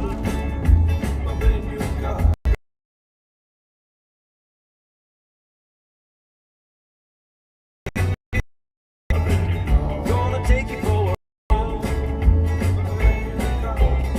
look at the stars, know the sun ain't bright. The moon is full, so it's a perfect night. Give me a kiss and close the door, 'cause tonight is the night that we've been waiting for.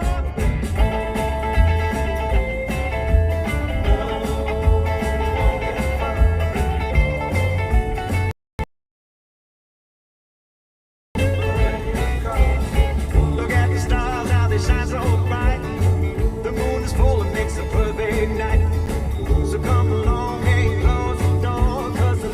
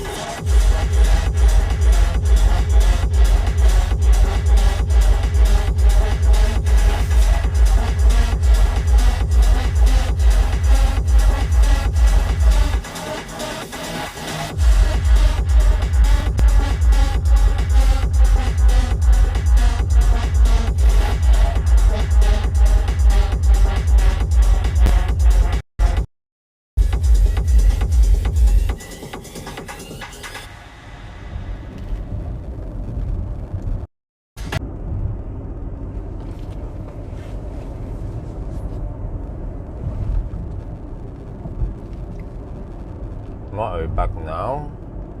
We're almost back on the main road now, 5 kilometers left until we are at Highway 3. Atna.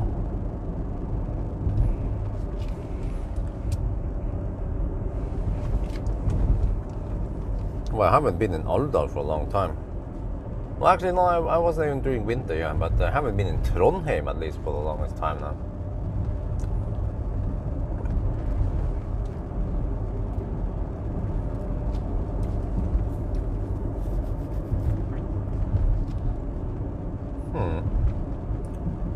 I wonder if next summer, if Isabel will be ready for an Arctic Circle trip. Maybe I can take it a couple of times per year.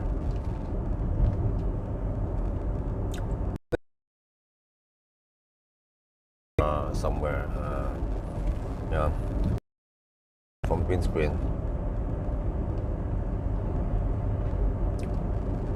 DJI Action 4. I requested to buy it at Photo, then no, but they don't have it in stock. I think that would be the best compromise.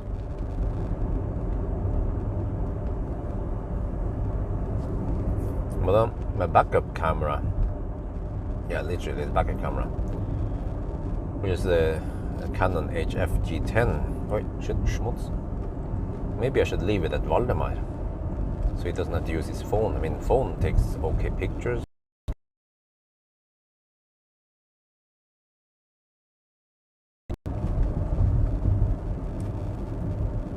Keep forgetting to bring the camera to his place. And I got some cheese.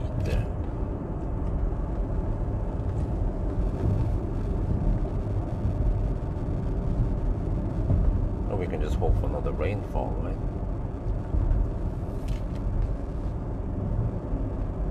The advantage is that Isabel won't ask you to buy her a car. Yeah. Yeah. But by the time she's 18, then my economy should be a lot better. I can always buy a Soul to her, whatever. Actually, back then, I mean, in 18 years, it'll be being beaten down with Millennium Falcon and some shit. In 18 years, you can buy a second-hand Kona, even, whatever, right? With plenty of range. Even in 18 years, or actually 16 years from now, I believe that even cars today, like a Kona or a Tesla, should have plenty of range left. They don't degrade that much. Depends how hard people drive it also, but you could probably still buy a pretty cheap second-hand with way over 300 kilometers of range. She doesn't need that much range to just drive around town and stuff.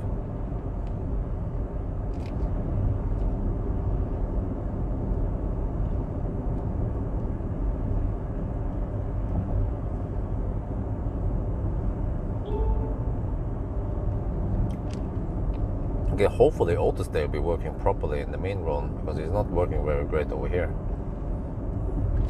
If I just let go of the steering wheel, you see what it tries to do.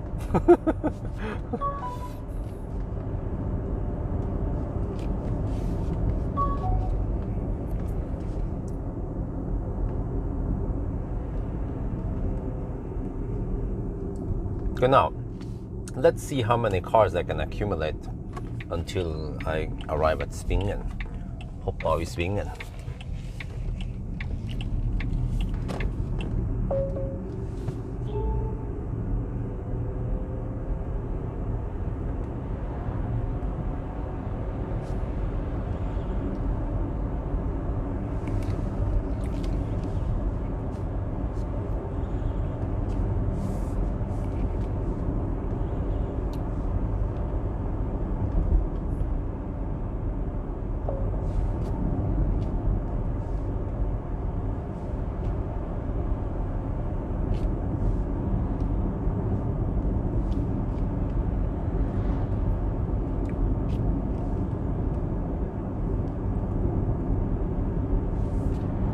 Wow, consumption is 179 over here.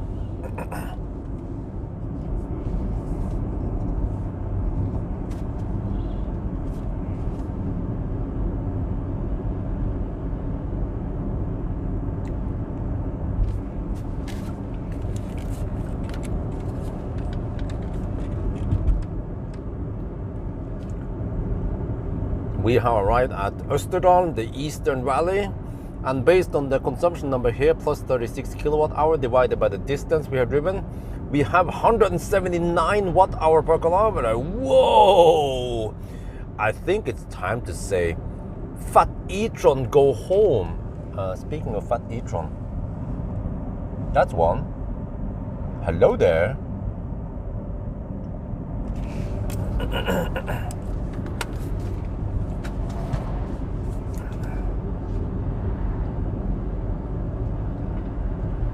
Well, with virtual mirrors, I mean, Audi, they just created the thirstiest EV of them all. Let me see if I can catch it before it disappears.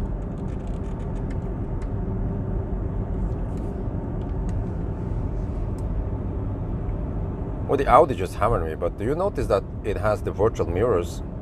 And you know, virtual mirror in the Fat e-tron is like, is pointless because Audi just created the thirstiest EV of them all. And then they put virtual mirrors there to try to reduce the consumption. It's like a drop in the ocean, really.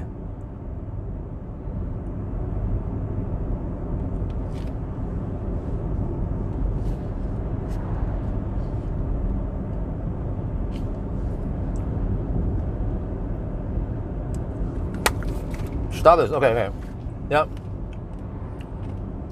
Okay, you know the previous stop, right? But we have 15.2 kilowatt hour, 287.5 kilometers, and 41% left.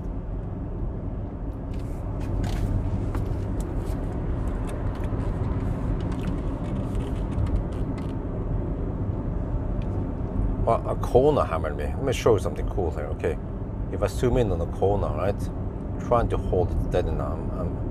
I'm using handheld with stable electronics and optical stabilizer. You see, I can keep it quite steady, right? And you want to see how far in I zoomed? Whoa! It is handheld. Damn, like a ninja. Look at that! Oh yeah. Okay, homing in on the suspect here. Yeah, following the suspect at 75 kilometers per hour.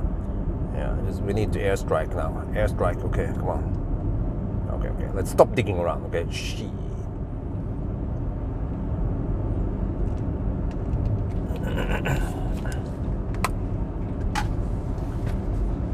Yeah, I mean, what is the point of virtual mirrors? I mean, you reduce the consumption from 250 watt hour per kilometer to 245.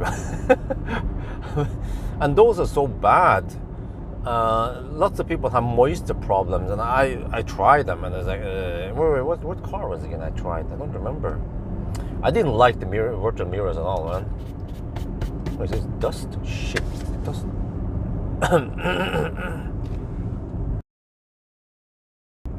Oh, finally now we get the heat. Oh, 22 degrees Celsius. Uh-oh. The heat is on.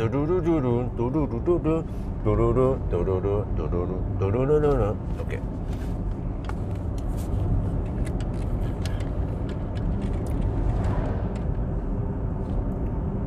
Wait, I just noticed it is 22 degrees Celsius over here, and the sun is right there. You guys are probably too old or too young to know what I'm singing, right? The heat is on. Okay.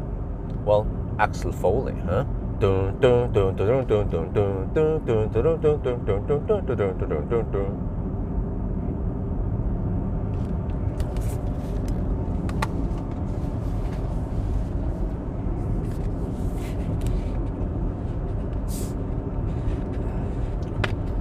Yo, what's up, Estonia?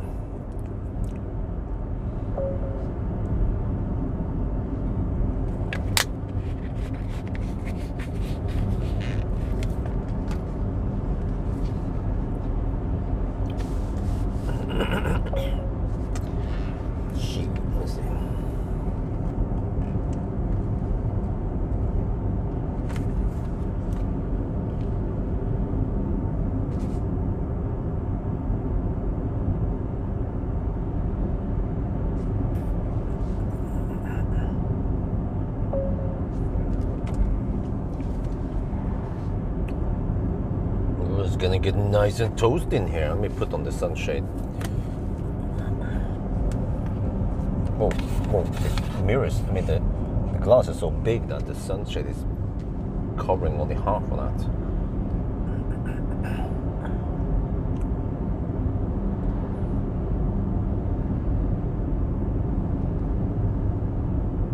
Well, eventually I have to run some OnlyFans, but for now it works without, with no fans.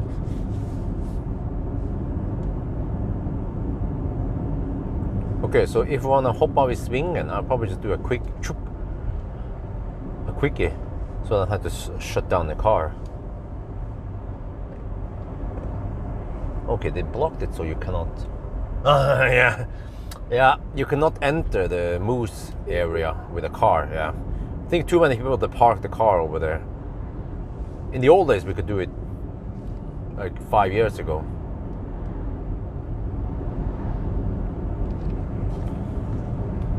So yeah, now we get the heat that I wanted initially.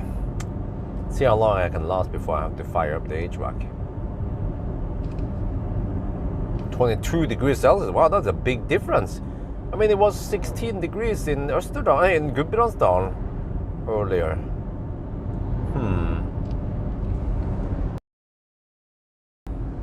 Let's hope that the phone doesn't overheat. Oh, you know what? I should have brought the. I have a fan that runs on batteries. And well, actually, I can hook it on USB A. Yeah, but I have another fan that runs on USB C. I could bring one of those, but then I have to somehow hook it onto the car and blow it on the streaming phone. But normally, it doesn't have to run that long. Maybe for just a couple hours. Not sure how long the runtime for the fans are. Yeah, I actually have a nice fan that runs on an 18650 cell.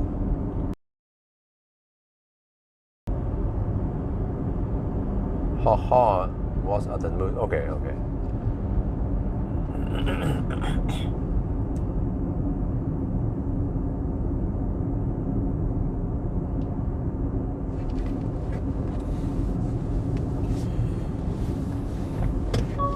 Oh shit. So now we just head home. We are 197 kilometers away from home. And well, let me see, 16.3 plus 36. We spend 52 kilowatt hour now. And then I might have only 33.7 kilowatt hour left. Okay, let me see, divided by 197 kilometers. Oh shit, I messed up.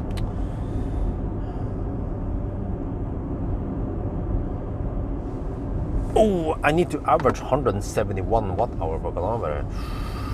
Okay, I might bail out at Minnesund or Nebbenes or somewhere. We'll see. Wait, does this car work with supercharger? Whatever. Yeah, I might bail out somewhere. But then, wait, people probably want to see battery swap, right? Or do they? Would be great if I could try some Ionity or V3 supercharger. Nice little lamps. Oh yeah, look at that protein. Oh.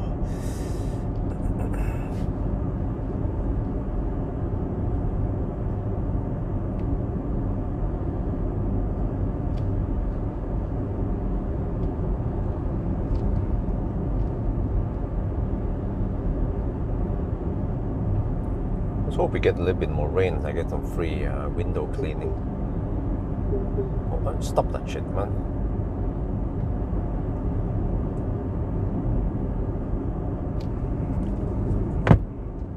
Okay, but this car, well, obviously has more range than the Lexus.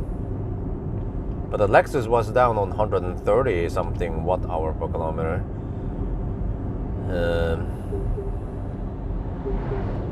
But here 170 seems like. because it's a bigger car, more power, more space. Because the Lexus drove a little shorter. Yeah, Lexus stopped right up the hill here, turn around. Well, but then we drove a little bit back and forth, yeah, at ES8. I don't know how to stop the beeping because I can't. I need to hold a hand on the steering wheel, and then it just beeps at me because I'm too close to the edge. Well, what if I don't hold the steering wheel? Let's try that. Let the car do it whatever it needs to do. Maybe I'm correcting too much, but then it doesn't beep. But then eventually it beeps that I need to hold the steering wheel. There, hold steering wheel. Okay, I hold the steering wheel. Maybe I have to squeeze a bottle there. I need to find the right sex toy I can squeeze on the steering wheel so it holds there after I wipe off the lubrication. Last week I bought a smart Swedish bath fan. Oh, software complete. Huh? What? A bath fan? What the heck is a bath fan?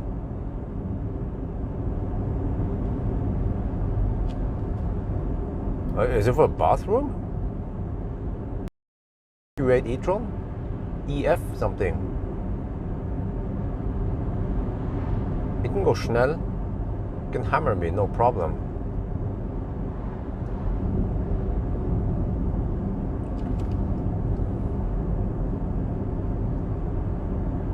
Here, the fat e-tron could easily hammer me here. This is quite, it's a nice S-curve. A gentle S-curve where you can see the upcoming quite easily. And also here, of course, here we get the nice straight. Here's also easy to hammer. Are they gonna hammer? Nope. They're gonna camp. Yes, all the way to swingen until I hop out of swingen.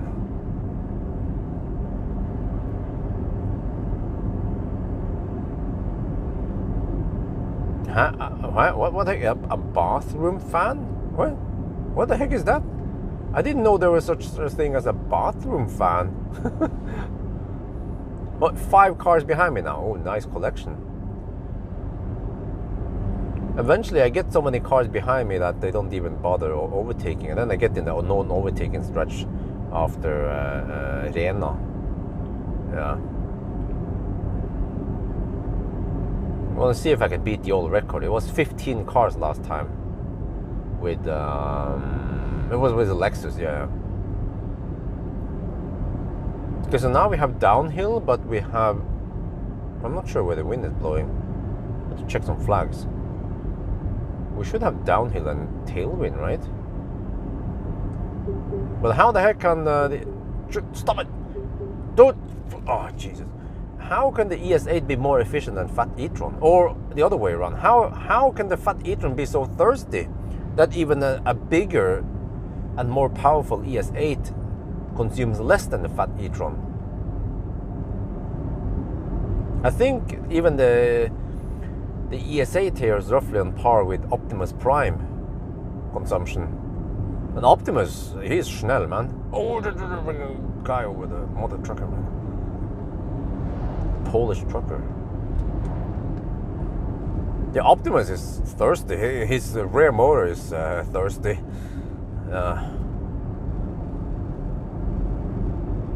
When you don't have a window in the bathroom, you need something to... Oh, you mean one of those? Okay, now I understand. Yeah. Okay, now I know what you mean. Yeah, now, and then I understand what you mean by the sensor, because it has probably some moisture sensor and temp sensor and whatever. Oh, okay, yeah.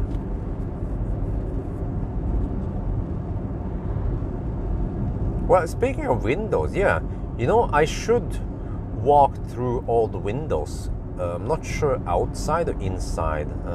I think I could. I might want to shoot both in and out. Yeah, because if I only go on the outside, you guys don't know what the heck kind of room I'm talking about. So I have to actually jump in between them. I have to make several cuts, and I want to use the tripod this time because I want to. Yeah, I'm talking about my upcoming zip screen video thingy. But I like the idea of using solar panel to try to measure how many well, watt hour, or how many percent of the EcoFlow I'm getting. But yeah, that's the nerdy stuff I want to test.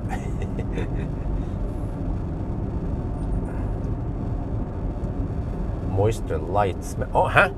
How can you measure smell? The heck, man?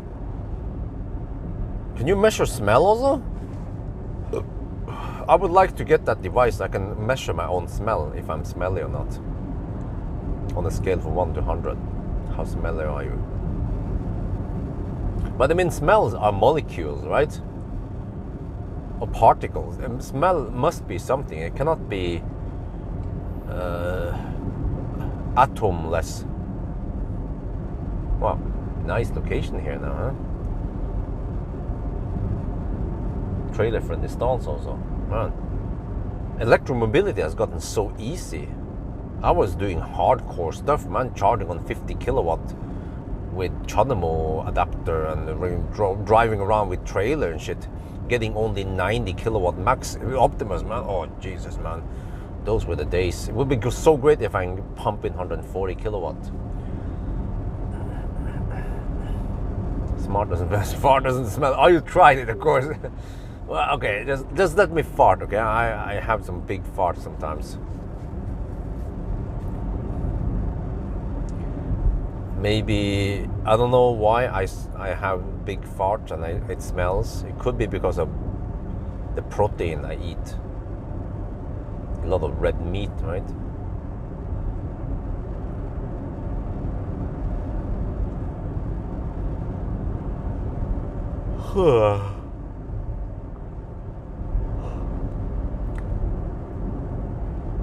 Well, let's do another status update, shall we? If you're ready. Okay, consumption, trip consumption, 18.4 kilowatt hour and 308 kilometers total, and 37%. Yeah, maybe as Chinese software, but I'm not very impressed of this car. I mean, it's spacious, yeah, but software is kind of annoying. Plus that even after I updated it, yeah, you know, maybe I should highlight this. Even after I updated it to this late, oh shit, forgot, man, it's freaking 60 sold here, I'm not paying attention. Even after I updated it, the car does not have pet mode or keep climate on, or whatever they call it. Why? Wait, cabin comfort. Yeah, like, you only get that in the NT2 cars. I think it was called NT2 cars, right? NT1, NT2 out there. This is the first gen. Oh, okay, let me see. Corrected. Okay, estimated 86.5 kilowatt hour. Okay, on par with what I have measured. 486 kilometers. Wow, it beats the Fat e-tron by far, at least the previous gen. Well, so Nio, they have to come up with something bigger than to stay in the game. Well, unless they open up some of the buffer, so we can at least utilize around 95 kilowatt hour, or 92 kilowatt hour, very great. And if they can make the car more efficient, that would also be great. Yeah, stop bugging me, shit, man. Dude, the road is just narrow. The heck? Come on, okay, drive more in the middle of the road then. Dude, why is the car not doing this for me? So consumption 178. Oh, it went up. Oh shit. Okay. Well, where, do you guys know where the wind is blowing over here? Because I had headwind in Gudbrandsdalen. Don't tell me that I'm gonna get headwind on the way in this valley also.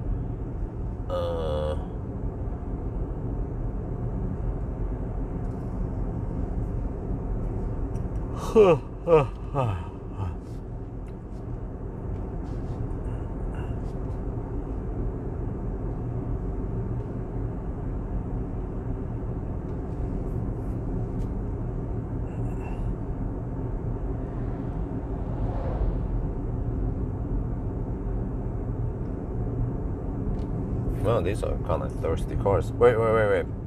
we need to try Model X, man. Model X long range.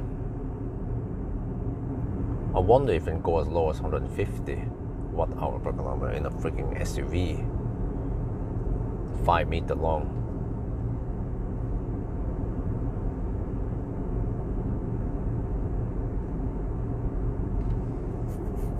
But I mean, on the other hand, it doesn't seem like Model X is that popular nowadays.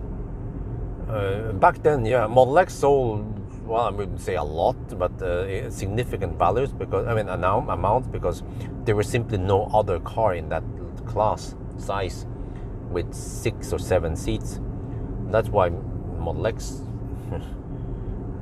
was doing so well. But nowadays, what do people buy? You could buy a fat e-tron, but it's not that spacious. Yeah, but you know, even like even the MEB cars would be okay for many people. But back then, well, you had Model S, but then if the Model S didn't have enough space, then you're like, okay, fuck, I have to go for Model X. Then now you're like, okay, you can get some of the MEB cars. You can get well, some of the Chinese cars like Nio even. Well, if you have money, you can buy a fat EQS, or well, it depends what you need, like a van even. But I mean, I'm pretty sure I don't want more kids.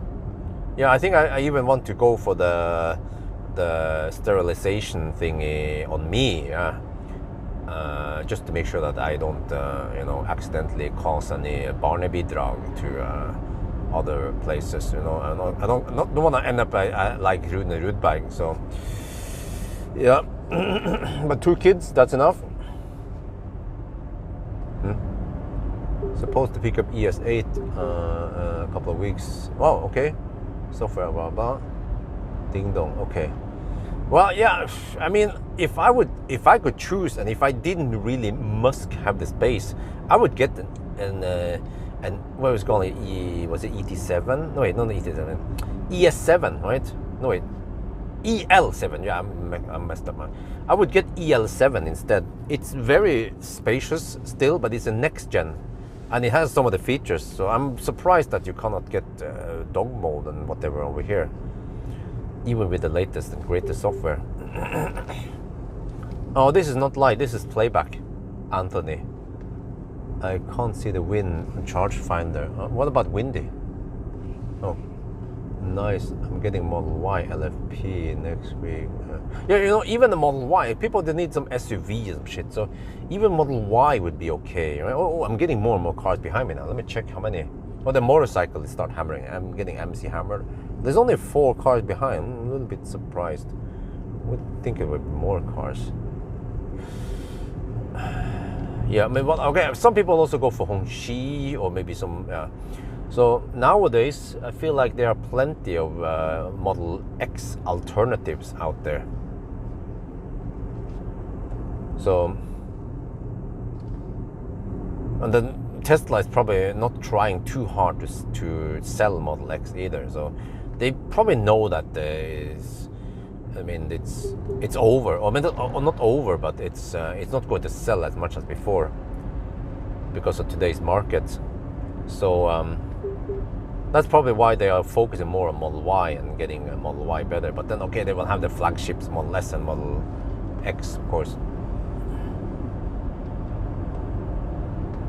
Well, but to my big surprise, they have the newer flat platform. Can you guys tell me, was it called the NT platform? I think it was NT, NT1, NT2 or something. Or did I mix up them with something else? But why can't I keep climate on this car in dog mode? Well, I don't know. I think even Millennium Falcon can get dog mode, even before the MCU upgrade. Well, even Millennium Falcon had keep climate on, you know.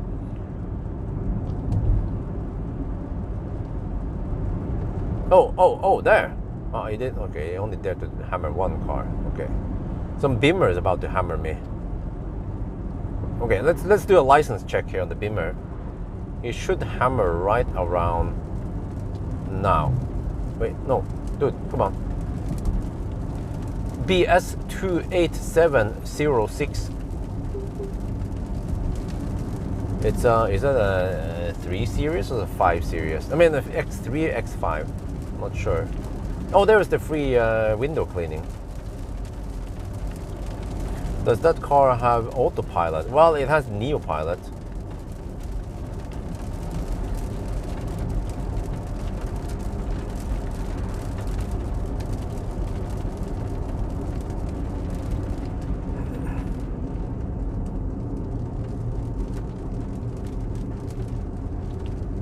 Oh, MC. Oh, okay. MC is about to hammer. 235 horsepower. Oh, impressive little bugger. That's like the front motor of this ES8. Oh, got a donation, $2 from Anthony. Yeah, coffee break. Oh, thank you very much. I don't drink coffee, but I'll find something else to spend it on. Driving the ID4 GTX, blah blah. Car you need, huh? Is the car you had needed prayer? The car you had? What? The car I had?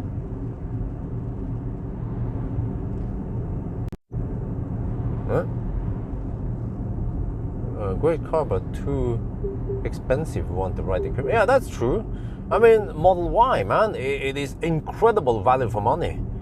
And you know, the crazy part is that you can get a rear-wheel drive Model Y that costs less than the Lexus. And even the rear-wheel drive, I mean, even the base Model Y is still really well equipped. Tea? No, I don't drink tea either. I drink soft lemonade or sometimes soda. I try to limit the soda, yeah. And maybe sometimes chocolate milk.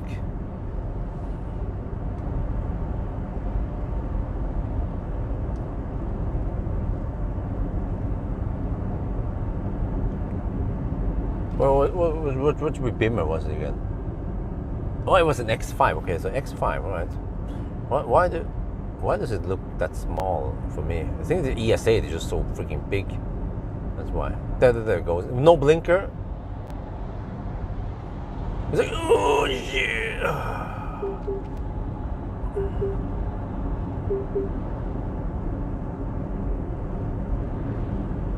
Model 3, huh? Long range and the rear-wheel drive. Yeah. Oh, we're back. Okay, now I have the fat e-tron behind me again.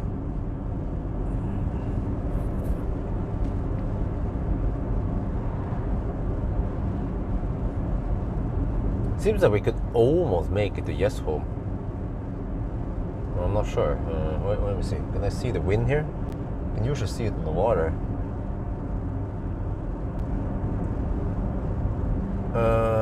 It could seem like we have tailwind. A little bit hard to see. Oh.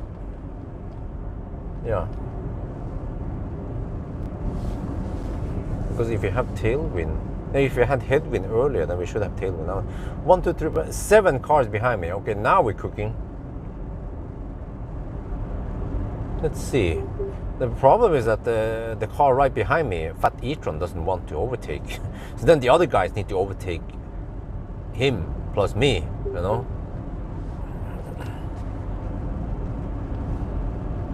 Oh, now he wants to overtake. So random. Did he use blinkers? No, because he drives an Audi.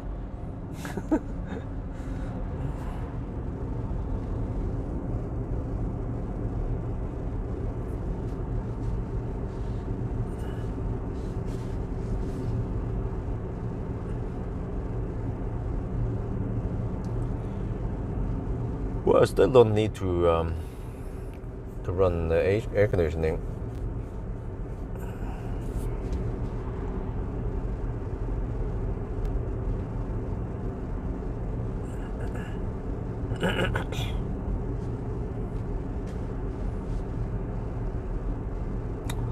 But man, about the SIP screens, yeah, I need to make a video, a long video, explaining things. But actually, I want the zip screen in the entrance. The big ass window there. That would have the best effect, at least in the afternoon hours.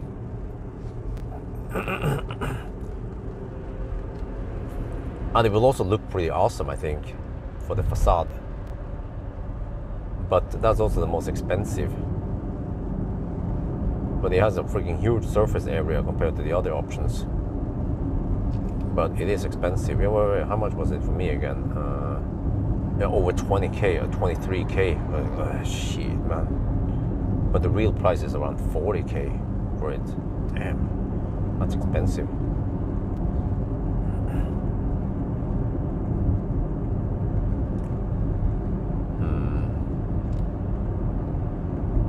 What size is the garage? Is 50 square meters.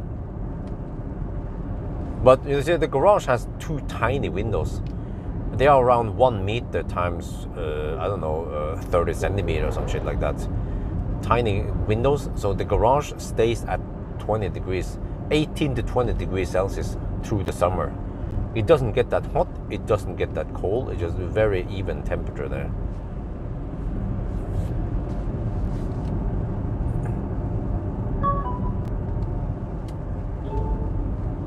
And same with the bathroom in the first floor. It also has a tiny window, and also very even temperature. Doesn't get that hot. It doesn't get hot at all. It also doesn't get much cold.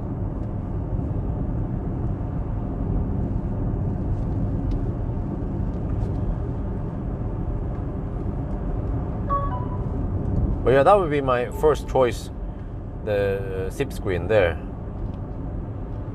And then this second choice would be to have it in the living room. I think on the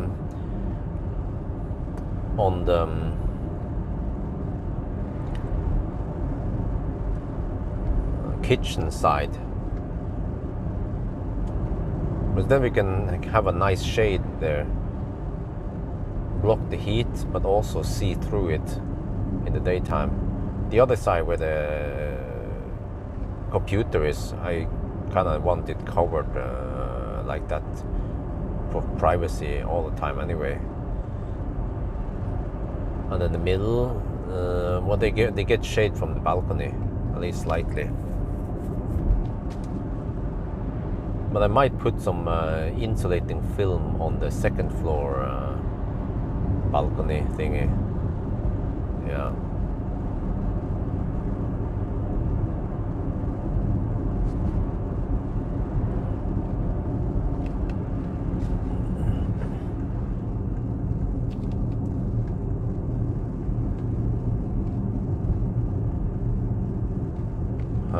Zip lock insulation. What are you talking about? You mean zip screen, right?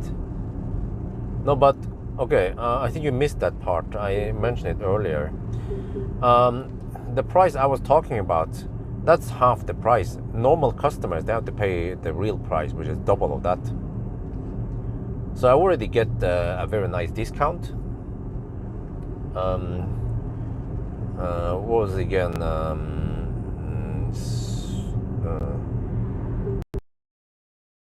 Promotion there, so at least they donate it for free. It was something about some whatever S name, I don't remember,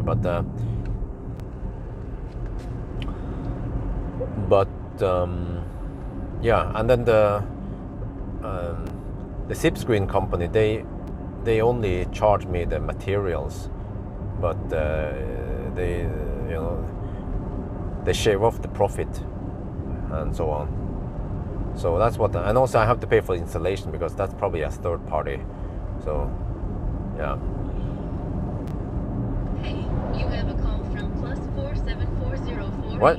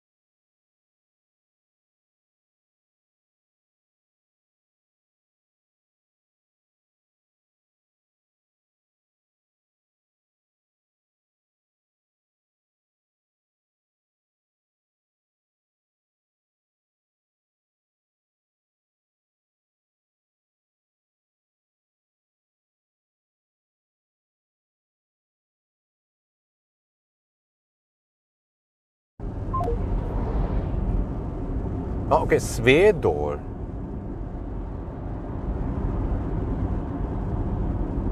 Finally, they're gonna change the door next week. Well, you have the two Roadsters.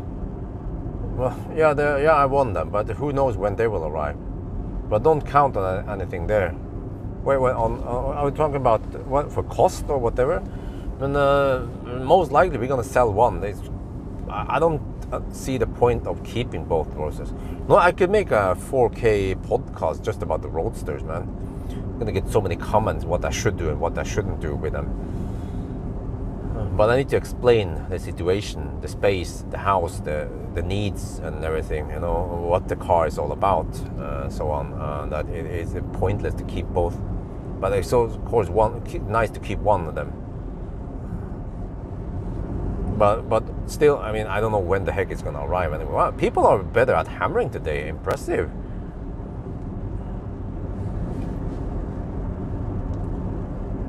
So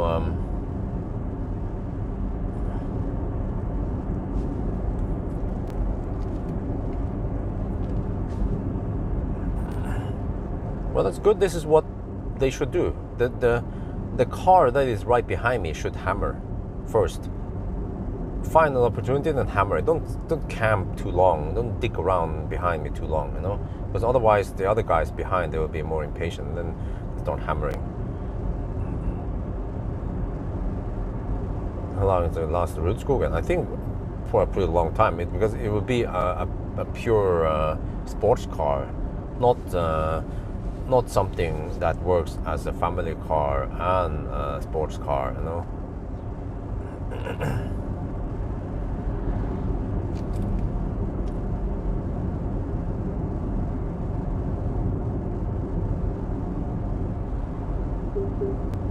Come on.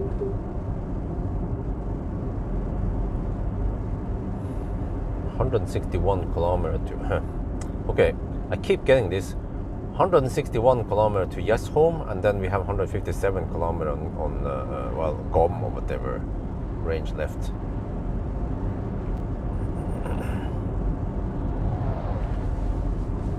Yeah, this is good. Yeah, come on, keep hammering. Yeah, next. Okay, there's a, seems to be, what is it? Wait, is that a fossil? Oh, yeah, I think that's a fossil. Some kind of G-class fossil. BMW. No, it's a Mercedes. From Deutschland. PLÖ is the license plate. What the heck is PLÖ? From which region is it?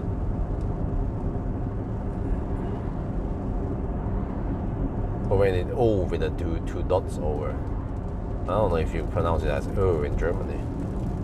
Oh yeah, look at those sheep. Oh yeah. Nice little lambs.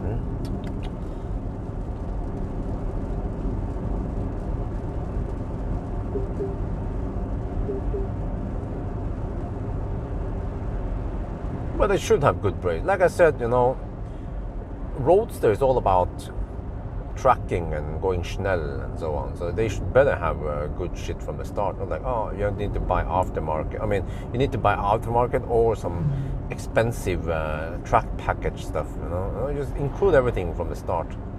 That'd be the best. Well, you can hammer now. Come on, bro. Dude, freaking Mercedes in the back there. You can hammer it. There's plenty of space here. I don't know why he needs a kilometer of space just to overtake one slow poke going 5 kilometers under the speed limit. Lol. There. Is it? Zoop. Yeah, that was a fossil.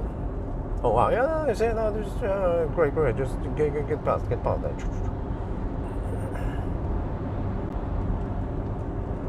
It's Ötteran after all. I mean, people hammer over here.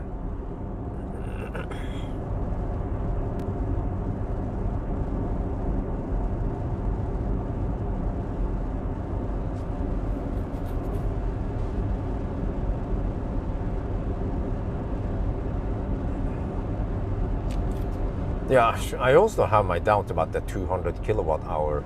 It's gonna make the car freaking heavy. I wonder if they will end up with around 100 kilowatt hour only, maybe 120 if they magically can squeeze in more. Or again, at least no more than 150 then. But even that sounds a bit crazy.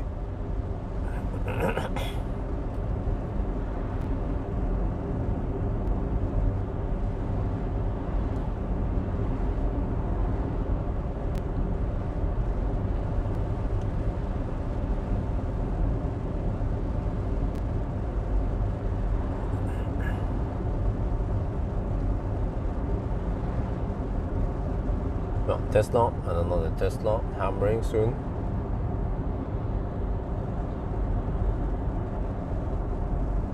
Oh, I think it knows me. Use the blinker and then yo, what's up? He used the hazard light. Probably maybe he's watching my live stream. He's like, oh yeah, when I look at myself in the back there. Oh, yeah. Chinese cells, okay.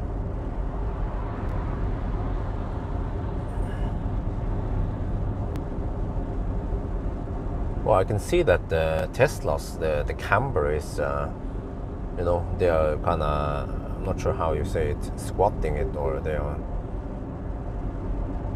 yeah. The rear wheels, the camber on the rear wheels. No wonder why the tires are eaten on the inside, but it's good for handling, you know, cornering. But maybe not so good for tire wear. Same with the German car, the BMW and stuff. I see they also have that camber. I follow you on these challenges. Nah, not really.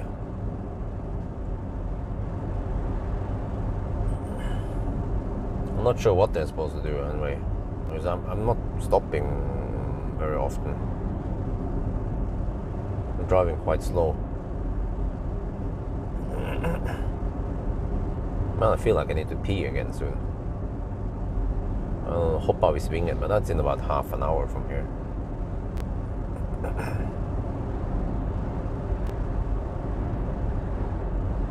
Yeah, I mean, 150 kilowatt hour is actually plenty. I mean, what is even the purpose of making a roadster with that huge battery, right? I mean, 200 kilowatt hour. Okay, it can charge pretty fast. Okay, fine. There are plenty of advantages. In general, you will have less heat loss. You can have high discharge rate. Like, I don't know, 10C. You could discharge at 2 megawatts, right? Over 10 seconds or whatever, right? So you will have insane power, but it's just. The problem is that eventually the tires will be the physical limitation. Even if the battery would be able to discharge 2 megawatts, then I mean, so what, right? You're gonna rip the tires apart unless you have drag strip. What is it gonna do? You know those drag strip cars that has humongous tires. Yeah, but. This is a passenger car.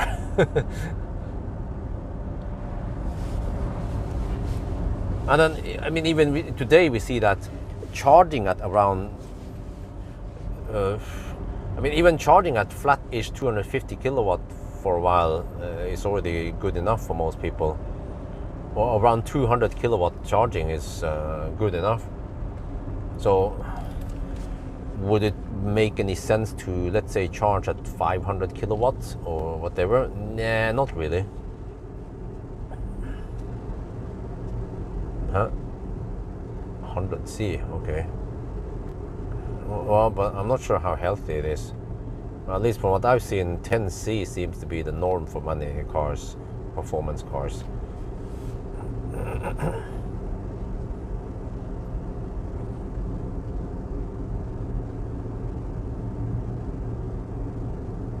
Yeah, from what I heard, I know Silver Holland. From what I heard, Tesla, they made that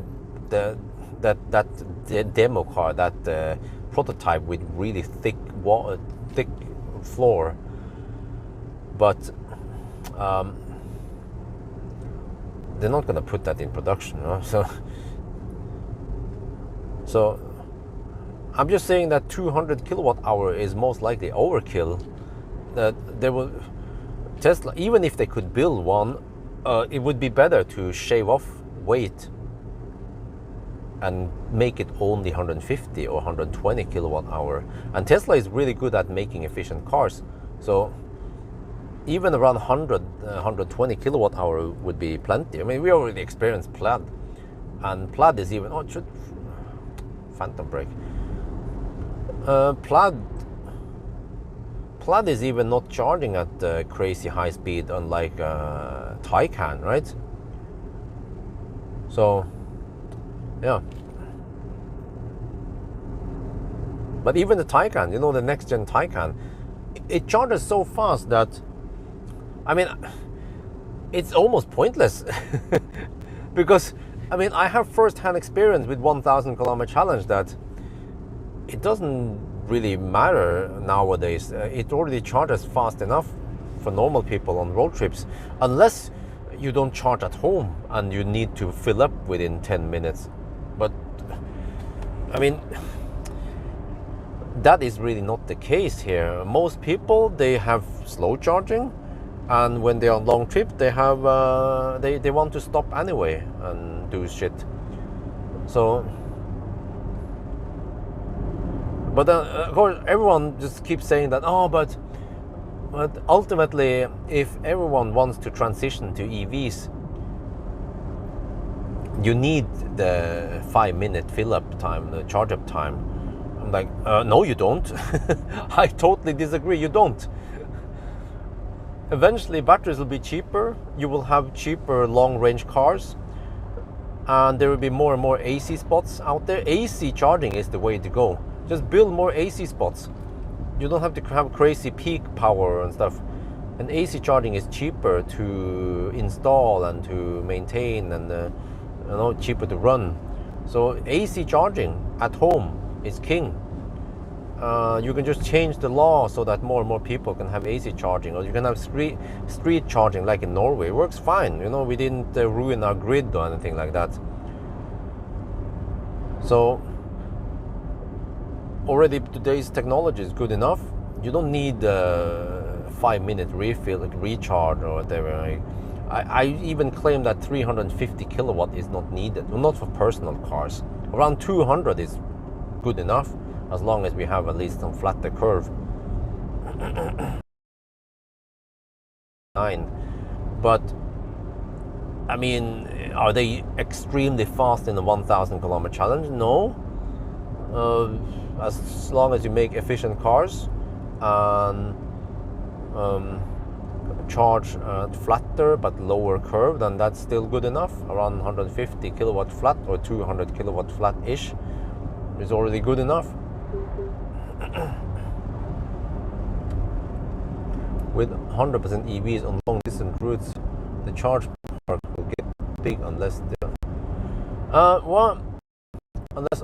okay, I mean, that's true. The faster they charge, the shorter, yeah. But on the other hand, well, you're talking about charge parks, right? Well, but if you look at today's layout with resting areas or gas stations, they already have lots of parking spots for fossil cars. What do? You fill up, and then you should move your car, right? And then you park somewhere. Well, just make those spots charging spots, and use chem power so you can have power distribution. So then you can have multiple spots where you can charge, and you can just go inside and eat food while car is charging. Or if you're in a rush, then you wait a bit and then you move on. But for most people, waiting for some high power charging to fill up the battery is not the problem. They are not in that big of a rush. Depends what you're doing, of course. But for example, trucking industry, that's different. But for personal cars, today's solution is already good enough. It's just the battery technology hasn't matured enough, but the charging network or the charging technology is already fast enough. Ioniq 5 last week works 270 kilowatt, and then yeah, exactly, plenty fast enough. And the Ioniq 5 is not even that efficient compared to what it could be, for example, in a Model Y. And then not, well, it depends, but okay, you can say, well, but everyone needs to drive big, fat pickup trucks. No, they don't. Many people, they drive some kind of SUV like this Volvo, or they also drive those sedans or those station wagons, and they can be made quite efficient. But even Tesla have shown that you can make a Model Y size car and make it efficient. So it just boils down to how car manufacturers produce their cars.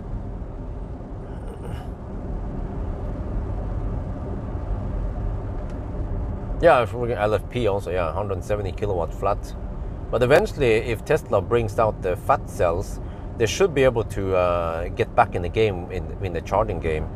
But right now, I feel like Tesla is, well, I'm not sure if I would say far behind, but they are just not punishing the battery that hard. Because we don't, still now we don't know how the fast charging hurts the battery on various brands. For example, Porsche, right? Okay, it charges very fast. Okay, nice, but what about degradation?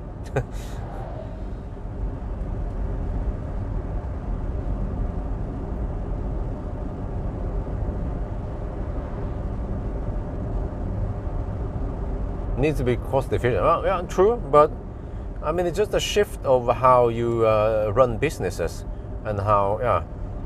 So offer charging spots, and then people who need to charge, they can charge. People who don't need to charge, they don't have to charge there, right?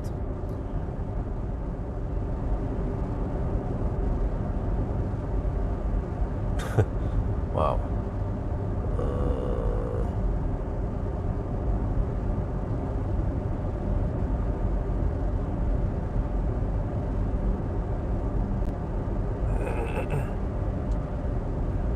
I feel like I need to fire up the HVAC soon. It's 24 degrees Celsius outside. Let's try OnlyFans.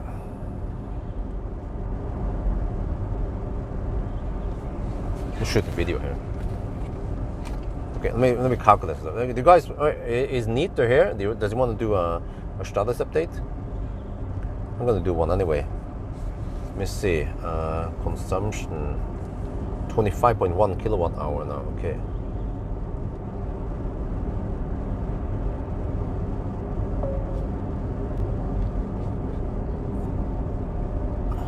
Well, consumption. Wait.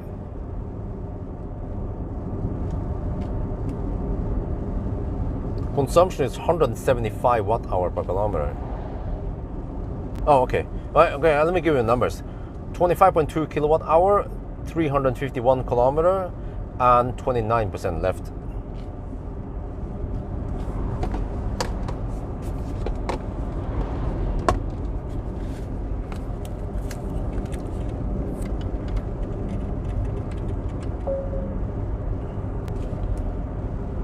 Oh man, we've been driving now in Österdalen for a while, and over here it is 24 degrees Celsius. Oh yeah, shit.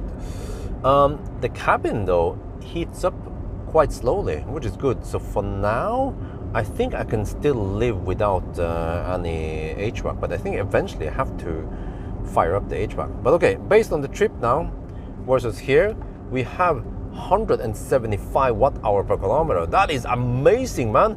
That is a lot better than a fat e-tron. Whoa! Okay, I have a mother trucker behind me. He probably wants to pass me. I can show you how close he is. If the Polizei saw this, he would probably give the mother trucker a ticket. Because I'm not sure how they count this. The mother trucker might be about 1 to 2 seconds behind me. But since it's a truck, if I have to brake hard for a moose or some shit, then the truck is in a really bad position to brake as hard as me. So yeah, how does he want to okay, he just want to overtake here. Okay, well that's just what happened now. He just overtake me there. But actually he has good vision because he sits quite tall. Well, actually, that is a bit questionable. He didn't see past the bush there. That was a quite questionable overtake for mother trucker. I don't know what you guys say.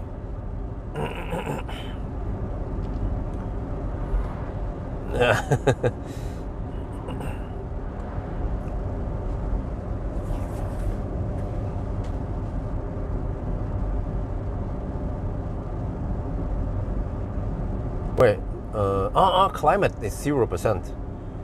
Okay, maybe I should fire up some no fans. 24 degrees. Okay, let's do it.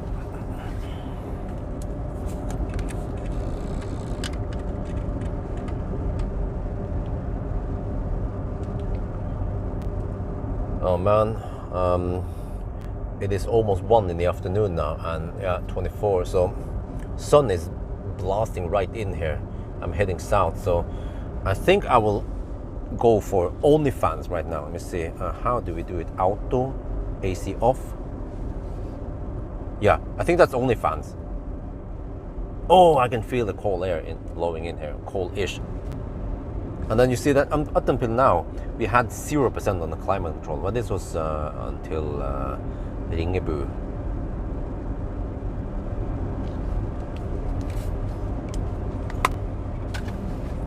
Wow, the consumption for the last 100 kilometer was actually 133 watt-hour per kilometer. We're going downhill. I need to check if we have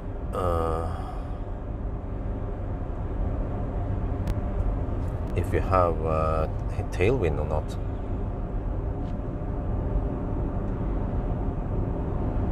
Yeah, it seems like we have wind from the north. No wait, huh? Now I'm confused. We have headwind now. Shit. According to windy. That is a bad deal. We get headwind on the way north and then headwind on the way south in the other valley. Shit. Well, you only get questionable overtake if you drive slow enough. But normally when I hammer it, yeah, I need Germans here.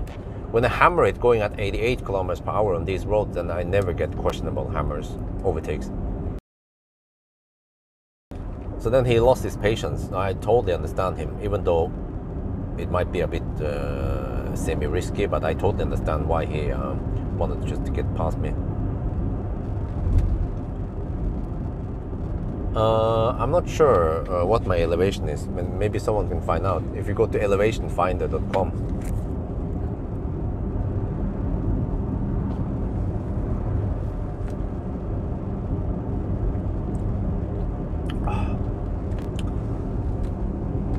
Well, OnlyFans is barely helping. Oh, now he overtakes. Wow.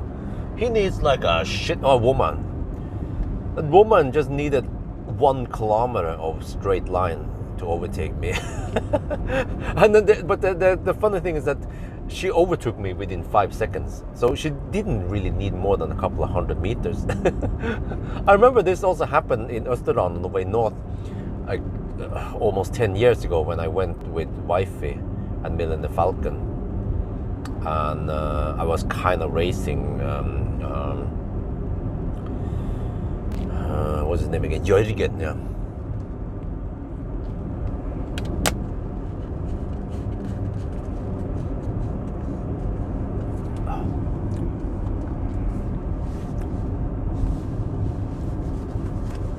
Wow, that mother trucker overtook another truck, because now we are approaching a truck, but that's not the same truck that overtook me earlier. Shit, wait, what do I have here? Oh no, I have the BMW key with me. Shit, man, let me put it somewhere.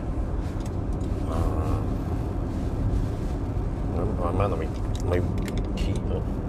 Okay, here, let's put it there. Okay, OnlyFans actually helps a little bit. Yeah, it works for now. Eventually, if it gets too hot, I can fire up the AC.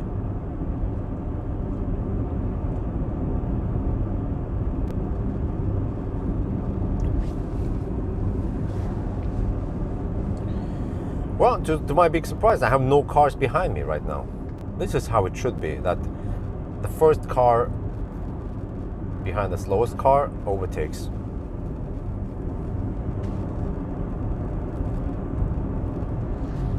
That's also more energy efficient, because if one of the back cars very far back needs to overtake all the cars, they need to accelerate and decelerate a lot.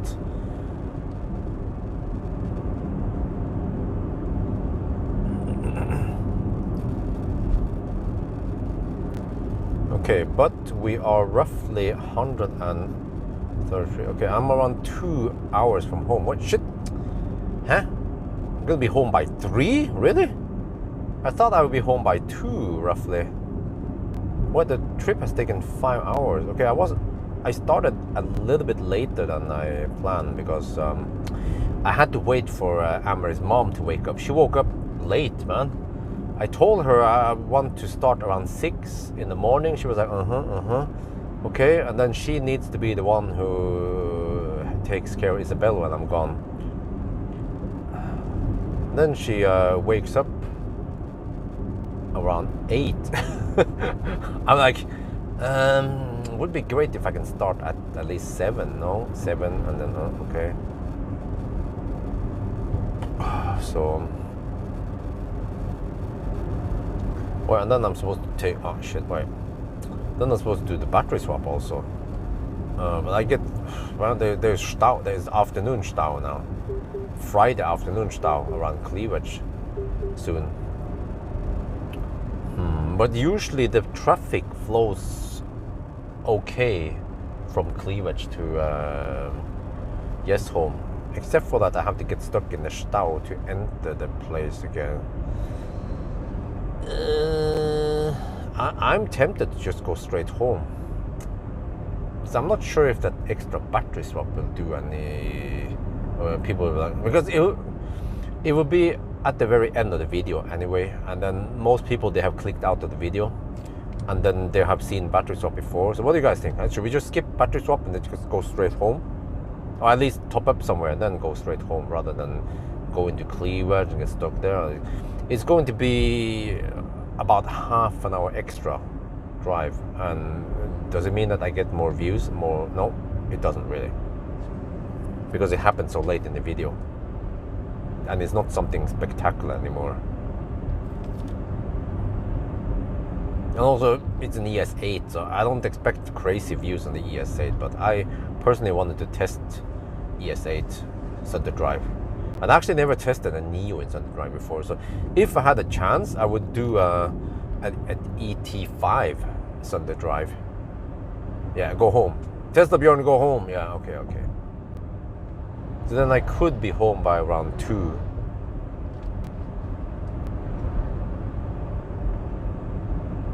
The news, I haven't heard about anything. 150 packs.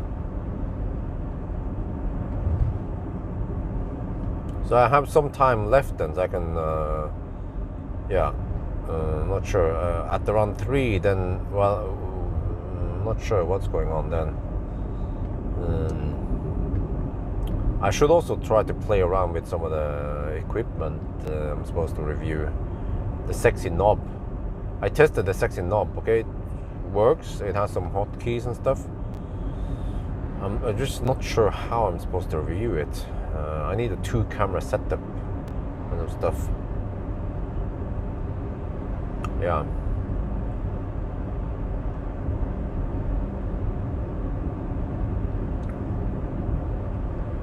And then the test logic. Just have to mount it, I have to open up and mount the stuff. But also tomorrow I'm going on the 500 kilometer challenge. So especially tomorrow I want to start early. If I can start around 6, that would be great. I just have to get up. If Isabel wakes up, then okay, so be it. Then that's the last day for Amory's mom anyway. So you can just endure one last day, right? A couple of hours, and yeah. Then I have to do my shit so I can get back home not too late for the BMW. Well, what do you guys think? I'm gonna do 500 kilometer challenge with BMW. 33 kilowatt hour, 92 amp hours. 92 amp hour is a lot more than 28 kilowatt hour, right? Lol. Yeah, but will the BMW be able to beat classic Ioniq? Can it at least beat the Soul then?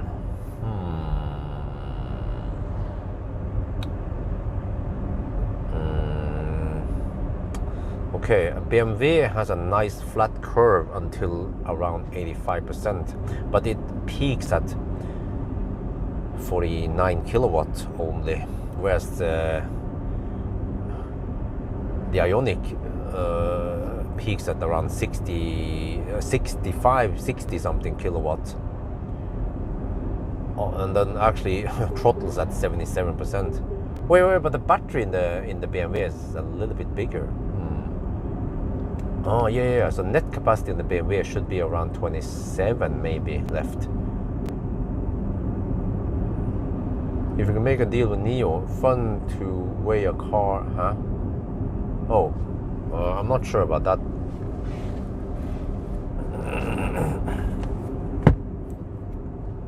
But I actually think that even the BMW would be slower than Ioniq.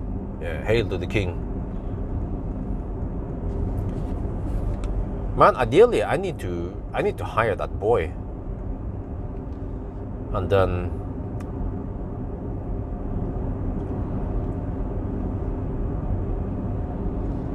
so we can go on a race. That would be more interesting. That would be more fun. Actually, do a synchronized 500-kilometer challenge and a race together. See who can get there first. Well, I can kind of ish. But it's like real time, but when it comes to deductions, well, we still need to consider deductions.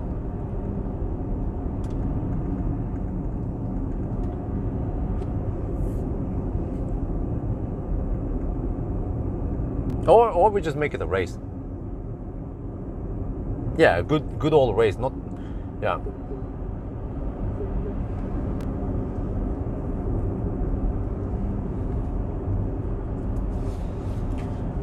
Man, I feel like that's the next step. Once I get a boy, I can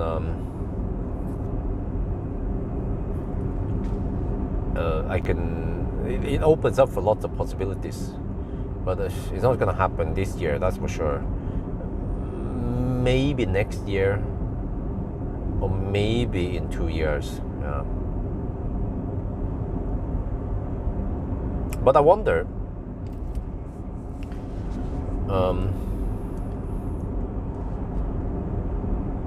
Isabel, she could almost carry a banana box now. I think next year she can start carrying at least one banana box at a time.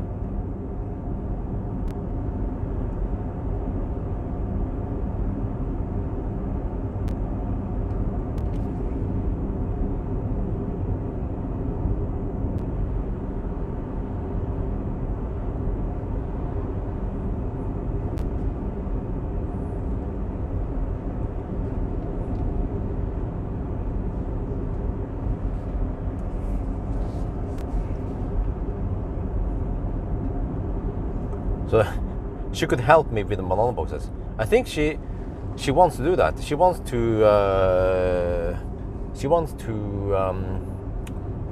what do you call it? Interact with adults.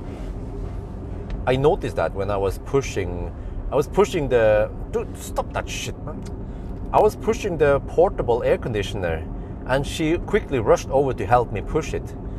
And when I went to the washing room to hang up the clothes to dry, she would help me and do that. So she can at least help me carry banana boxes, only one at a time, as a 3-year-old.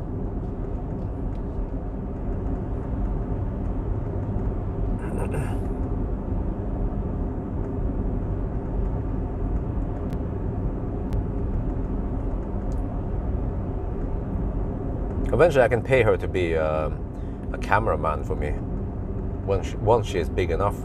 I think maybe once she's around, I'm not sure, 5 or 6 year old, maybe she will have a steady enough arm to hold the camera.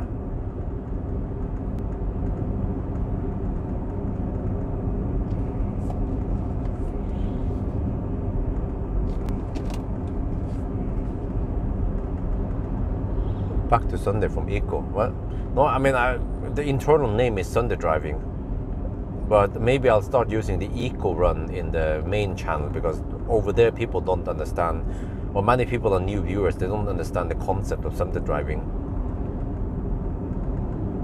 So in the edited video, I would call it eco driving test or some shit like that.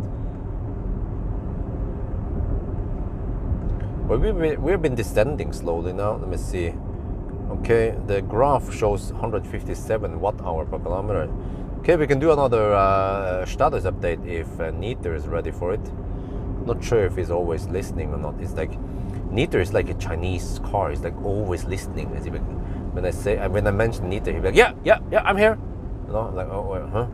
You know, every time I'm talking about, you know, Nio, man, they're not that great cars. They listen and they send that information to China, and then my social score in China drops. And now, okay, Niter is there. okay. Consumption, 28.9 kilowatt hour, 374 kilometers, and 25% left.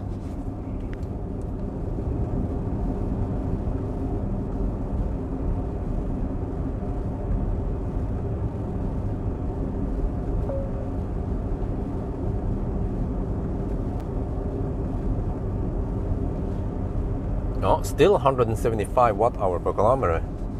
Wow. Nice and steady, but eventually it should go up a little bit, because then eventually the downhill will stop, will end. Then it flattens out a bit. So, but maybe we can end up around 180 watt-hour per kilometer. Still better than the fat e-tron.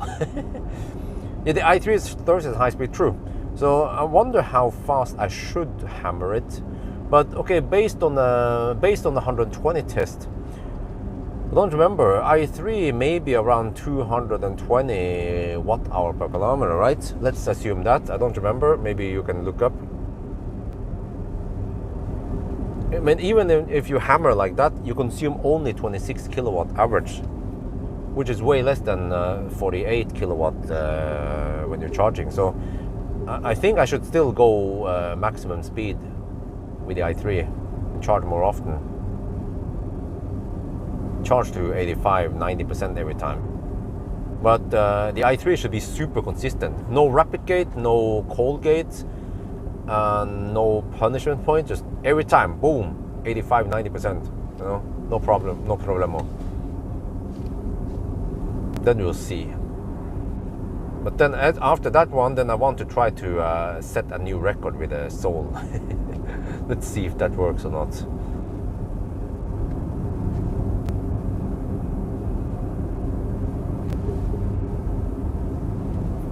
Oh, I think we're getting close to Svingen soon.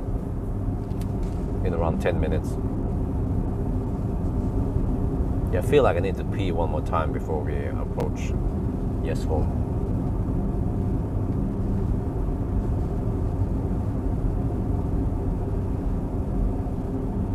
Estimated 495 kilometers. Hey, based on that, Niter, do you know the length of the loop?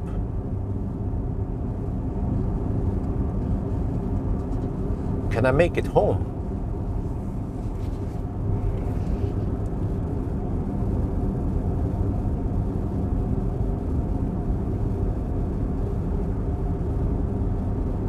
But I don't remember the zero buffer, but maybe I shouldn't go too deep with this car. Oh, I have a budget of 178 watt-hour per kilometer. Ooh, I might want to bail out. I'm not sure where. It is a bit risky to try to end up at Ionity-Dal. In case there's Ladderstad. It's Friday after all, yeah.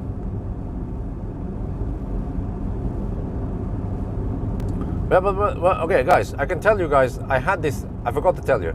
I had a chat with Torbjörn from the Route Planner, and we have some great ideas how we can bring live stream to the next level. But, well, actually, it is a very awesome way to show the capabilities of a better Route Planner. Because a better Route Planner, you can have logging activated, and you can go back and see lots of details about your trip. But you can also, of course, do the trip planning. So I'm going to use both of that. I will actually I will let a better route planner plan for me, and then I set the whatever, you know, desired percent at arrival. And once I'm more confident with how a better route planner hits the target, then I can even go deeper. Well, in the beginning I might set 10% at arrival, and then if I keep arriving with 10%, I could maybe even go with 5% at arrival. Really? Is it that long? Shit. Where, you mean 498 kilometers, right?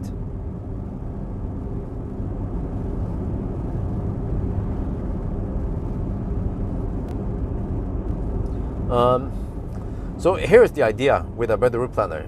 The next shit is that normal customers, normal users, premium users, you can add your car there, and then if you have OBD, you can hook up the OBD, the arrival. So whatever car you use, even some shitty old car, but classic, whatever, a better route planner should be able to give you a really good estimate. And if things changes because it reads the car status, it can then suggest that you slow down or stop somewhere or whatever. Yeah, and you can also go afterwards and look on your profile, and you can see the trip with the charging curve and battery temperature. All that information is there. And what a better route planner is going to do is that they will then make a special Tesla Björn, like a better route planner / Tesla Björn or some shit, where you can see the live status. So when we do 1,000 kilometer challenge or anything really, like now, if they have support for Nio, I don't think they have, but if I'm driving a car that has support for it, I will then use a better route planner instead of car scanner. And they have to set up stuff so I can customize something there and show the battery temperature and stuff. Like, I normally don't show too many variables anyway. But you guys see this, right? We will not use the charge finder position thing anymore. First of all, a better route planner doesn't need to use Glimpse link, because I'm now linking directly via the car's GPS, so that they know the GPS position. It reads everything via OBD, and you will see battery temperature, state of charge. Well, we will hide the speed, of course. You see power output, input, whatever in real time. You know, like also if we have stop next, and it will show you estimated percent. It is gonna be freaking awesome. You will see all that stats. I don't have to tell you anymore, like I'm at 70%, I have this consumption. Yeah, the consumption numbers, everything there will be visible. Business, he doesn't have to do a status update anymore. You will see all that in the live map. And of course, I will be able to see also live charger status and so on. And also, what is cool about it is that I'm going to promote that in the video, edited video, and viewers can go and watch the replay.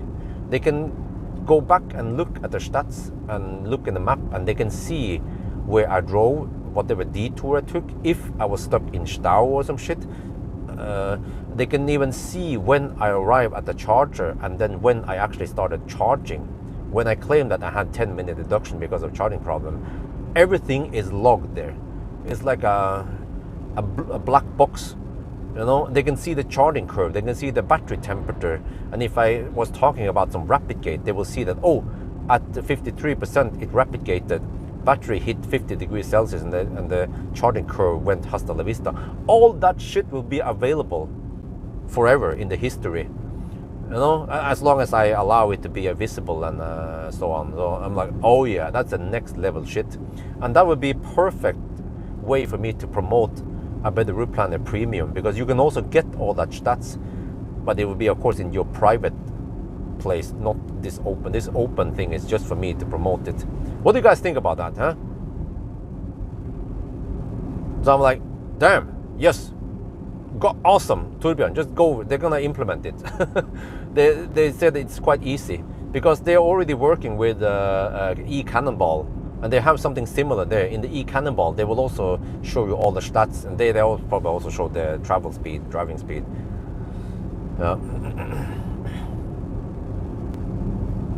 Well, with AI, yeah, but AI is great, but we want something completely customized now, and we are just showing already existing feature. We just open it for the public, and then we could even experiment with new features in the Tesla Bjorn space, and then if my viewers like it, they can also implement that in the customer space, right? And this will actually be also way easier for me to figure out my delay if I have some delays, right? Like you see, okay, I arrive, and then okay, and the car stopped, and then usually I would give it around 1 minute before I start charging. Let's say 1 to 2 minutes before I start charging. But if it takes 5 minutes, then something usually went wrong, and I will usually have some kind of deduction there. Yeah. Total time charging. Yeah, they could even see that if they want, but I normally don't want to show the total time charging because many people, they always claim, but you know, Björn, you don't have to do all this stuff. You can just look at the total time charging, and then we know that the total time for the challenge. No, you don't, because the total time charging depends on how fast you drive, and the faster you drive, the faster you arrive, and then the more charging you need, but you arrive faster in general. But shit, I almost forgot, I'm supposed to hop av I svingen här.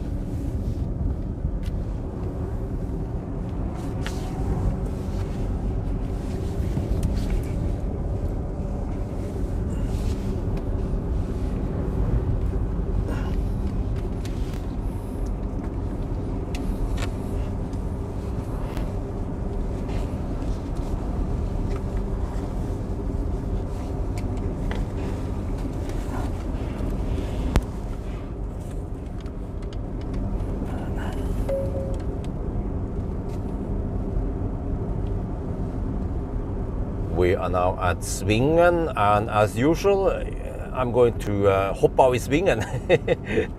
Okay, but this time we didn't have that many cars behind us, but let's do a little count anyway.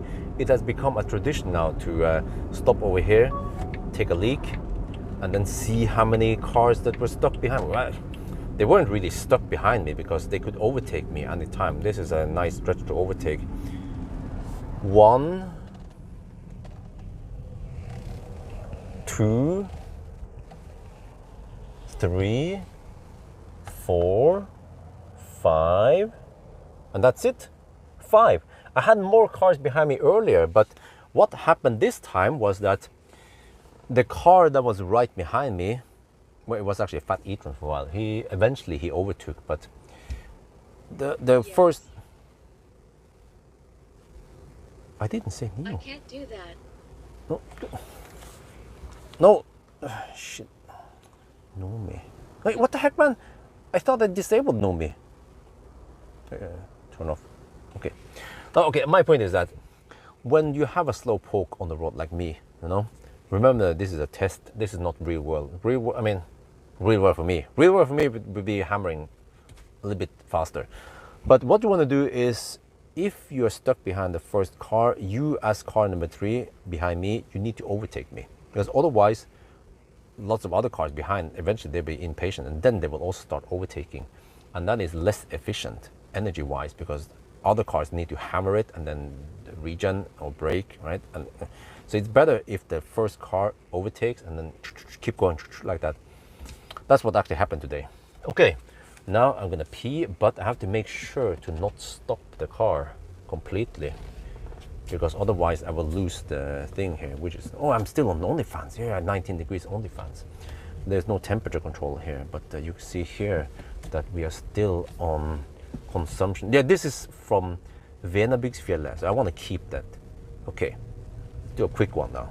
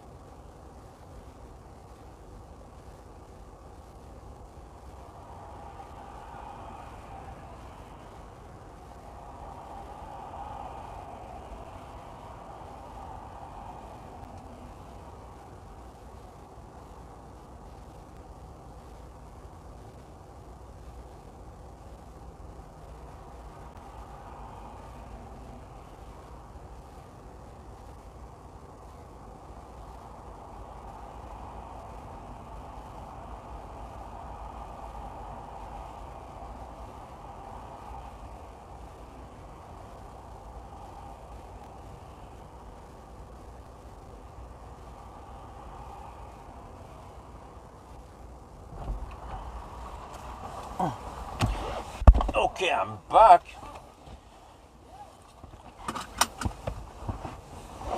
Total time charging is a statistic. No, listen.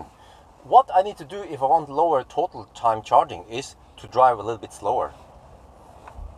I might be 5-10 minutes slower total, but I will then have shorter total charging time. So that's why I don't want people to be too focused on the total charging time, because we are looking for the fastest travel time total. So I keep hearing this all the time, like, oh, you have to write down the total charging time. No, also the total charging stops number, and also kind of pointless to look at, because I could charge a little bit longer and get 1 or even 2 charging stop less, but then I might arrive 5 minutes slower. And remember that we are going for the fastest time here, not the lowest number of charging stops.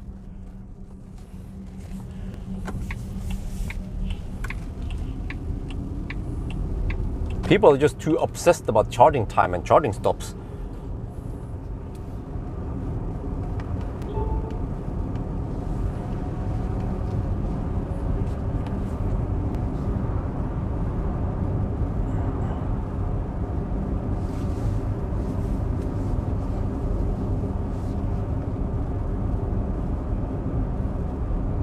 And that's also another reason why I don't focus too much on the consumption, because you can go a little bit slower and maybe lose 5-10 minutes, but you will then have nicer consumption numbers versus other cars.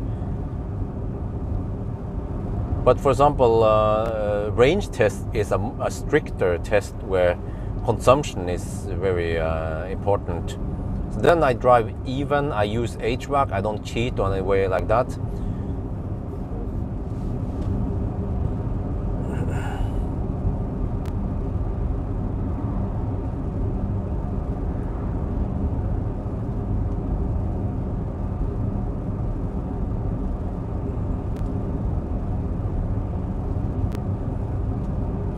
Okay, now it's getting hotter to the point where I feel like I need to fire up auto.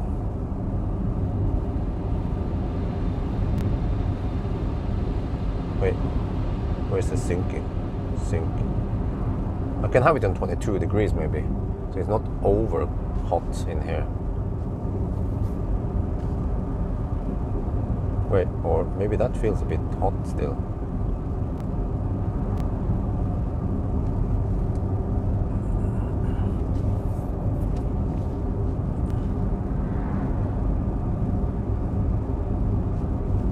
It is okay cold. I mean, wait, do I need 21 degrees?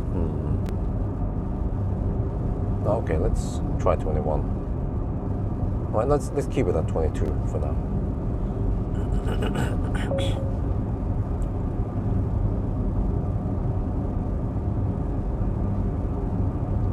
Okay, maybe I should go a little bit faster now because this is actually quite slow. Yeah, I'm not gonna go 75 in the 90 zone. At least go 85 in the 90 zone.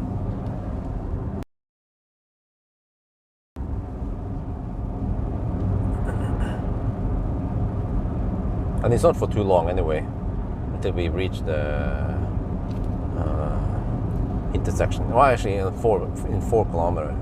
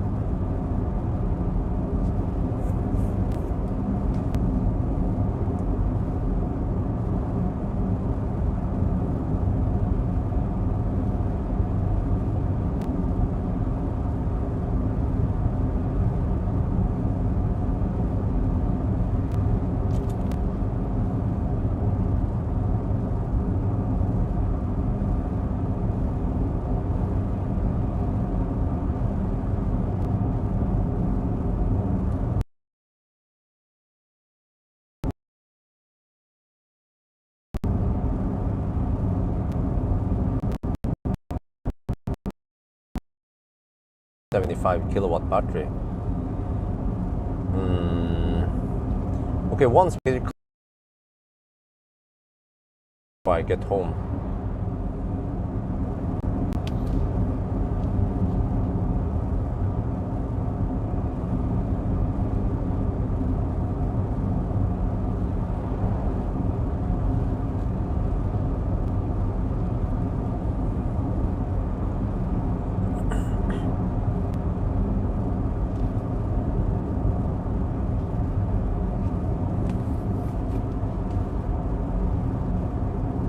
Man, those clouds look crazy.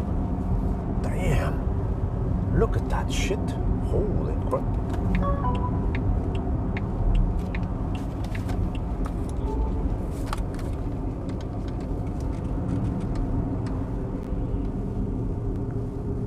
Whoa, look at that. That is some crazy looking clouds, man. Whoa, okay. Yeah, we're now on the motorway. Let's hammer it. Oh yeah.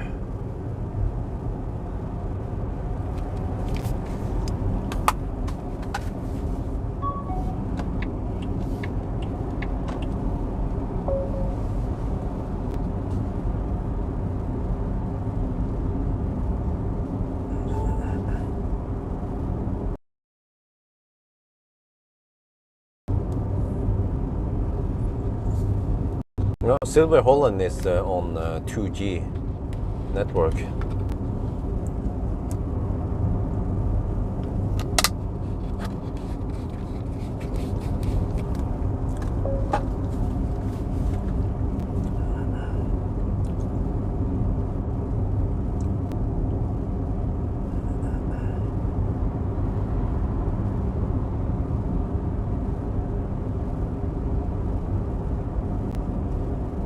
He wants to hammer it. Okay, we slow down for him.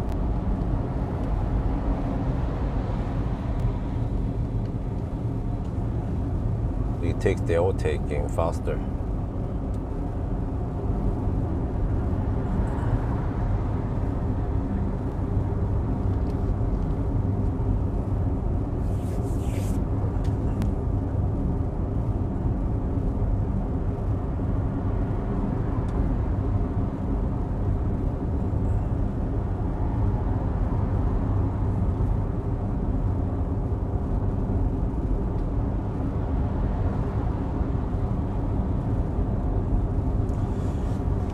Okay, now we cruise.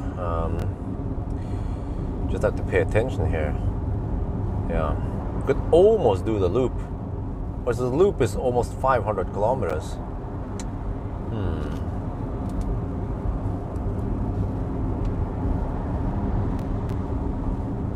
Well, it's beat Fat e-tron.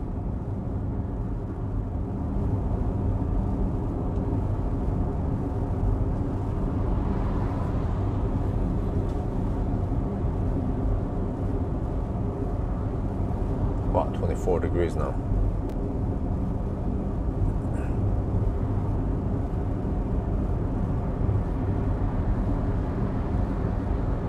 Well, that wouldn't be much of a point on Autobahn.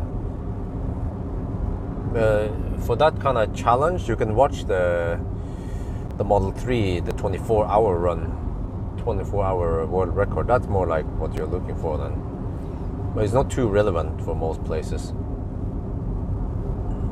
I mean, even in Germany, it's not too relevant because how often can you actually drive like that, right? Maybe at night. Well, it also depends which stretch it is, but it's just full of Baustelle all over the place.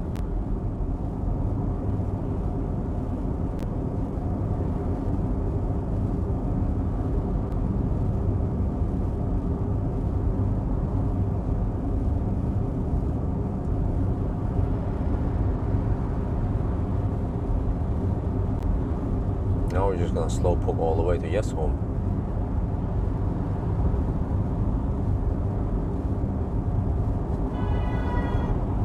Oh, huh? Why is he honking? What the fuck is wrong with people? some idiot in a Stelvio just honked. Okay, that's a new one. Did I ever say that we have many Nissan in Norway?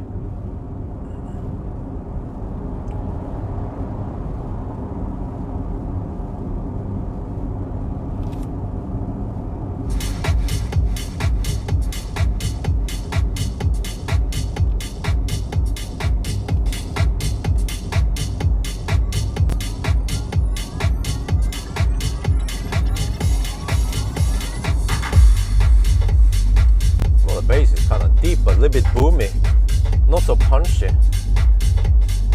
Yeah, what the heck?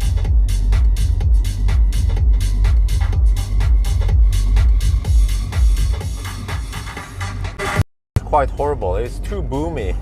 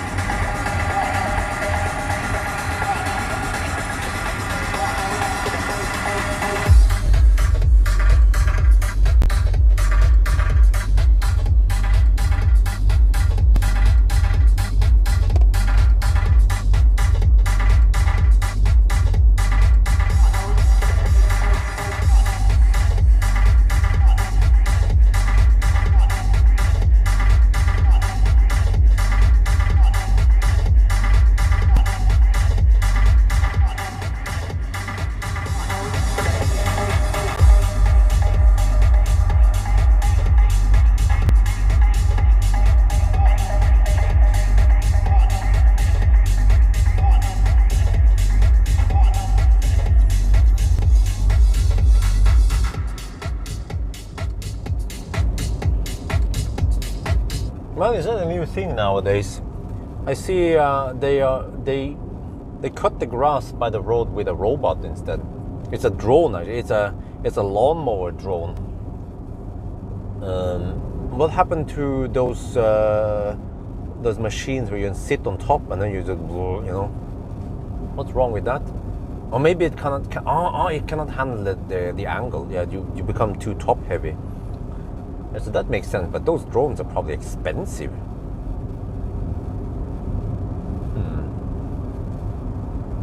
But on the other hand, it doesn't need to be strong to carry a human all around. The human just standing next to it while it's doing its cutting.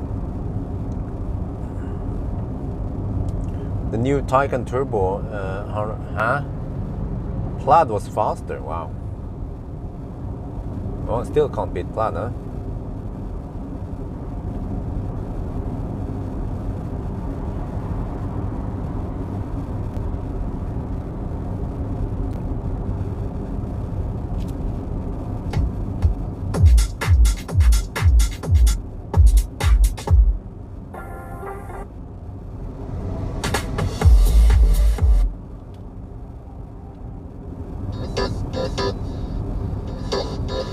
This is way too boomy bass.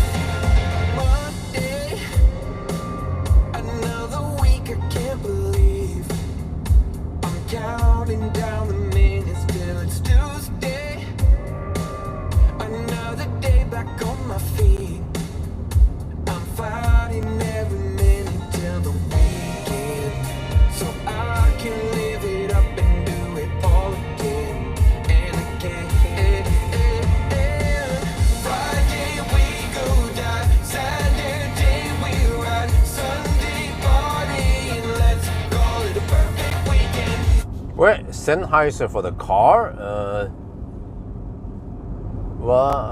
How good is Sennheiser in general? I just know the Sennheiser headphones, COS Porta Pro. I suppose they don't sound that great. Just maybe have some bass, but yeah. So okay, well, I need to be impressed then. I need to test one. Friday we go dive, Saturday we ride, Sunday party, let's call it a perfect weekend.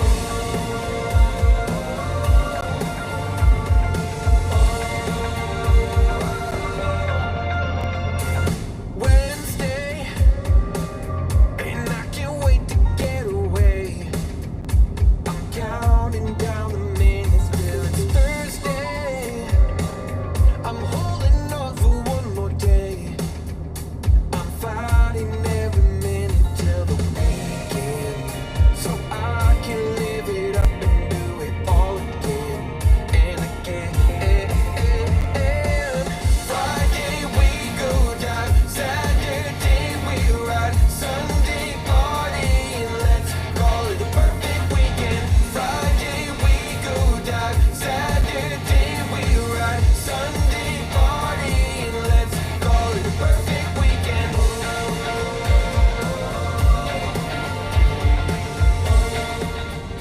But since we have the pool guy here, Achtung Polizei, I have to ask you.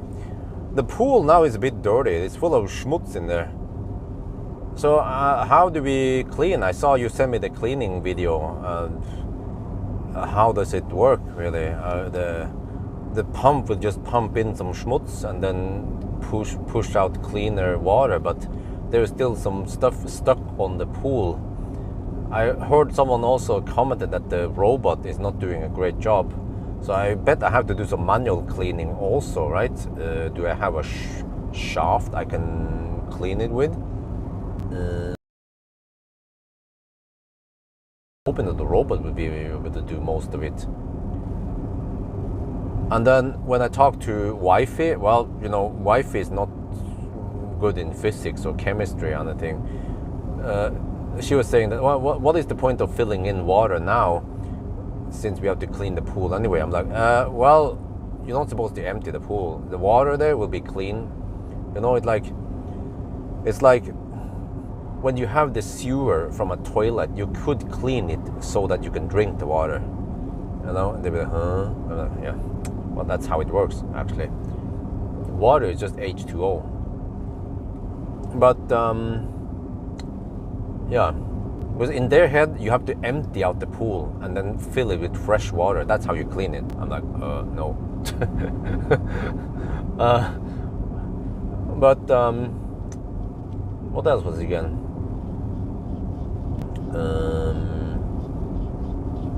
Yeah, also, the cover is supposed to just float on the water, because I noticed that there are no edge, there's no rail or anything that the cover is supposed to slide on. So I was like, the only way is then for the cover to just float and glide over the pool and when it's closed.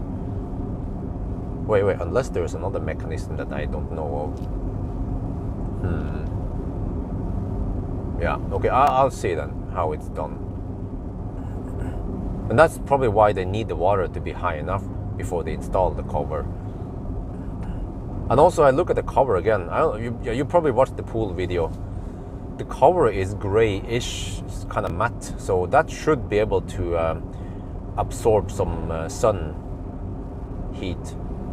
And then some people say, paint it black. I'm like, dude, you paint your pool cover black. I don't want it to look too weird. Like, many people, they have many fucked up ideas about how to do things, and they just throw it at me, but they would of course never do that themselves at their home. You know, let the pump do its job. Okay, try the cleaner. You mean a robot, right? The best products are from Dolphin. Okay. Yeah. Okay. Yeah. Okay. Yeah. I think it looks nice. Yeah. I also could choose the color and the finish on the cover, and that's what I chose. There are some glass cover, you know, like like a glass house, you slide over it. The advantage there is that is basically the all year cover. Yeah, you don't need a dedicated winter cover, but for me, like most people, even the pools guy, he also has a pool at home, of course. He also uses a very similar roof thingy for the winter storage. But many people, they don't understand what the heck that is, you know. That's just the way it is done. That's the way I learned it, at least. I didn't know this beforehand, before I got the pool. But I can understand that there are lots of clueless people out there who doesn't know how this shit works. For normal cleaning, painted one. Okay.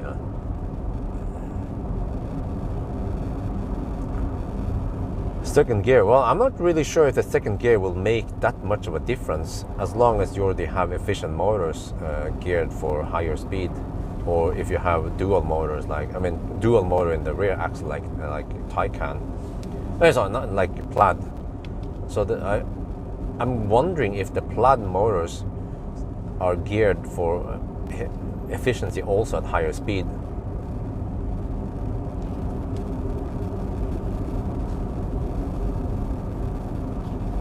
But I'm supposed to get instructions on how to use everything. That's what they told me last year. They were like, oh, don't worry, we will teach you everything about what you need to do. I'm like, okay, fine. Well, the first thing they did not teach me was that I need to fill up the damn thing before they arrive. So that's one fail already. And also another fail is that several days ago, when that happened, actually on Monday, already on Monday, I sent SMS, email the guy. I said, okay, now we are ready, so when will you come back? No answer. It's Friday now. I'm like, dude, the fuck, man. But okay, whatever. Because I know that once they finish the pool, I will get a big ass bill, which I cannot pay yet, because I have to pay the tax soon. In 2 weeks, I have to pay the big ass tax bill. And then also waiting for tax refund, and I don't know when the heck that will arrive. Tax refund will basically be enough to pay for the remaining pool bill. So I'm like, okay.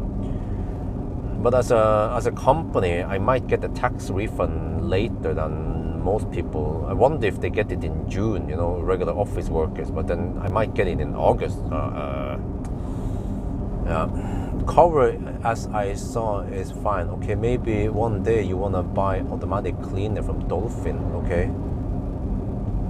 Oh, okay. Well, yeah, I can always sell this and then upgrade to a Dolphin. And okay. Yeah, I have no experience with this, so I just buy whatever is available there in the shop, and then as I get more experience, I can handpick the right product for me. pH must be always 7 to 7.2. Okay. And CH, what the heck is CH?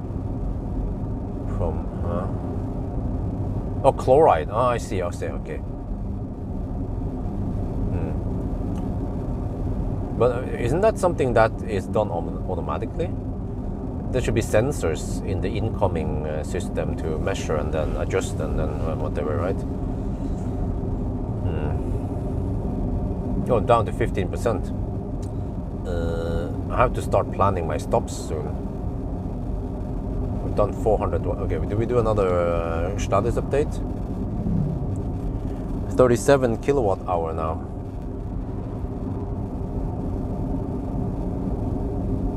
And then distance 421.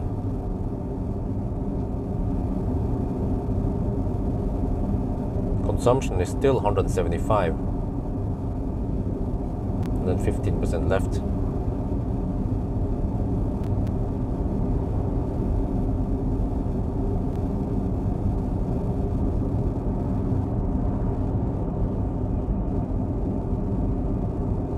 Estimated 86 kilowatt hour.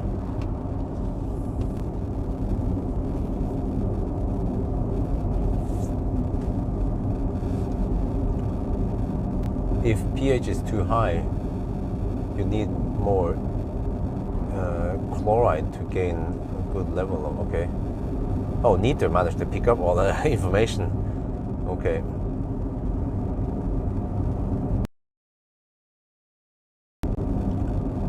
490. Yeah, I'm a little bit short of arriving at Yes Home. Okay. That means that I might not even be able to reach Gardermoen, but I should be able to reach Ayuntidal. But that's a bit risky business in case the car goes in some limp mode. So I might stop at Nebbenes. Maybe I'll try the hypercharger, see if I can get 175 kilowatt. Just curious about that part. Okay, it's not that hard. Okay.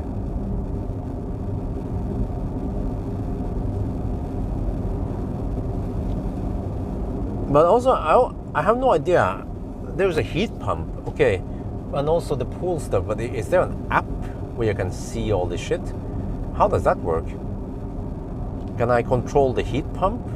Can I set the desired temperature or something? You know, I want 28 degrees Celsius. So that's gonna take a while, right? The heat pump can heat, has a heat capacity of 15 kilowatt or whatever it was, which is quite strong. It's a big heat pump, weighs 90 kilograms. Those are kind of expensive. Well, okay, well, at least I took that investment. But I mean, it sounds like it has really good COP conditions, because if it's okay, how the heck does it heat up the pool? Well, it takes the environment temperature, right? I'm not sure how I want to heat up the pool. Maybe I want to heat up at night when the electricity is cheaper. So in the swimming season, it could be 15 degrees at night, and in the daytime it's 20 degrees maybe, or 25 sometimes. And then it needs to just heat it up to maybe 30, 35 degrees for the inlet, right?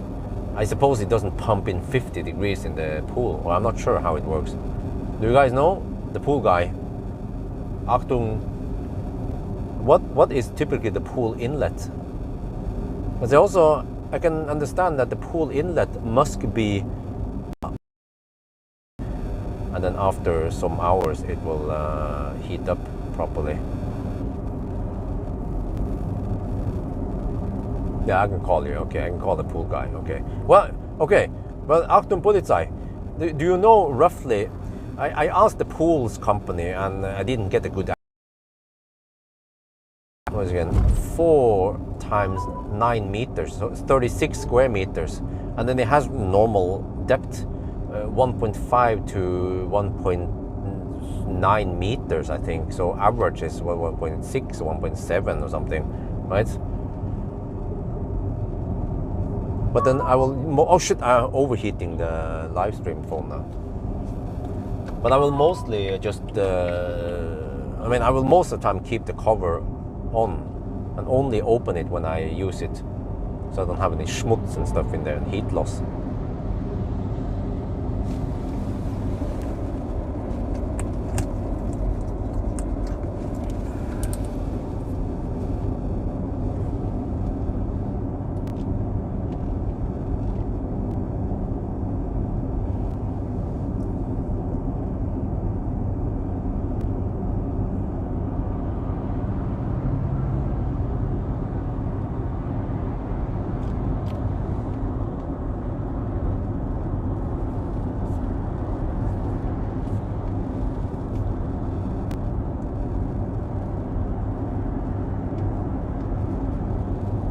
Okay, it's charging, but it's gonna overheat again because the sun is right in the face. I better cool down the phone enough so it doesn't overheat right away. Pool computer on mobile. Ah, okay, good. Oh, so there's an app for it. Man, that shit is stinky. To recirculate.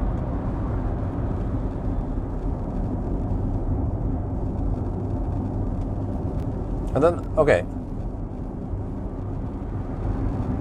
Okay, right, watch the pH and chloride levels, okay. But Achtung Polizei, I was asking how much will it usually cost to keep the pool heated? What is the energy consumption there? Do you know? I have 36 square meters, and then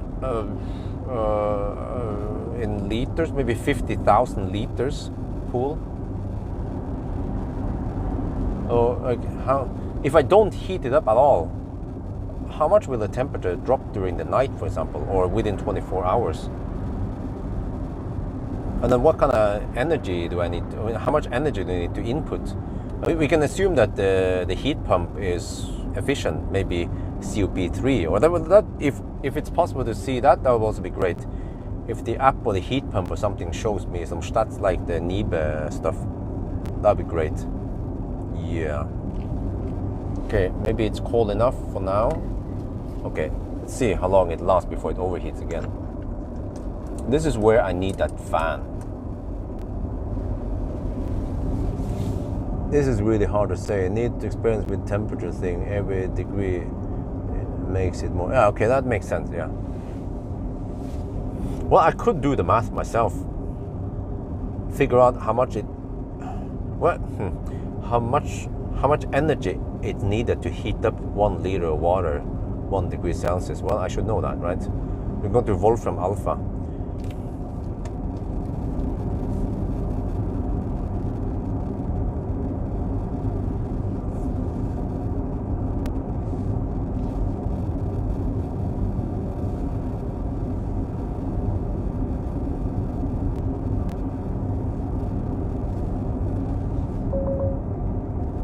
Charge car remaining range insufficient. Okay. Well, I don't know. I think I have more like 57,000 liters.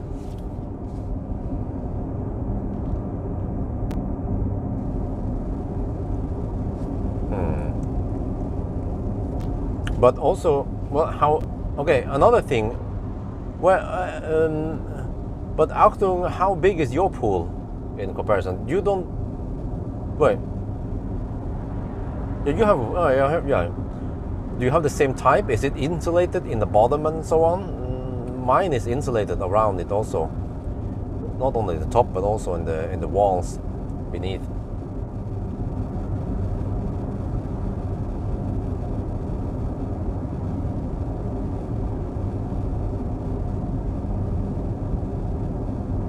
Yeah, if I don't, yeah, of course, don't heat it up.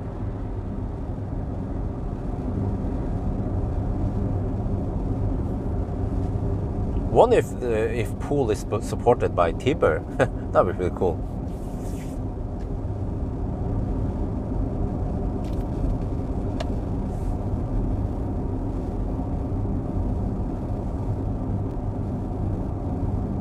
Isolated bottom. What about the sides?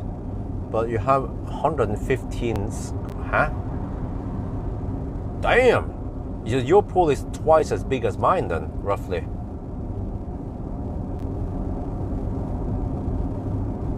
But let's see.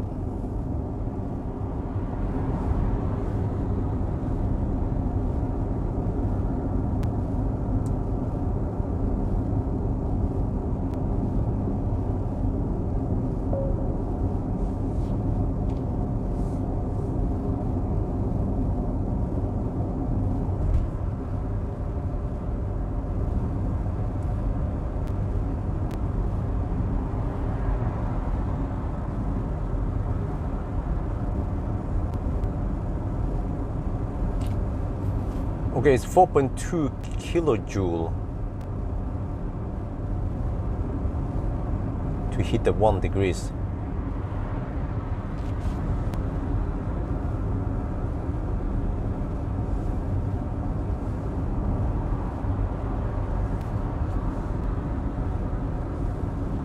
Oh, damn.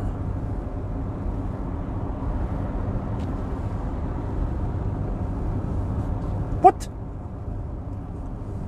I need 66 kilowatt hour of heat. 14.5 times. Damn, your pool is huge. Yeah. But I estimated that just to heat up the pool by 1 degrees, I need to input 66 kilowatt hour of heat. So then it boils down to the COP. What kind of COP can we expect here? Is it 3? Is it more? Would be great if we have more. When I look at the heat pump specs, it seems like 3 is kind of low. You usually get something like 5. So yeah, that would be great if I need to input around 10 10-12 kilowatt hour of electricity to heat the 1 degrees.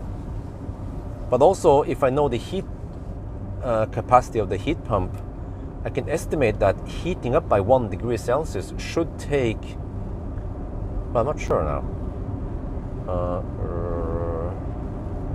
should take around 5 hours maybe. Well, no, it depends. 3 to 5 hours maybe, especially if I get the help from the sun also.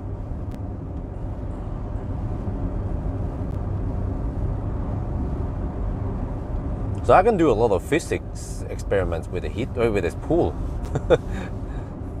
and actually generate some money from all the views from the pool stuff, because it's just it's a big water accumulator. I mean, it's a heat accumulator. That's what it is.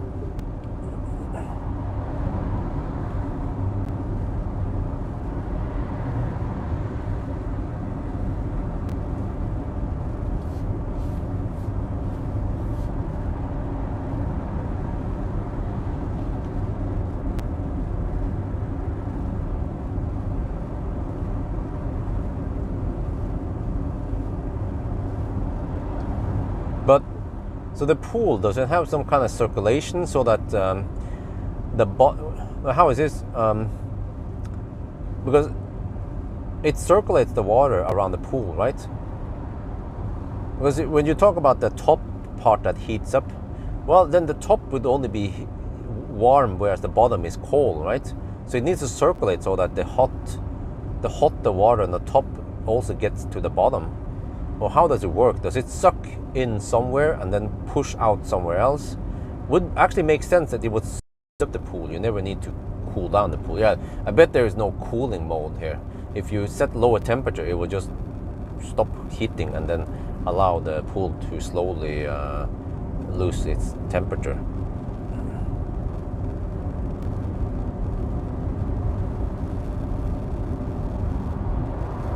Some micromanagement, okay. Water in the filter brings out the filter, the outlets. But the outlets, the inlets are on top, right? Outlets are on bottom. That's the only thing, a sensible way I think of. Wait, what is it? 11% now. Getting kind of low. The car claims 53 kilometers and we have 55 kilometers away left for Yes Home.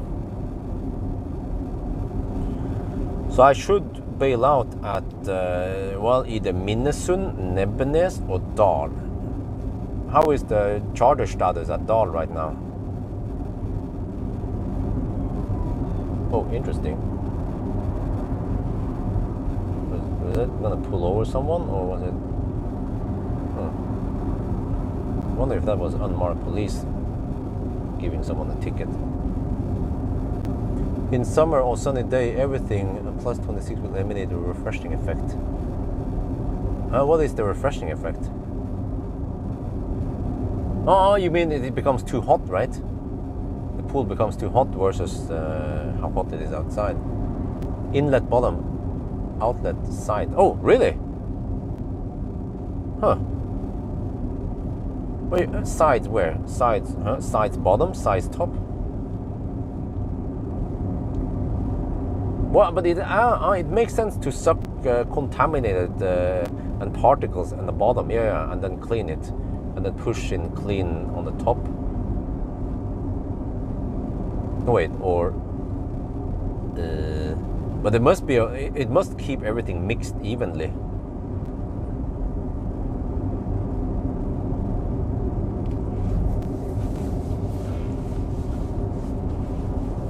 Okay, so 20 circulation, because you will then get warmer water on top then. Or maybe the fact that you suck at the bottom, you then, if you suck from somewhere, you have to pull it from somewhere else, so that the hot water will actually drop because of the sucking effect. So then you mix the hot and the cold.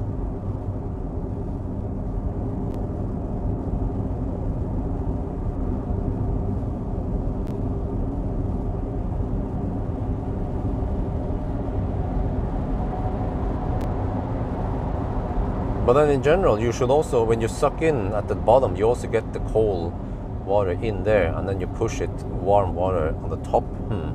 and then you circulate like that. We have skimmers at the end, suck the water surface in. Important for insects. Okay. Oh, okay. I have to check all that stuff, man. Eventually, I have to learn more about how all that shit works. I have no idea how a pool ecosystem works.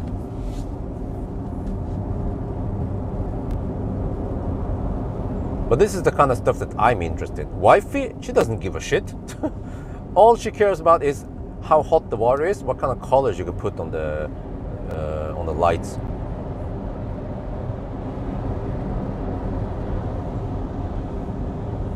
Okay, 11% now. HVAC is on. Wait, should I have recirculation on? So out again. Yeah, I bet I will. This is the kind of stuff I'm technically interested in. Let me shoot some more video here.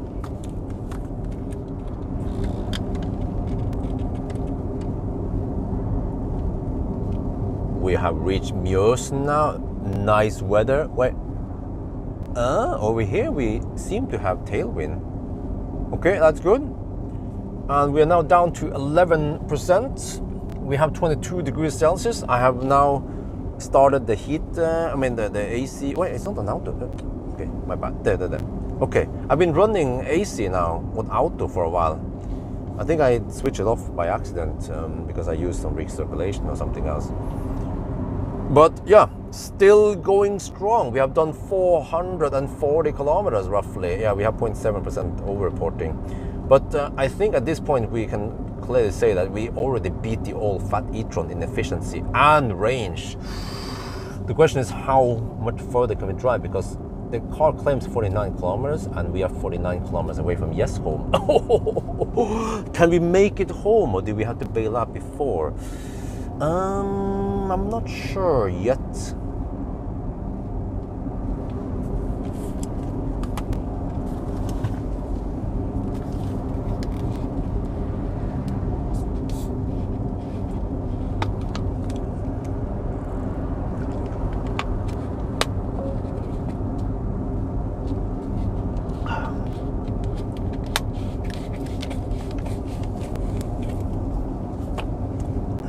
Well, you know, I would be tempted to pump the pool water to cool down the rapid gate leaf battery or some shit. No, actually, how do I do that? I have to have a closed system then. And I'm not sure if I would mess with that, because pumps would then suddenly be dealing with chloride and stuff. Yeah. Probably just leave it there. But at least I can try to measure the surface temperature on the cover and see how passive heating works.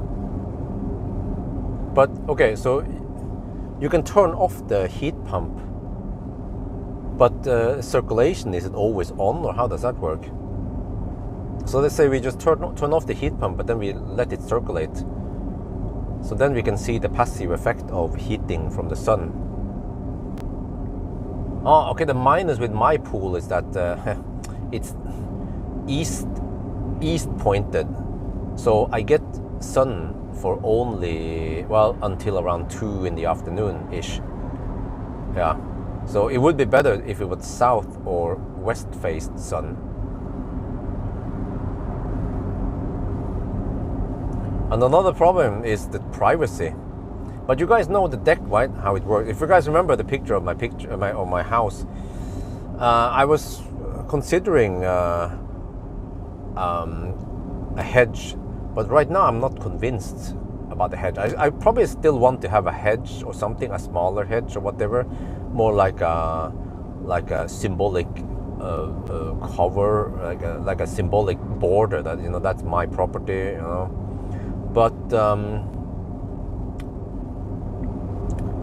But I'm thinking for privacy, it should be way more efficient, way better to have this, they call it levegg. It's like a rollout wall.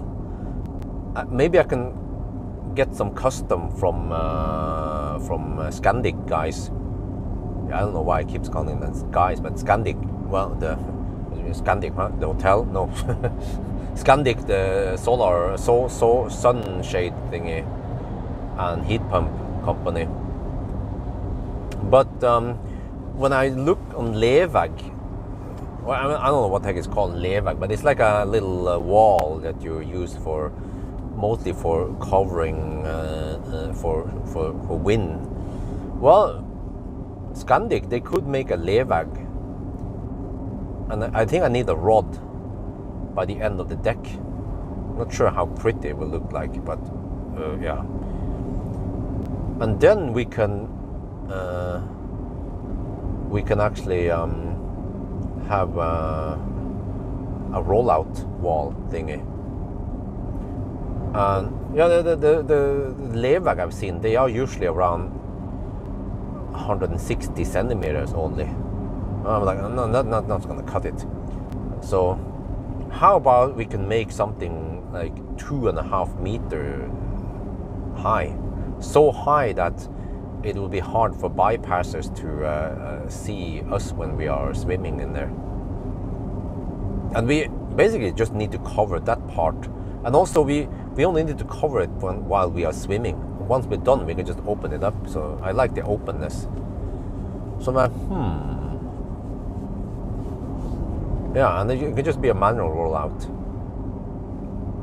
And then I'm not sure about how transparent it will be, or if we can make it totally block out, 100% non-transparent. But then how much is that gonna cost? Well, if it's not electric, then just pay for the fabric, but it's quite big fabric. I measure it to be 8 meters wide, and then maybe 3 meters tall, or 2.5 or some shit.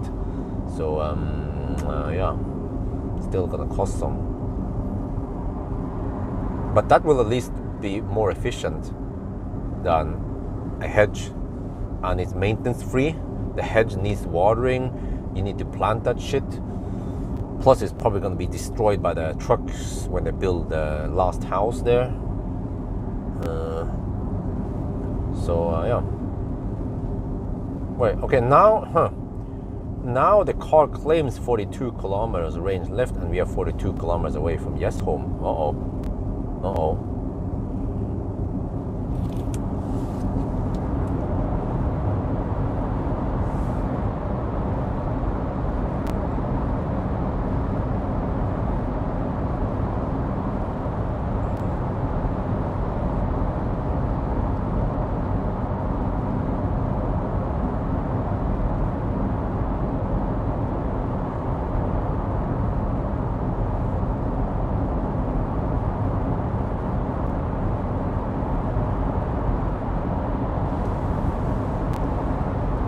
Oh, interesting. Okay, the Nio ES8 I tested had 1.9 kilowatt hour zero buffer on the 0 mile test. But it is everything mounted now for the pool. No, they need to install some more shit. Or, I'm not sure if there is chloride inside. That's important for good water quality. Green slowly, okay.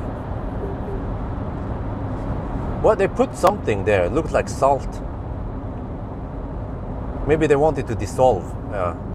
What is that they put in there? It looks like salt. They put like a couple of kilograms of something there, white. The day the pool guy was there.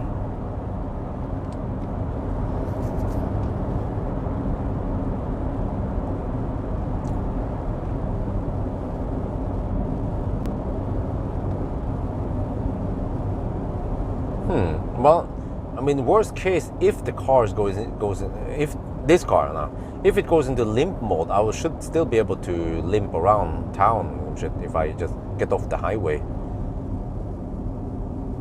But if I have 1.9 kilowatt hour, then I should be able to get it. Or I should at least be able to drive down to 0%. In case I want to go deep. Salt tablets produce the chloride gas. Okay, yeah, there's some kind of electrolysis going on, right?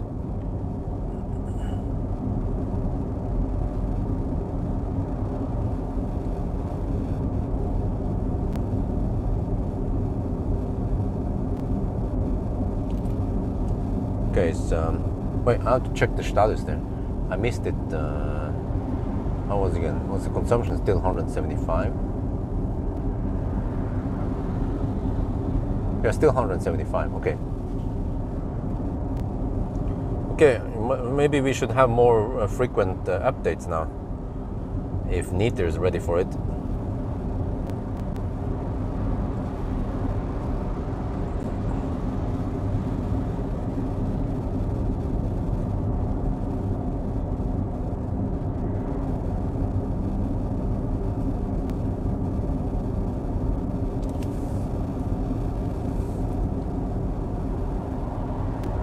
$42.3 kilowatt hour. 456 kilometers and 8% left.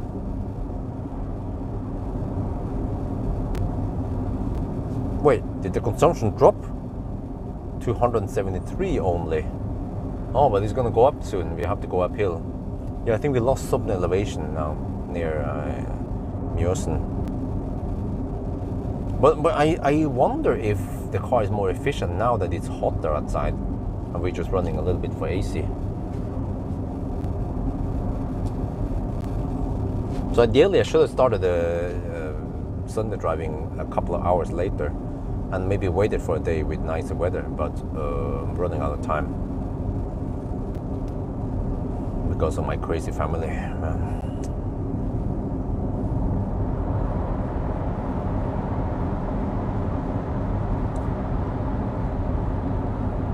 But you know what they say, you can choose your family, but you cannot, you're destined with your friends. Wait, maybe the other way around. You're stuck with your friends.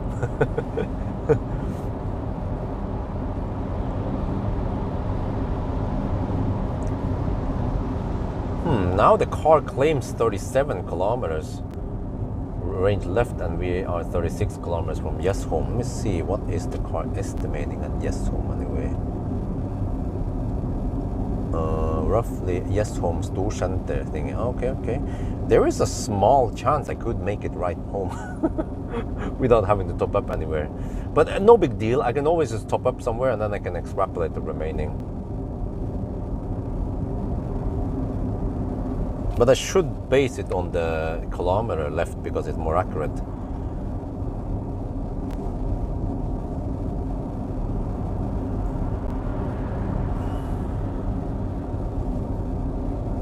But I also have to figure out roughly how much the kilowatt hour is.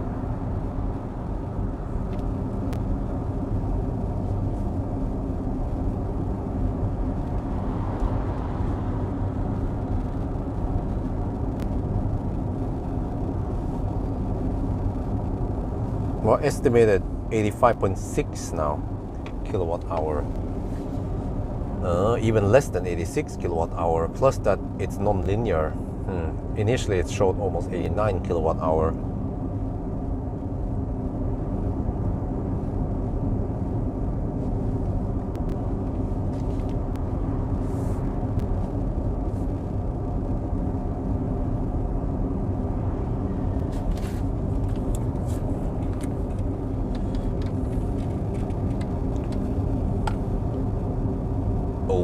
We have 8% left and 22 degrees outside. I set HVAC to 24 degrees on auto, so we're trying to save on AC there.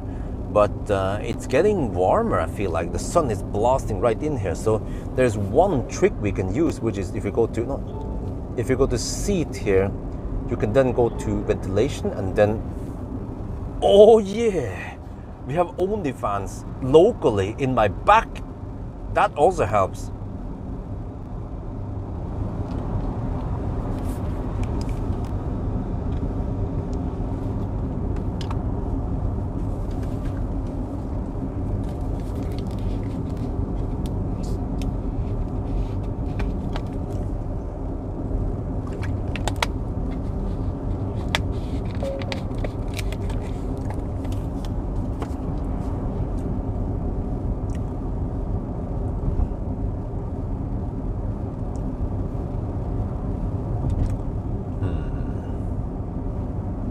would be a big disaster if I run out of juice, right?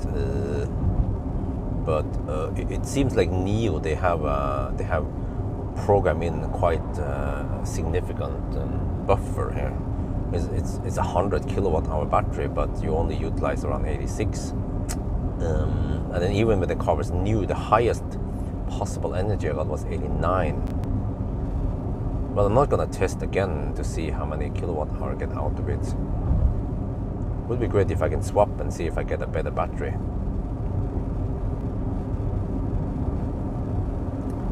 But what should I... Hey, wait. The phone didn't overheat yet. Okay. 7% now. What do I do? Do I go to Ionity? Do I go to... yeah, if there's a place I should bail out, it should be Ionity Dal. Can you guys check charter status on Ionity Dal? We should be around 15 minutes away, the speed we are traveling at now.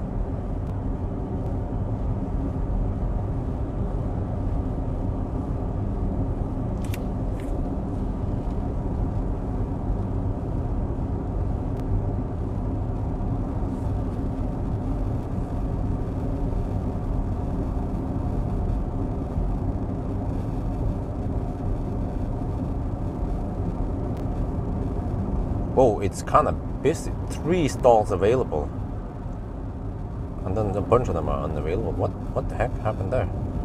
But 3 stalls available? Well, that's good enough.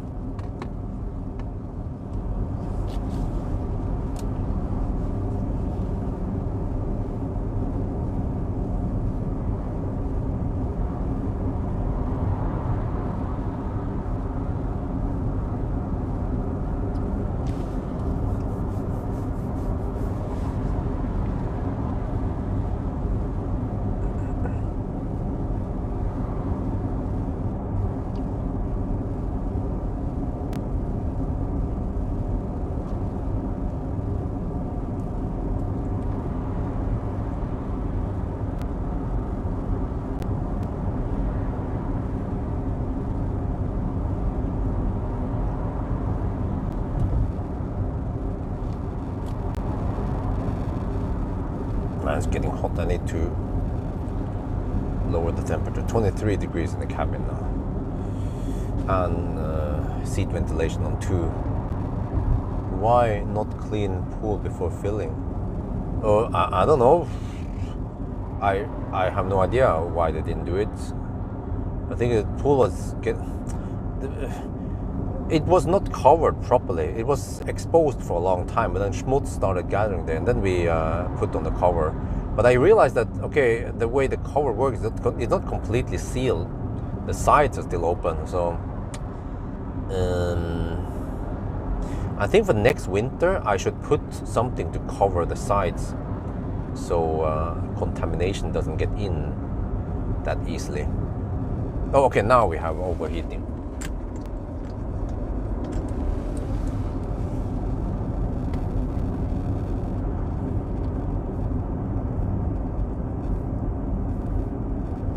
Okay, if I cool now for about a minute and overcool it, then I should last long enough before we are there.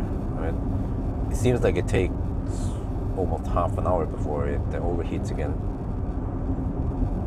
We should be home in around, I don't know, 25 minutes maybe, hopefully. Depends how long I need to charge at Dal. Yeah, battery might be old. kilowatt, 90 kilowatt.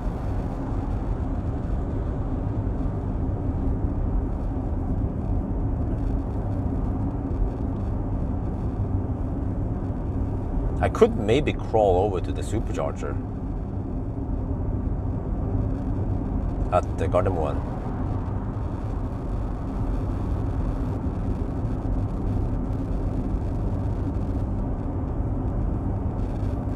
Waldemar found Voya PTC problem. Huh? What?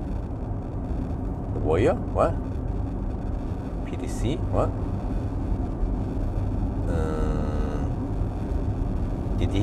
Did we show a Voya?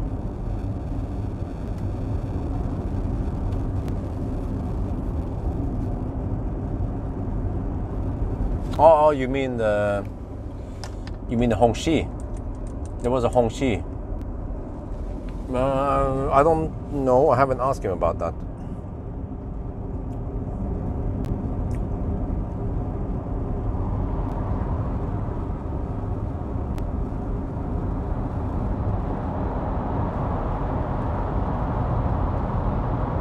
Oh man, that shit's gonna be smelly. Let me start recirculating now. Before that shit gets in here. But, oh yeah, we can check something else now. We can check power limit. That also gives us an indication. 370 kilowatt power limit. Okay, how was that again? The power limit would be around 100 kilowatt, but then suddenly it would just, yeah, it wasn't linear drop towards the end. So I think once I get down to around 100 kilowatt power limit, I should be concerned. I should have rewatched my 0 mile test. But I think from what I remember, it was something like that.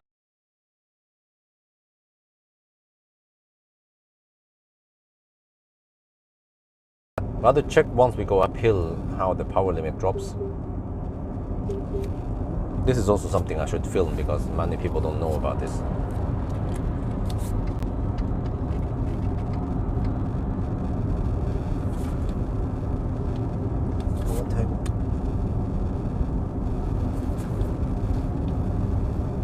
We are still 24 kilometers away from Yes Home, and we are down to 5%. And I just remember something. If you bring up the power screen here, you can see the remaining power, the power limit.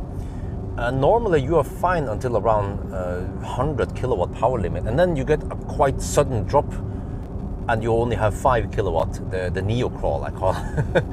So as long as we have 370 something kilowatt power limit, then we are fine. And also, yeah, we'll see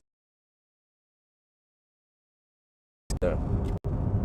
Then the power limit should drop temporarily, and then it goes up again. So far so good, but I just have to know roughly how deep I can go.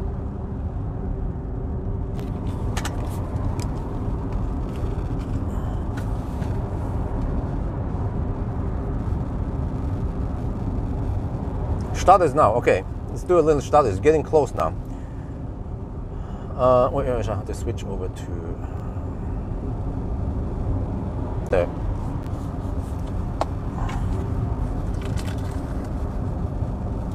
$45 kilowatt hour, 471.6 kilometers, and 5% left.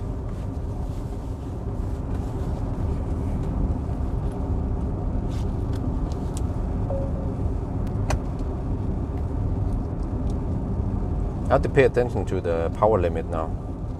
It becomes more and more important. I have 360 kilowatt power limit. So once we get below 100, then we should be worried. But I think that doesn't happen at 0%. It happens below 0%. Consumption, ooh, 173 now. Ooh, it seems like the consumption has dropped towards the end now because we had some tailwind and higher temperature. Yeah, ever since now we had 22 degrees and it was 24. Wow. Huh? So the 20 watt hour per kilometer lower than Fat e-tron, huh? Oh, damn. How can the Fat e-tron be so thirsty? Even this bigger car, more powerful car, is more efficient than the Fat e-tron. Well. Vorsprung durch thirstiness, right? Wait, that was one of the bailout points. Nebbenes, I already passed it. Well, we should be able to go Dal, but then I'm not sure if I want to go beyond Dal.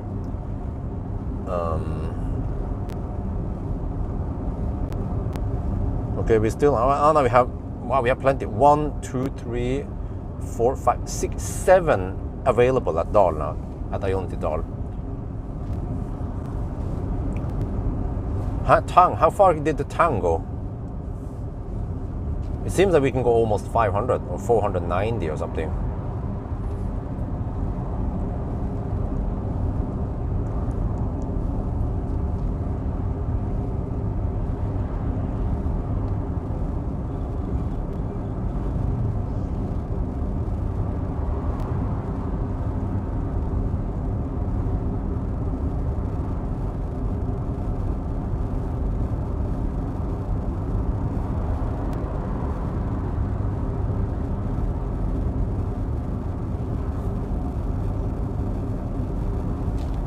Oh, okay, now I navigated to my home and then it claims 22.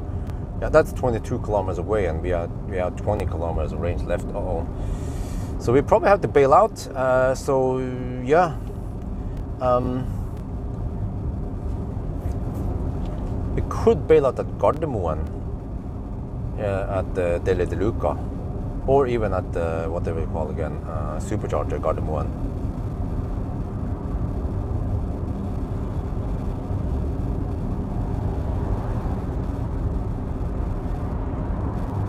Plantation, whatever it's called.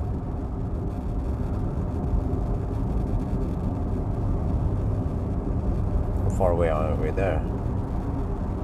Oh, 16 kilometers away. Oh, do we dare to go deep? I think we dare to go deep. Want to go deep? Always go deep with the Chinese, right? Huh? Oh, more efficient than Tang. Wow, this is bigger than Tang.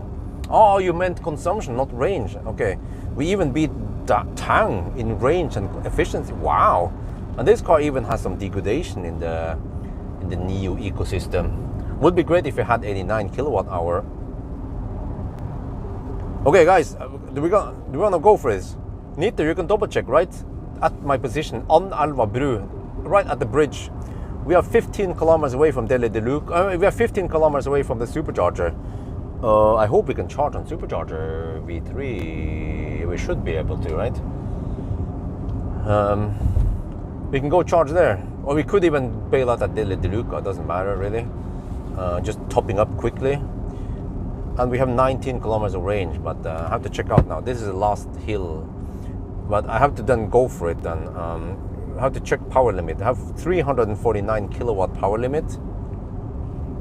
It drops 344, 342, 341, 340, 338, 335, 330. I mean, that's still fine. 327. 320. Yeah, as long when you drive uphill, it will drop. 310. 310. 308. 304. But still fine. There, 311. Now it flattens out. Okay. That was a bit scary, but that was also one of the longest uphills. Eventually it will flatten out. And on the flats, I could, even if I get in the Neo crawl, I could probably go around 40 kilometers per hour. With hazard lights on, you can actually crawl for a long time, what I remember. I never tried to see how long I can crawl in a Neo crawl. Just feels very uncomfortable, that's all. Okay, 345 kilowatt power limit. 350. Ooh, do I dare to go for it? 3% left. How much can we expect from 3% then? Around 2.6 kilowatt hour. That means average 198, given that we can get that much out of it.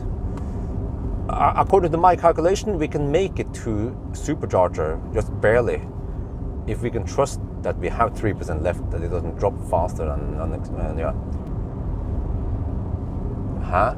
Tesla takeover Europe. What the heck is that? Some event? Sorry, I can't go. ABC always blame family, always blame child. 12 kilometers away in Gardermoen supercharger. Yeah, 12 kilometers. Yeah, from this point, 12 kilometers. The car claims 15 kilometers left. Let's YOLO it.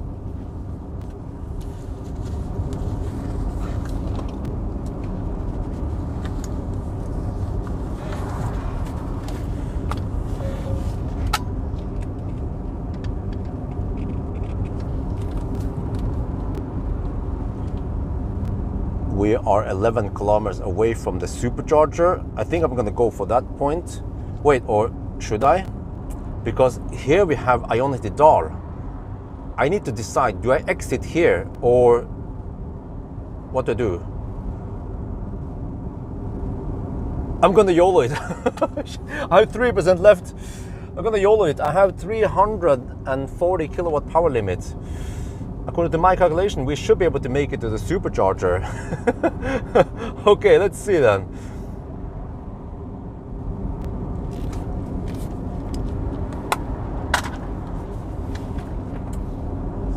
Huh? It is an event, but already in the past. What do you mean? Oh, do you want me to go back in time? Okay, I'm gonna. Okay.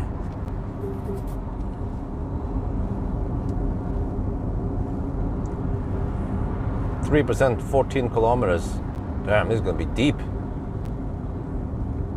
But do I go for supercharger or do I go for Deli de Luca? I go for supercharger, right? I think if I, for some reason, cannot charge it, I can always crawl over to the Deli de Luca thing.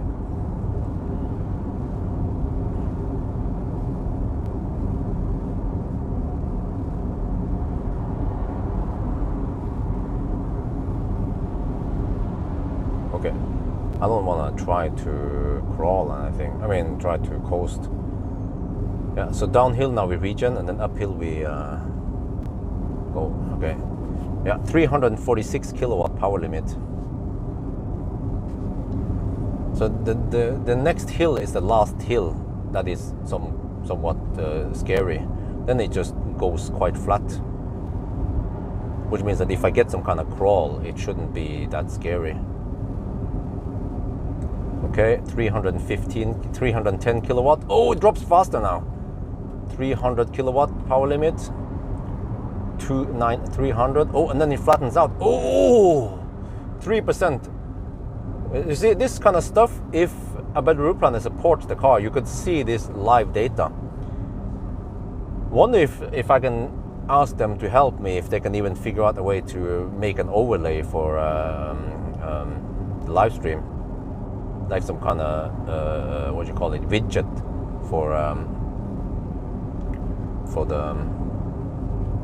Streamlabs. There should be someone there who knows something, right? They have a bunch of people in the route planner developer team. 2%, 12 kilometers left,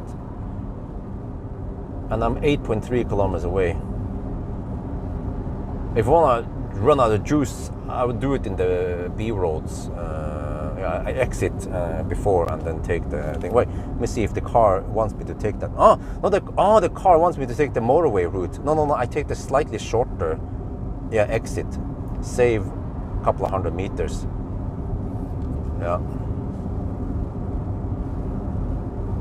Yeah, still 324 kilowatt power limit.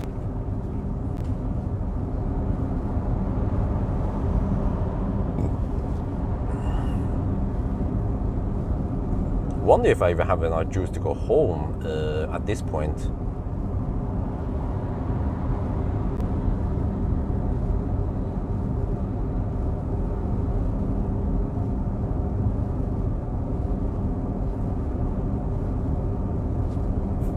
I'm not sure.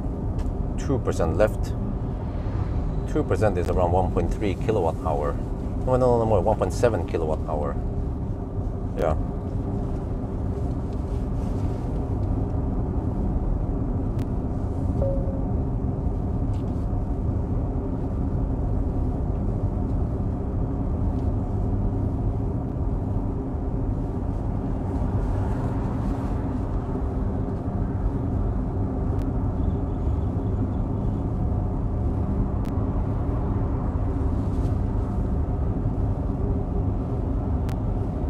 Oh, that is quite risky. Yeah, it is quite risky.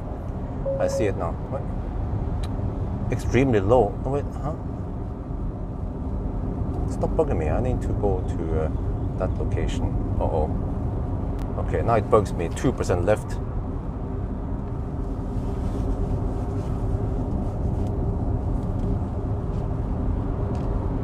$10 kilometers of range left.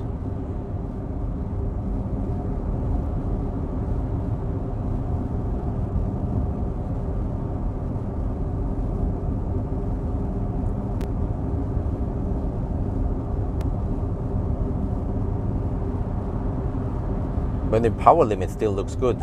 308 kilowatt power limit. Yeah. If I was down to 100, I would be worried.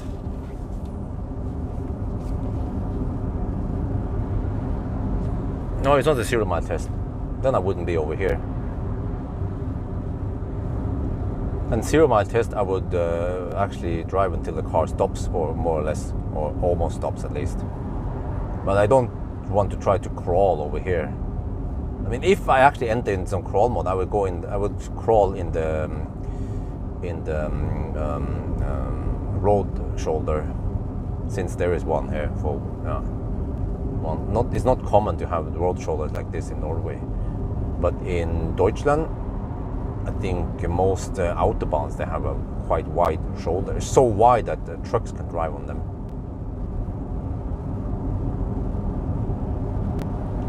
Okay.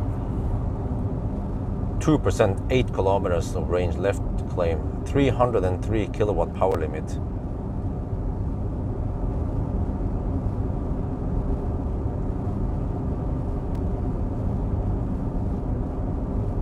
Okay, I think this is it. I don't want to stretch it too much. 1% now. Oh, 8 kilometers of range left. Well, it's probably 1.5%. Yeah, that's the deepest I would go. We are we are around 3 kilometers away from supercharger. I didn't bring protection. 7 kilometers left, but still 305 kilowatt. I remember when I went to 0%, I think the car was still driving fairly normal, but I measured around 1.9 kilowatt hour below zero. That's when the crawl happened. So you should be able to go safe, I mean fairly safe to 0%. But that's why we have a 100 kilowatt hour battery and only use 86 out of those. So there's enough buffer here in case you take any risks.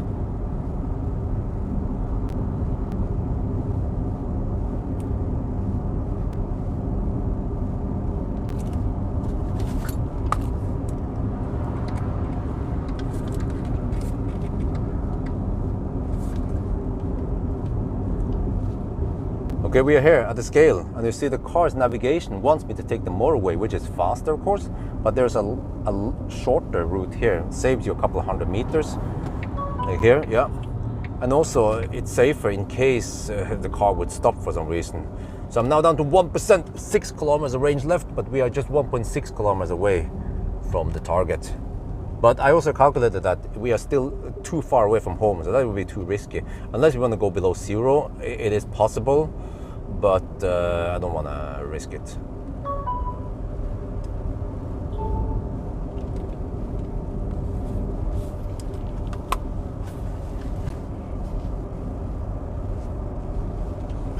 Oh, awesome. Did you use my link for the sexy button? Yeah, still 330 kilowatt power limit. Damn, but wouldn't it be awesome if you guys could see all the stats live in about the route planner? I wonder how fast they can update it, because you have to look at the ADAS controller fault. What the heck is that? Because you have to look at the website, right? Whoa, whoa, there's a bunch of... Oh shit, what the heck is going on now? Ah!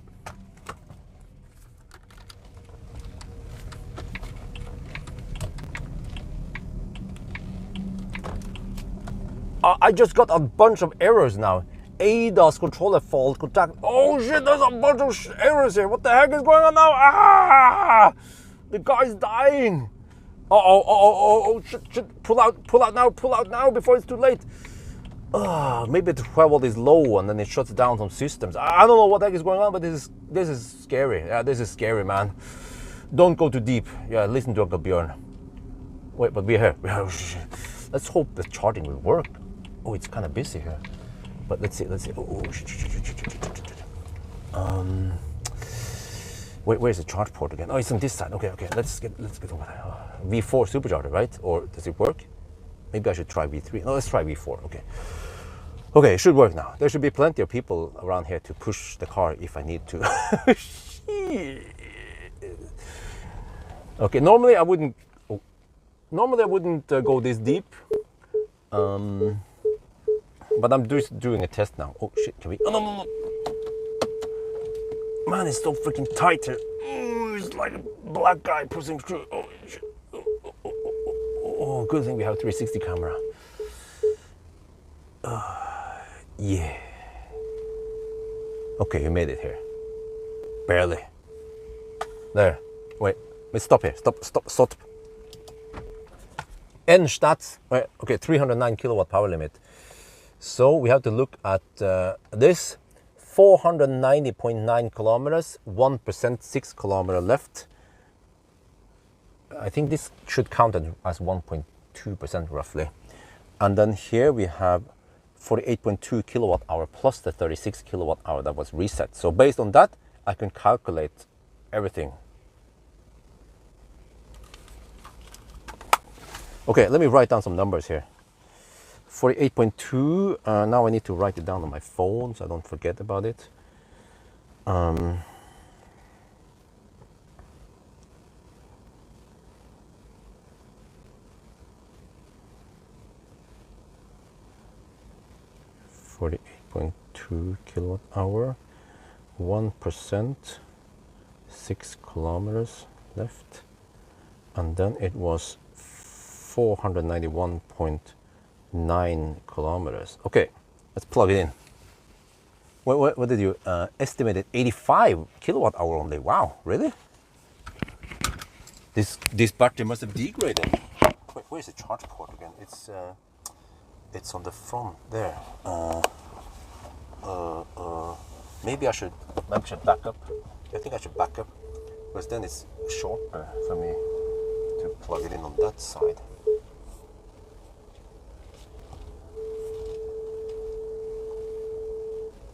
Yeah, it should be better on that side. Like this. Zoop.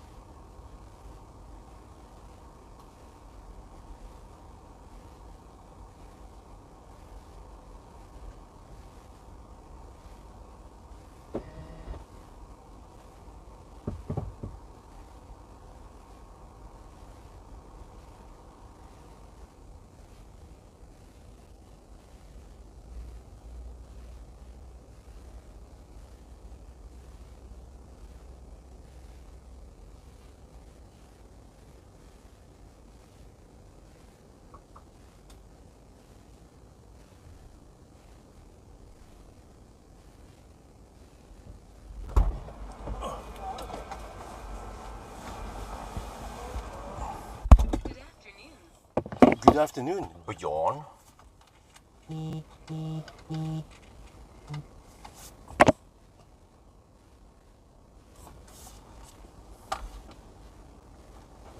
Oh yeah, we're taking 98 kilowatt.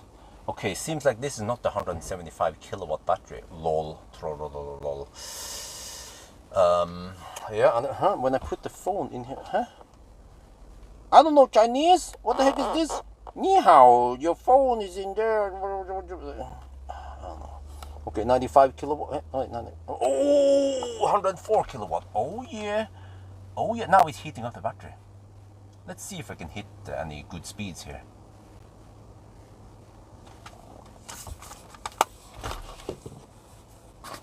Wait, one. It's missing on my report. Oh, okay. Oh.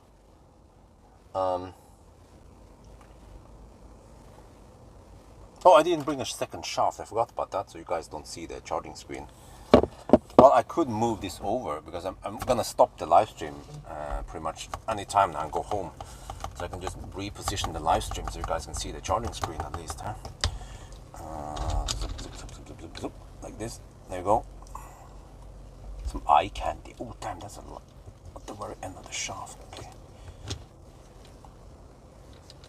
Also to check out which route is the fastest to go to home. 119 kilowatt now, huh? Maybe crank up the heat and the cooling here a bit. There.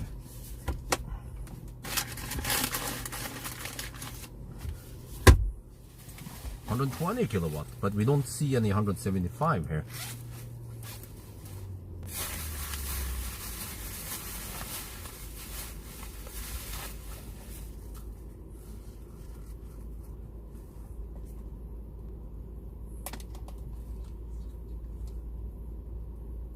Well, I have plenty of juice to get back home now, so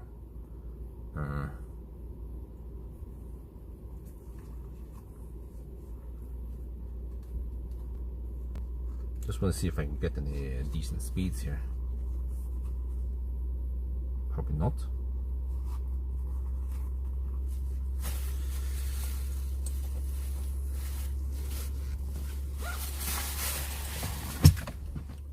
Okay, let me see. How do you know? I don't know. Ich weiß nicht. Okay, so 491.9. So we have 48 plus 36, so 84.2 kilowatt hour then.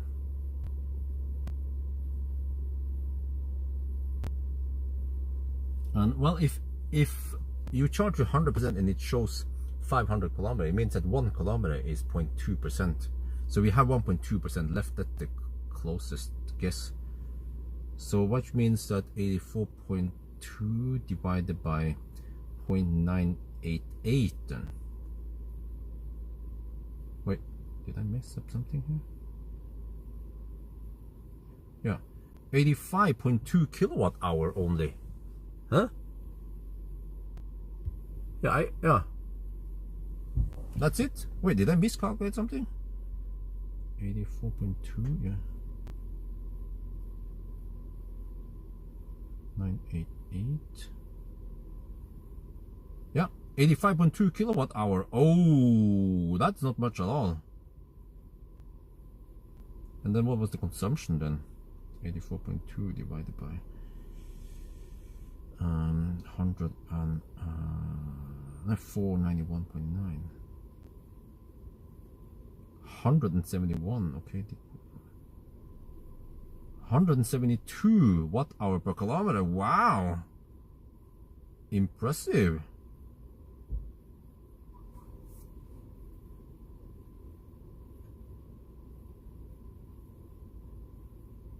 $484 kilometers. Nice. Okay, let me show. Oh, we hit 120 kilowatt, and now it's already too late.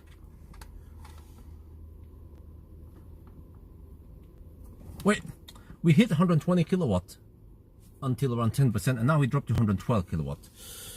Well, 100 kilowatt hour battery, but we get this speed, not very impressive speed. Do I care about battery swapping it? Nah, whatever. You guys have seen it before, right? Let's go home.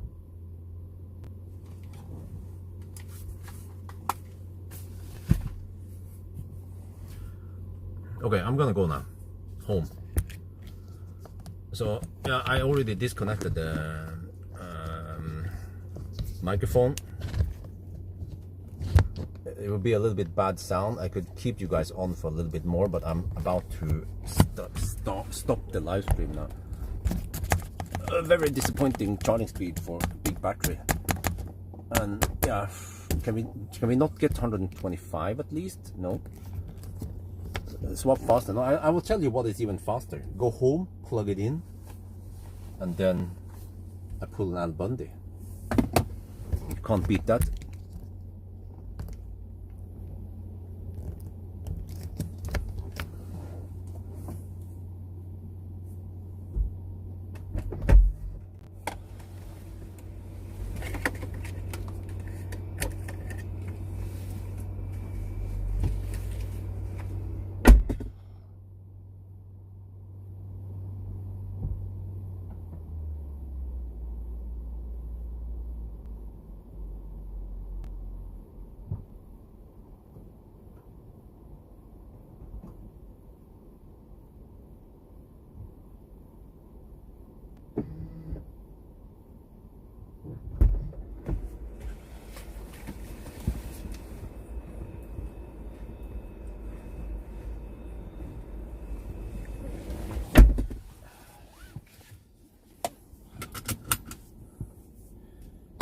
But yeah, next Tuesday or Wednesday, I will get the new door installed. Nice. I need to tell Wifey about it. Maybe I should tell him now before I forget about it. new door will be installed.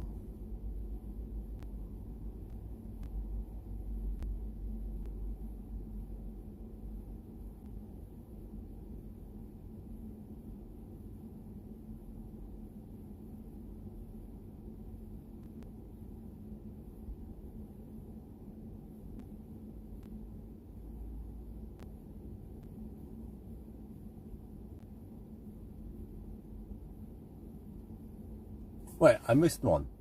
A donation. Oh! Sorry, Achtung Polizei donated $50. Next bag of salt tables is on me. Thank you very much, man. Didn't know that salt tables were that expensive, but highly appreciated. Now I'll go home. TB, go home. I'm not sure. Wait, let me check something here before I go. Shit. Which route is the fastest? I might not want to get stuck in the stau there, right? Let me see. Search home from here. Oh, wait, no. No.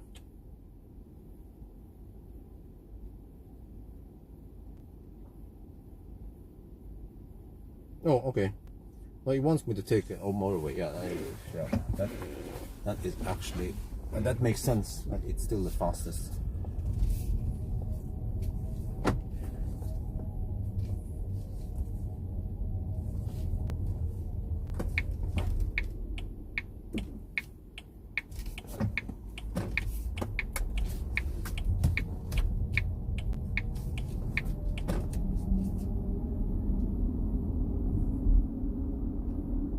So yeah, that's it.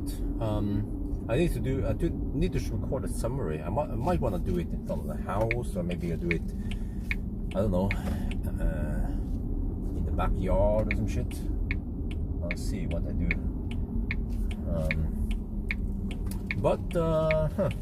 Not surprisingly, we now have even less kilowatt hour available. I have to check with some other stats, or I wonder if this is the lowest measurement ever. Only like less than 86 kilowatt hour, and I even drove quite slow. We didn't hammer it or nothing, you know. So it seems like these Nio batteries are degrading more and more without getting any refresh. Or I mean, so I heard those people who say, "Oh, but Nio is great because if you have any problems, you can just go swap your batteries. You don't have to worry about the battery degradation." Well, what the heck is going on now? It's following more or less normal battery degradation route. I mean, you have everyone is using the batteries, right, in the ecosystem, and what the heck is that? It's a freaking truck.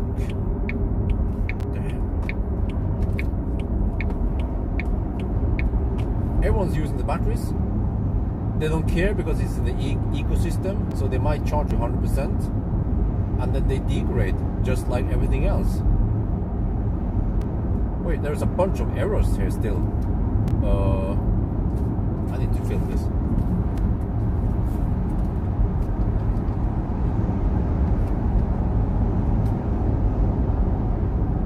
We're heading home now. I'm getting stuck behind left lane hugger. Wait, the car thinks it's a 60 zone here. No, but I still have the errors here. What? I thought the errors was due to some low battery, maybe low 12 volt, and then it should be gone now that I charge up the car to 15%. No, it's still there. Maybe you have to restart the car. Well, it reset this already. What? Shit, don't tell me that I got another faulty press car.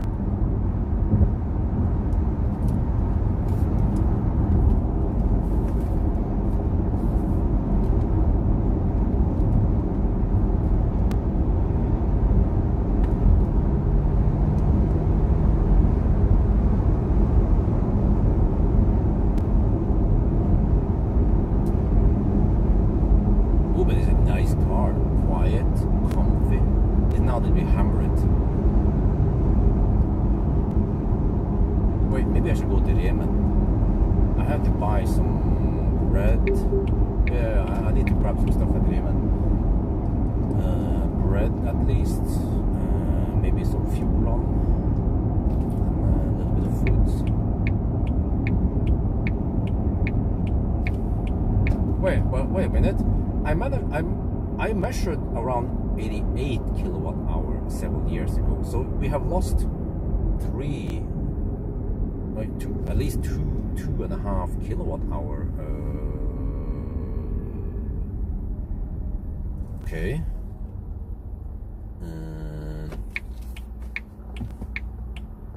Yeah, but why would they replace batteries? It costs money to replace batteries. They just want to keep the batteries in the ecosystem, of course. It makes sense, right? As long as there's nothing wrong with them, they undergo the same degradation. Wait, guys, can you guys find out? Just curious, how many battery swap stations do we have in Norway? We have Vestby, Cleavage, Gol, Hallingdal somewhere, Lillehammer, maybe roughly 10, right? Let's say 10-ish. And each of them holds around 10 or 13. So we have around 100 batteries in the swap system. But then how many Nios do we have in Norway?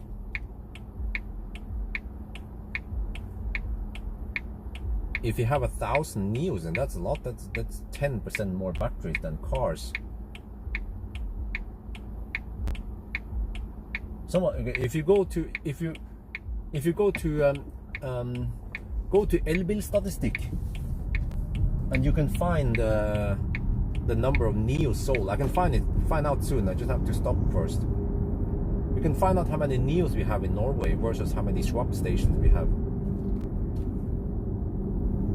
And I don't know exactly how many batteries they have in there, but I think roughly 100 batteries in Norway in a swap.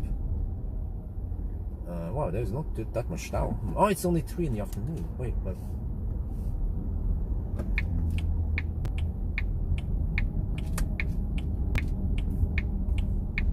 okay, I need to highlight the keep climate on now. Also, that is not available here. I also have to Google what the heck is that Nio platform calling it. I wonder if it was an NT1, NT2. Yeah, let's go to Remen. And also I need to do a parking test, auto parking test one day. Maybe tomorrow or Sunday. What? Yeah, we'll see.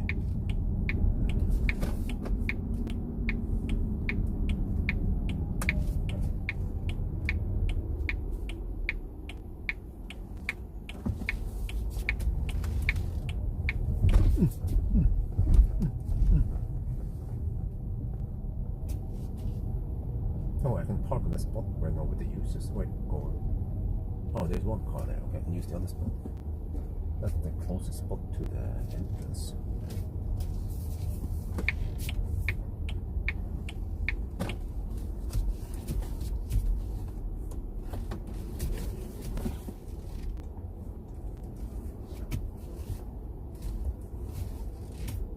"11 swap stations." Well, what do they have? 13 batteries each?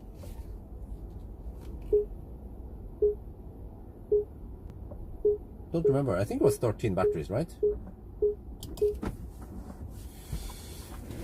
Let's do some math here. So then maybe 11 times 13, 140 batteries. Okay, what about the number of Nios then? Elbilstatistikk.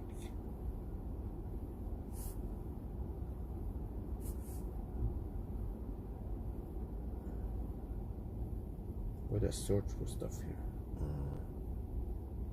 Wait, what? Oh, there's search, okay. Nio.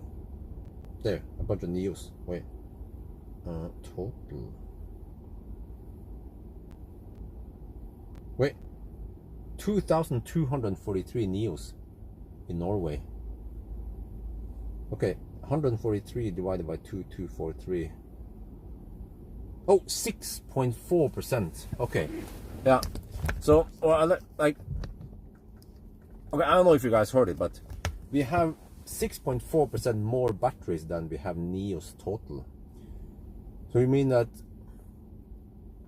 I mean, what does it mean then? It means that for every 100 cars, you actually have 106 batteries. So in a way, those batteries are, I mean, they help to reduce degradation slightly, but just 6%. But then it depends on how people treat the batteries. Now, do they abuse them because they don't own the batteries, or what do they do? Do they charge you 100%, or do they charge to 80%, or I think so. It's 80% or whatever, you know? And yeah, I have to check here the ES8 result. I need to know. I need to prepare my speech soon. Older have 13, newer have 20. Oh, okay. Okay. I don't know. Okay, but it's roughly there. It's like 6% more. So let me check something here. Range test.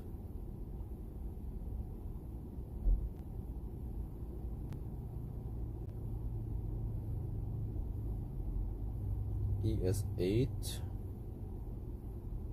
Yeah, 87.9 kilowatt hour. That's the only measurement I have. Around 88 kilowatt hour. And now we have wait, I didn't write it down.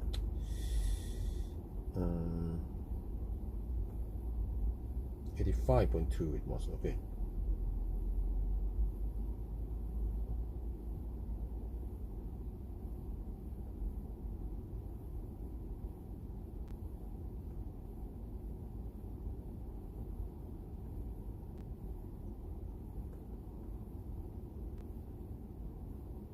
%3 degradation.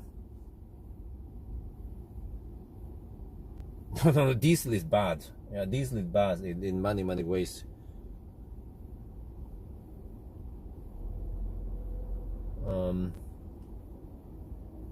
3% degradation after. Well, when was the Nio test done again?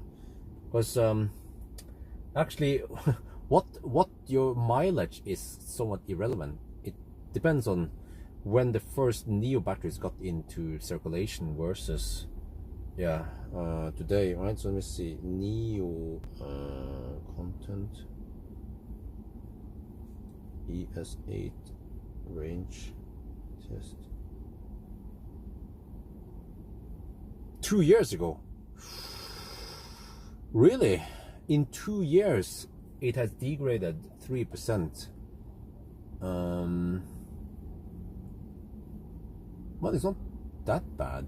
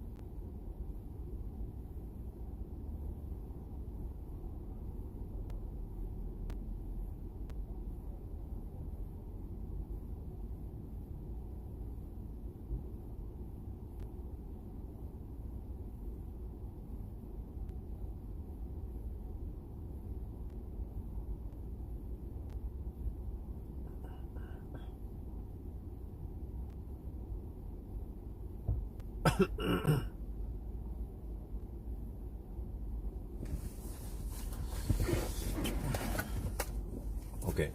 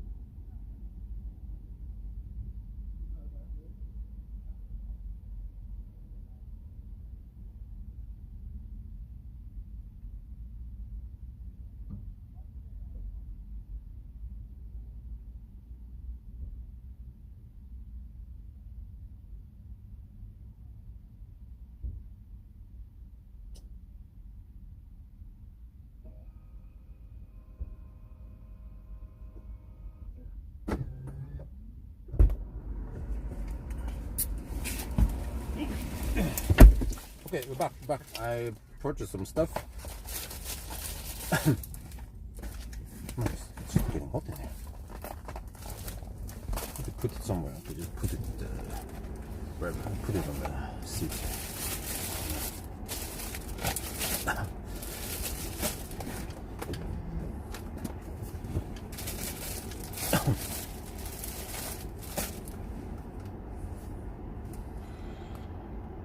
Oh yeah, we're back. Some bread. Both me and Isabel likes bread. Wifey doesn't like bread. Also fruit for Isabel and some food for me. Yeah, Fjolan. So it's funny that Isabel tends to like.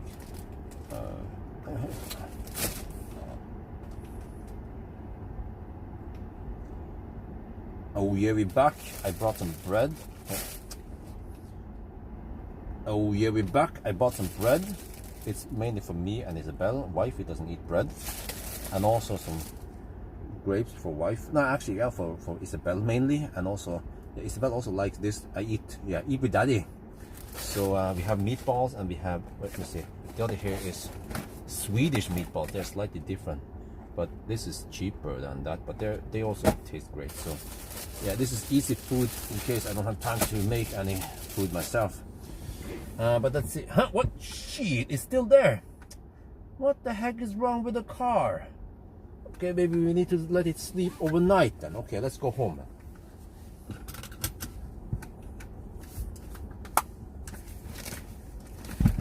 Okay, the error is still there.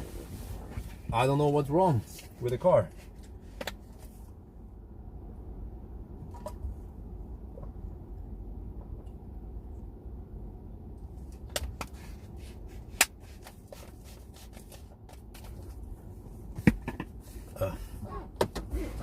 Okay, let's go home.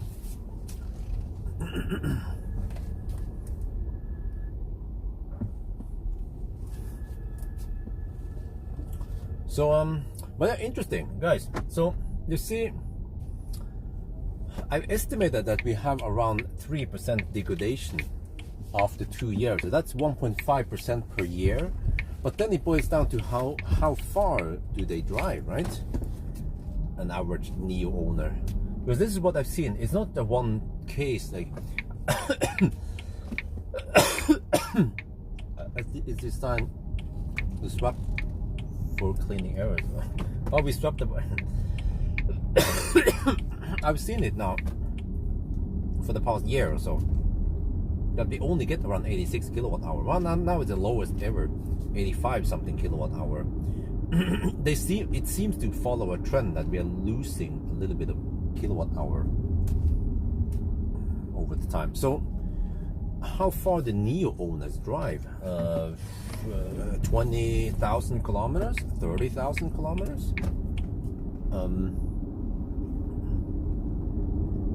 But if it's, let's say, if you assume it's 30,000 kilometers, and then 1.5% on that means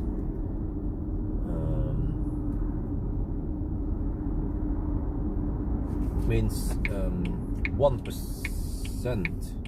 No wait, 2. No, wait, my bad. 1.5 per hour per year.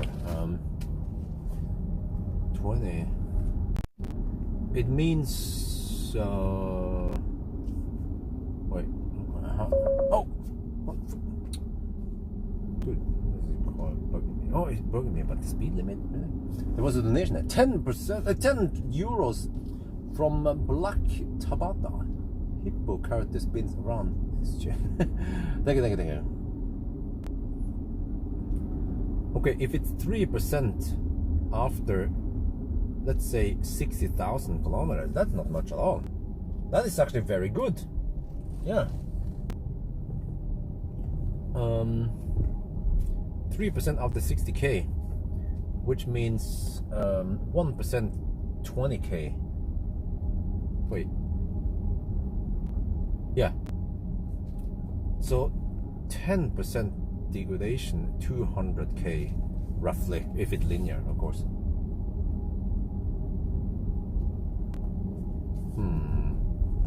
Wait, but it means it loses roughly 1% per year. Yeah, that's what we have seen now.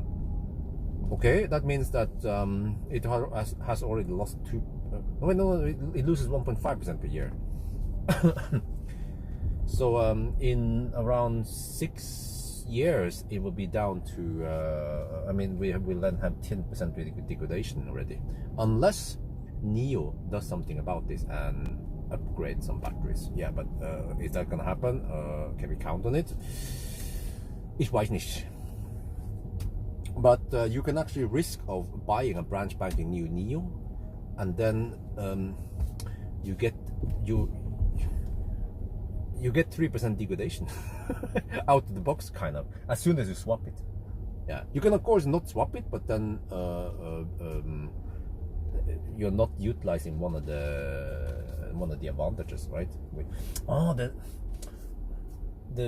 I just noticed that the garage window, it just happened to be a north-facing window also, so it doesn't get much sun at all. Yeah, that's why it's nice and cool in there. Wait, it didn't rain over here today? I wonder if I should water the plants. I mean, the grass. Maybe I should. But yeah, guys, a couple of days ago, I got grid reward on Highland. I don't know what was going on. The price was quite high, 1.4 NOK per kilowatt hour, but it decided to support the grid. And I think I made around 2-3 euros on that session. I mean, the session lasted maybe half an hour only, but I caught it on, I just screen recorded it.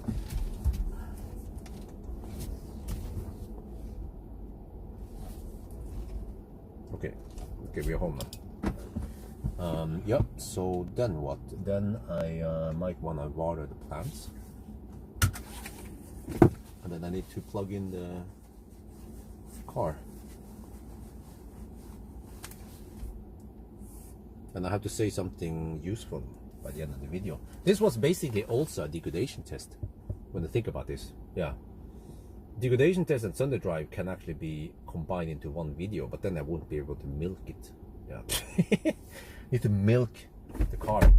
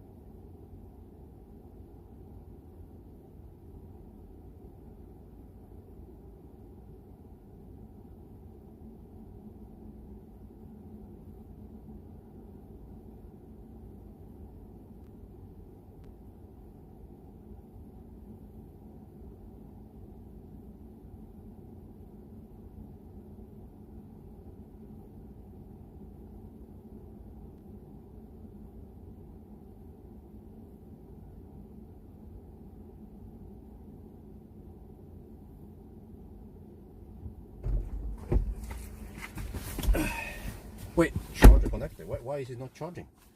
The heck is happening here? I thought it would charge now.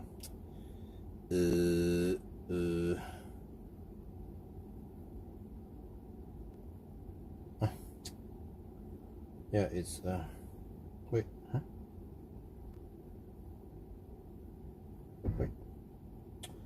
Okay. I was looking at the wrong one.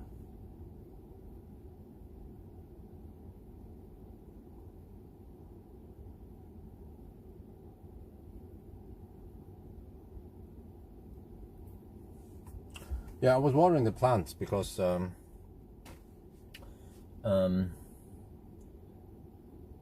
grass needs some water when it's still kind of weak. Yeah.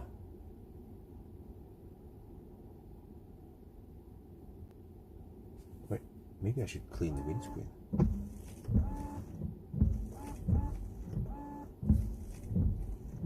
Put it on auto, will it then do its thing? Let's see.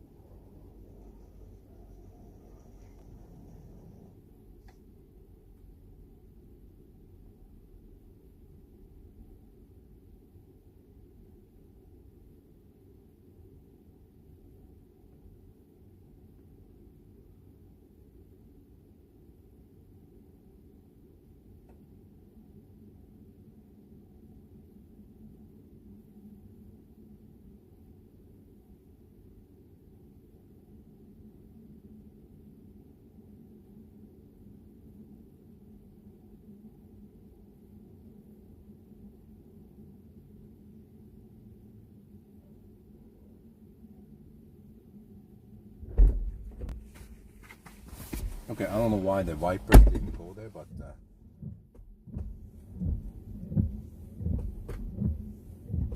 oh, Cool Silver is here. But, okay, Cool Silver, can I ask you something? I emailed you, but seems like you're not checking that that email. But I can ask you here then. You know, I love my Gardena, but let's see if I still have it here. It's topping up a little bit now.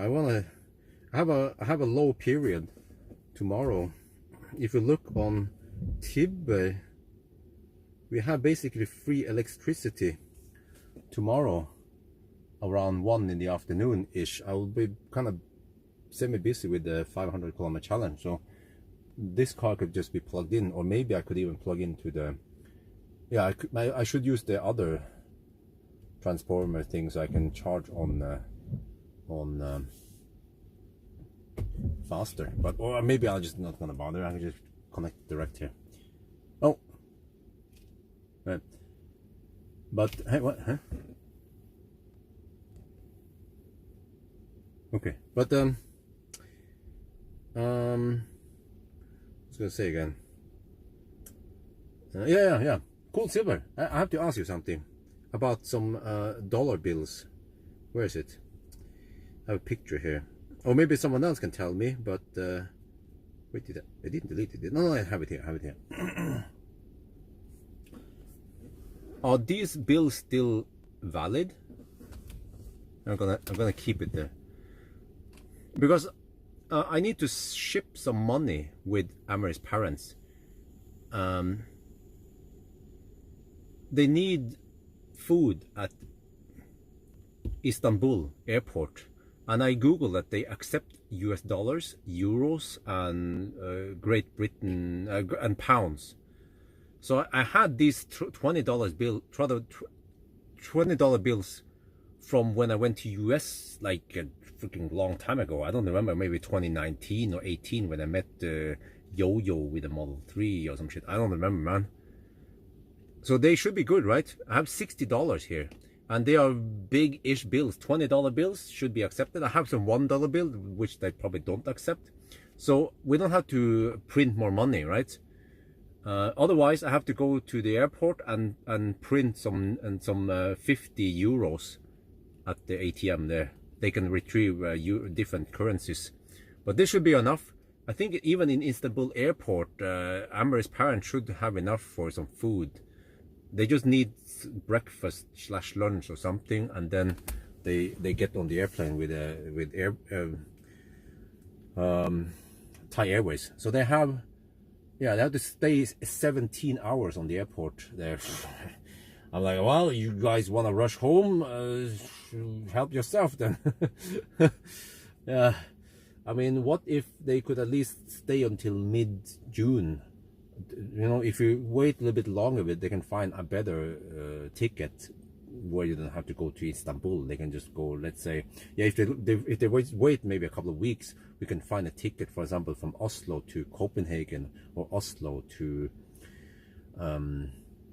Stockholm, or Munich, right? Or München, Frankfurt, Berlin, anything, and then not Istanbul, not 17 hours at the airport. But they were like, no, they wanted to go home fast. I'm like, okay, whatever, up to you guys. Yeah, you have a few. Oh, okay, well, whatever. No big deal. Okay, if you claim that these bills work, then we just go for it. Then $60 is probably enough for them. Yeah.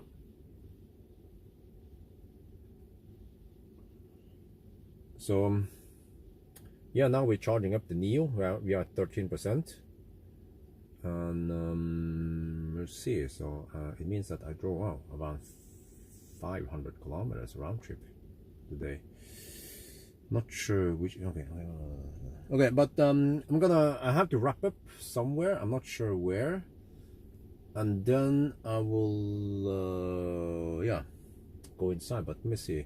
I need to make a summary video anyway of the Lexus and acceleration test. Oh, it was a second donation. Oh, I missed that. I had to. Oh, okay, now I understand. Yeah, Black Tabata donated another 10 euros through Super Chat. Thank you very much, man. Highly appreciated. Yeah. Okay, whatever. Well, but did you see the email? Did you see a clearer picture of the dollar bills I was about to print on my color laser printer, right? But those are, yeah, thank you for supporting the stream, man. Those are the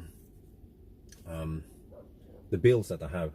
So they should, hopefully, Amary's parents will be able to buy some food in the morning. In Istanbul. Okay. Yeah. Let's see. Do I need to move anything? No, I didn't. I packed light. Oh no, I have to move stuff into the B&B.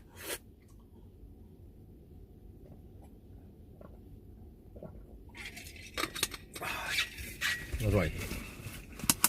But I also have to shoot a summary somewhere. I could do it in here. I'm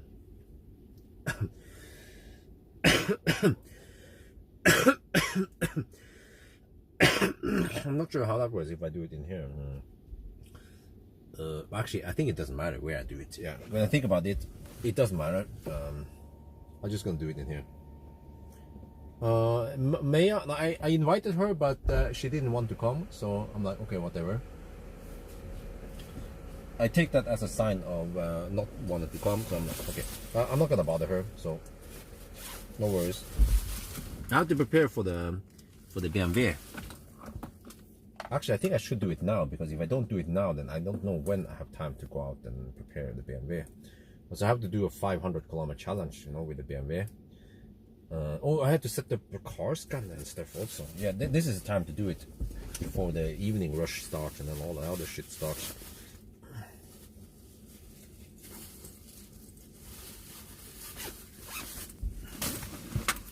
Okay, let me see.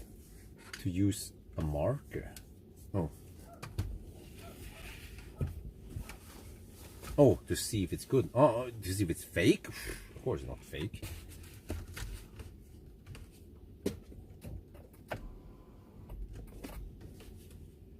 Okay, we'll just do a little quick summary.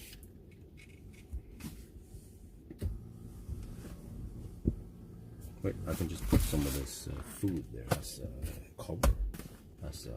There's a camera stand. There you go.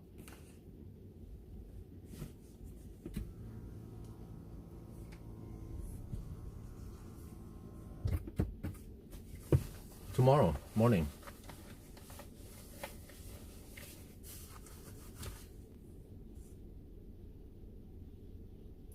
Okay, 172 watt-hour per kilometer, 484 kilometers of range. Wow.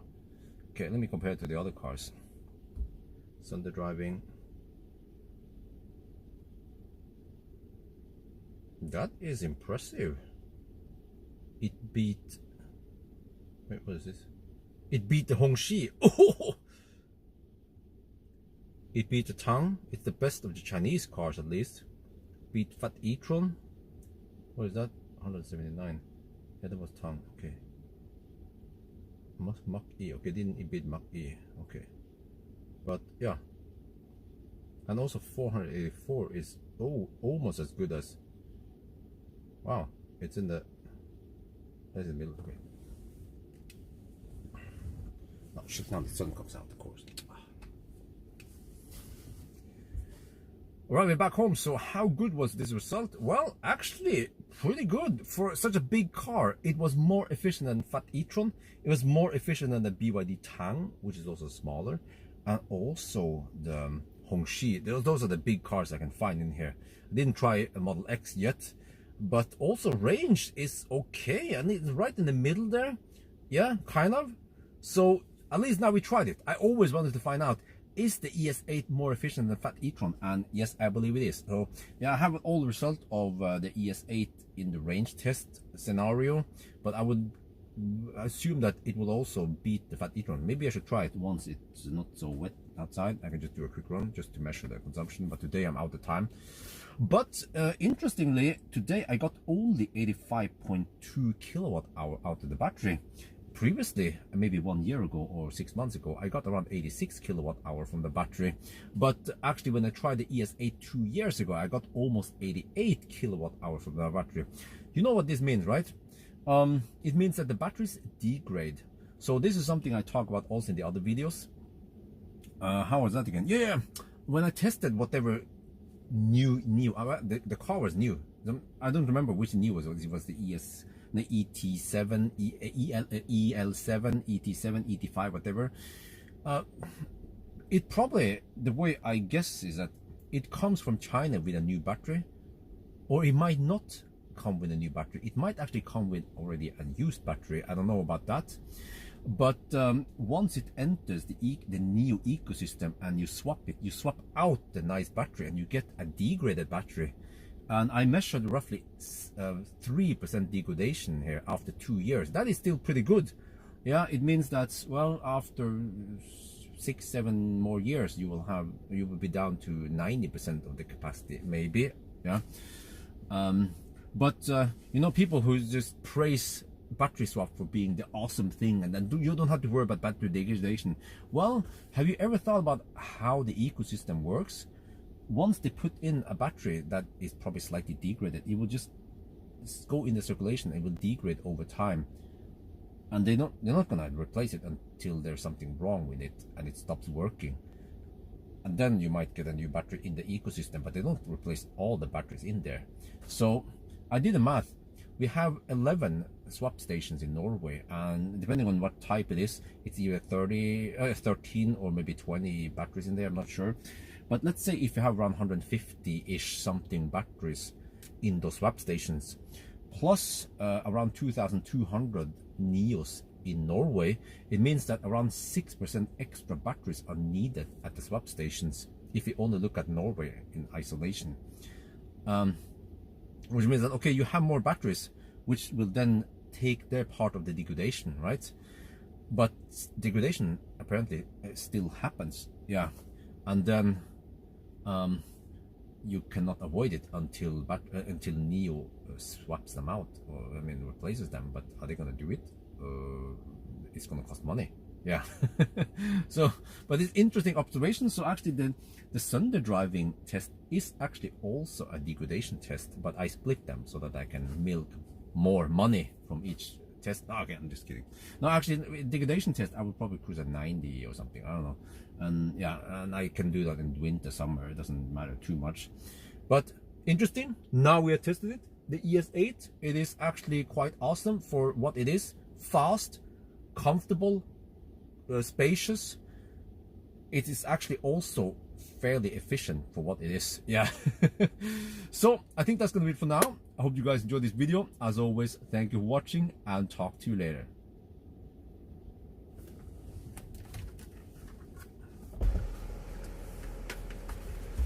Okay. Oh, another see, can I reload here? How do I resume? I mean, you kind of need to move something and wait for the thing to pop up, right? And then it will say, oh, do you want to pop up with the... Well, it might be boring for you, but there are people who ask for Model X videos. Seat comfort. How do you reload? Driver seat memory. Well, I haven't saved any... Oh shit, I haven't saved any positions yet. Okay, I don't remember what I did now. I found a pretty good position, but I haven't saved anything. Gee.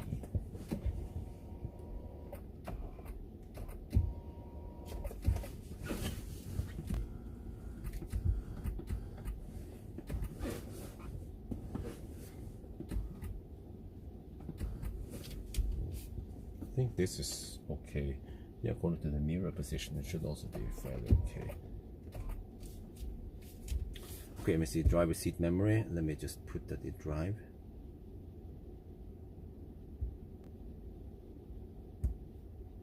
Okay, there. Yeah, okay, that's good enough. Now I need to, I should go inside with the stuff also. But, well, there was another donation. I keep, Danny Sales donated 20 Danish kroner. Oh, thank you very much, Danish brother from another mother. Yeah, I should really prepare the Model X, the i3, but okay, I need to do some stuff now. So let's get cracking. Where is the remote for the garage door? Interested to see how efficient new Model X can be on. Yeah, it could be. Yeah, it would be interesting to see how efficient Model X is, because Model X is. I found out that the practical space on Model X might be on par with Nio, because Model X has a deeper trunk, and also it has a front where Nio doesn't have. So anyway, yeah. Just gonna leave now. It was nice as always for the live stream, but a man's gonna do what he's gonna do. So. Have a nice day, and then tomorrow we have some Beamer action. You can see the Beamer over there. You can kind of see it, right? Can you see the Beamer? Oh yeah, no, you can't really see the Beamer. Ah, you can see the kidney grills. Oh yeah, oh yeah. Okay. Anyway, have a nice afternoon, and then we talk. Yeah, that okay, and then I have to move. Okay, this goes inside the house. I think I have to go inside the house first, and then I can come back into the new. Yeah, well, for you guys who are interested, we're going to be live streaming tomorrow also the 500-kilometer challenge. Oh, I have buns here. Shit. Okay, I have some stuff. Oh, I have garbage there. Oh, no. Oh, I have the shaft holder, the shaft protector. This thing here also, yeah. Yeah, 500. Did I say 1,000? I meant 500 kilometers. Okay, bye bye.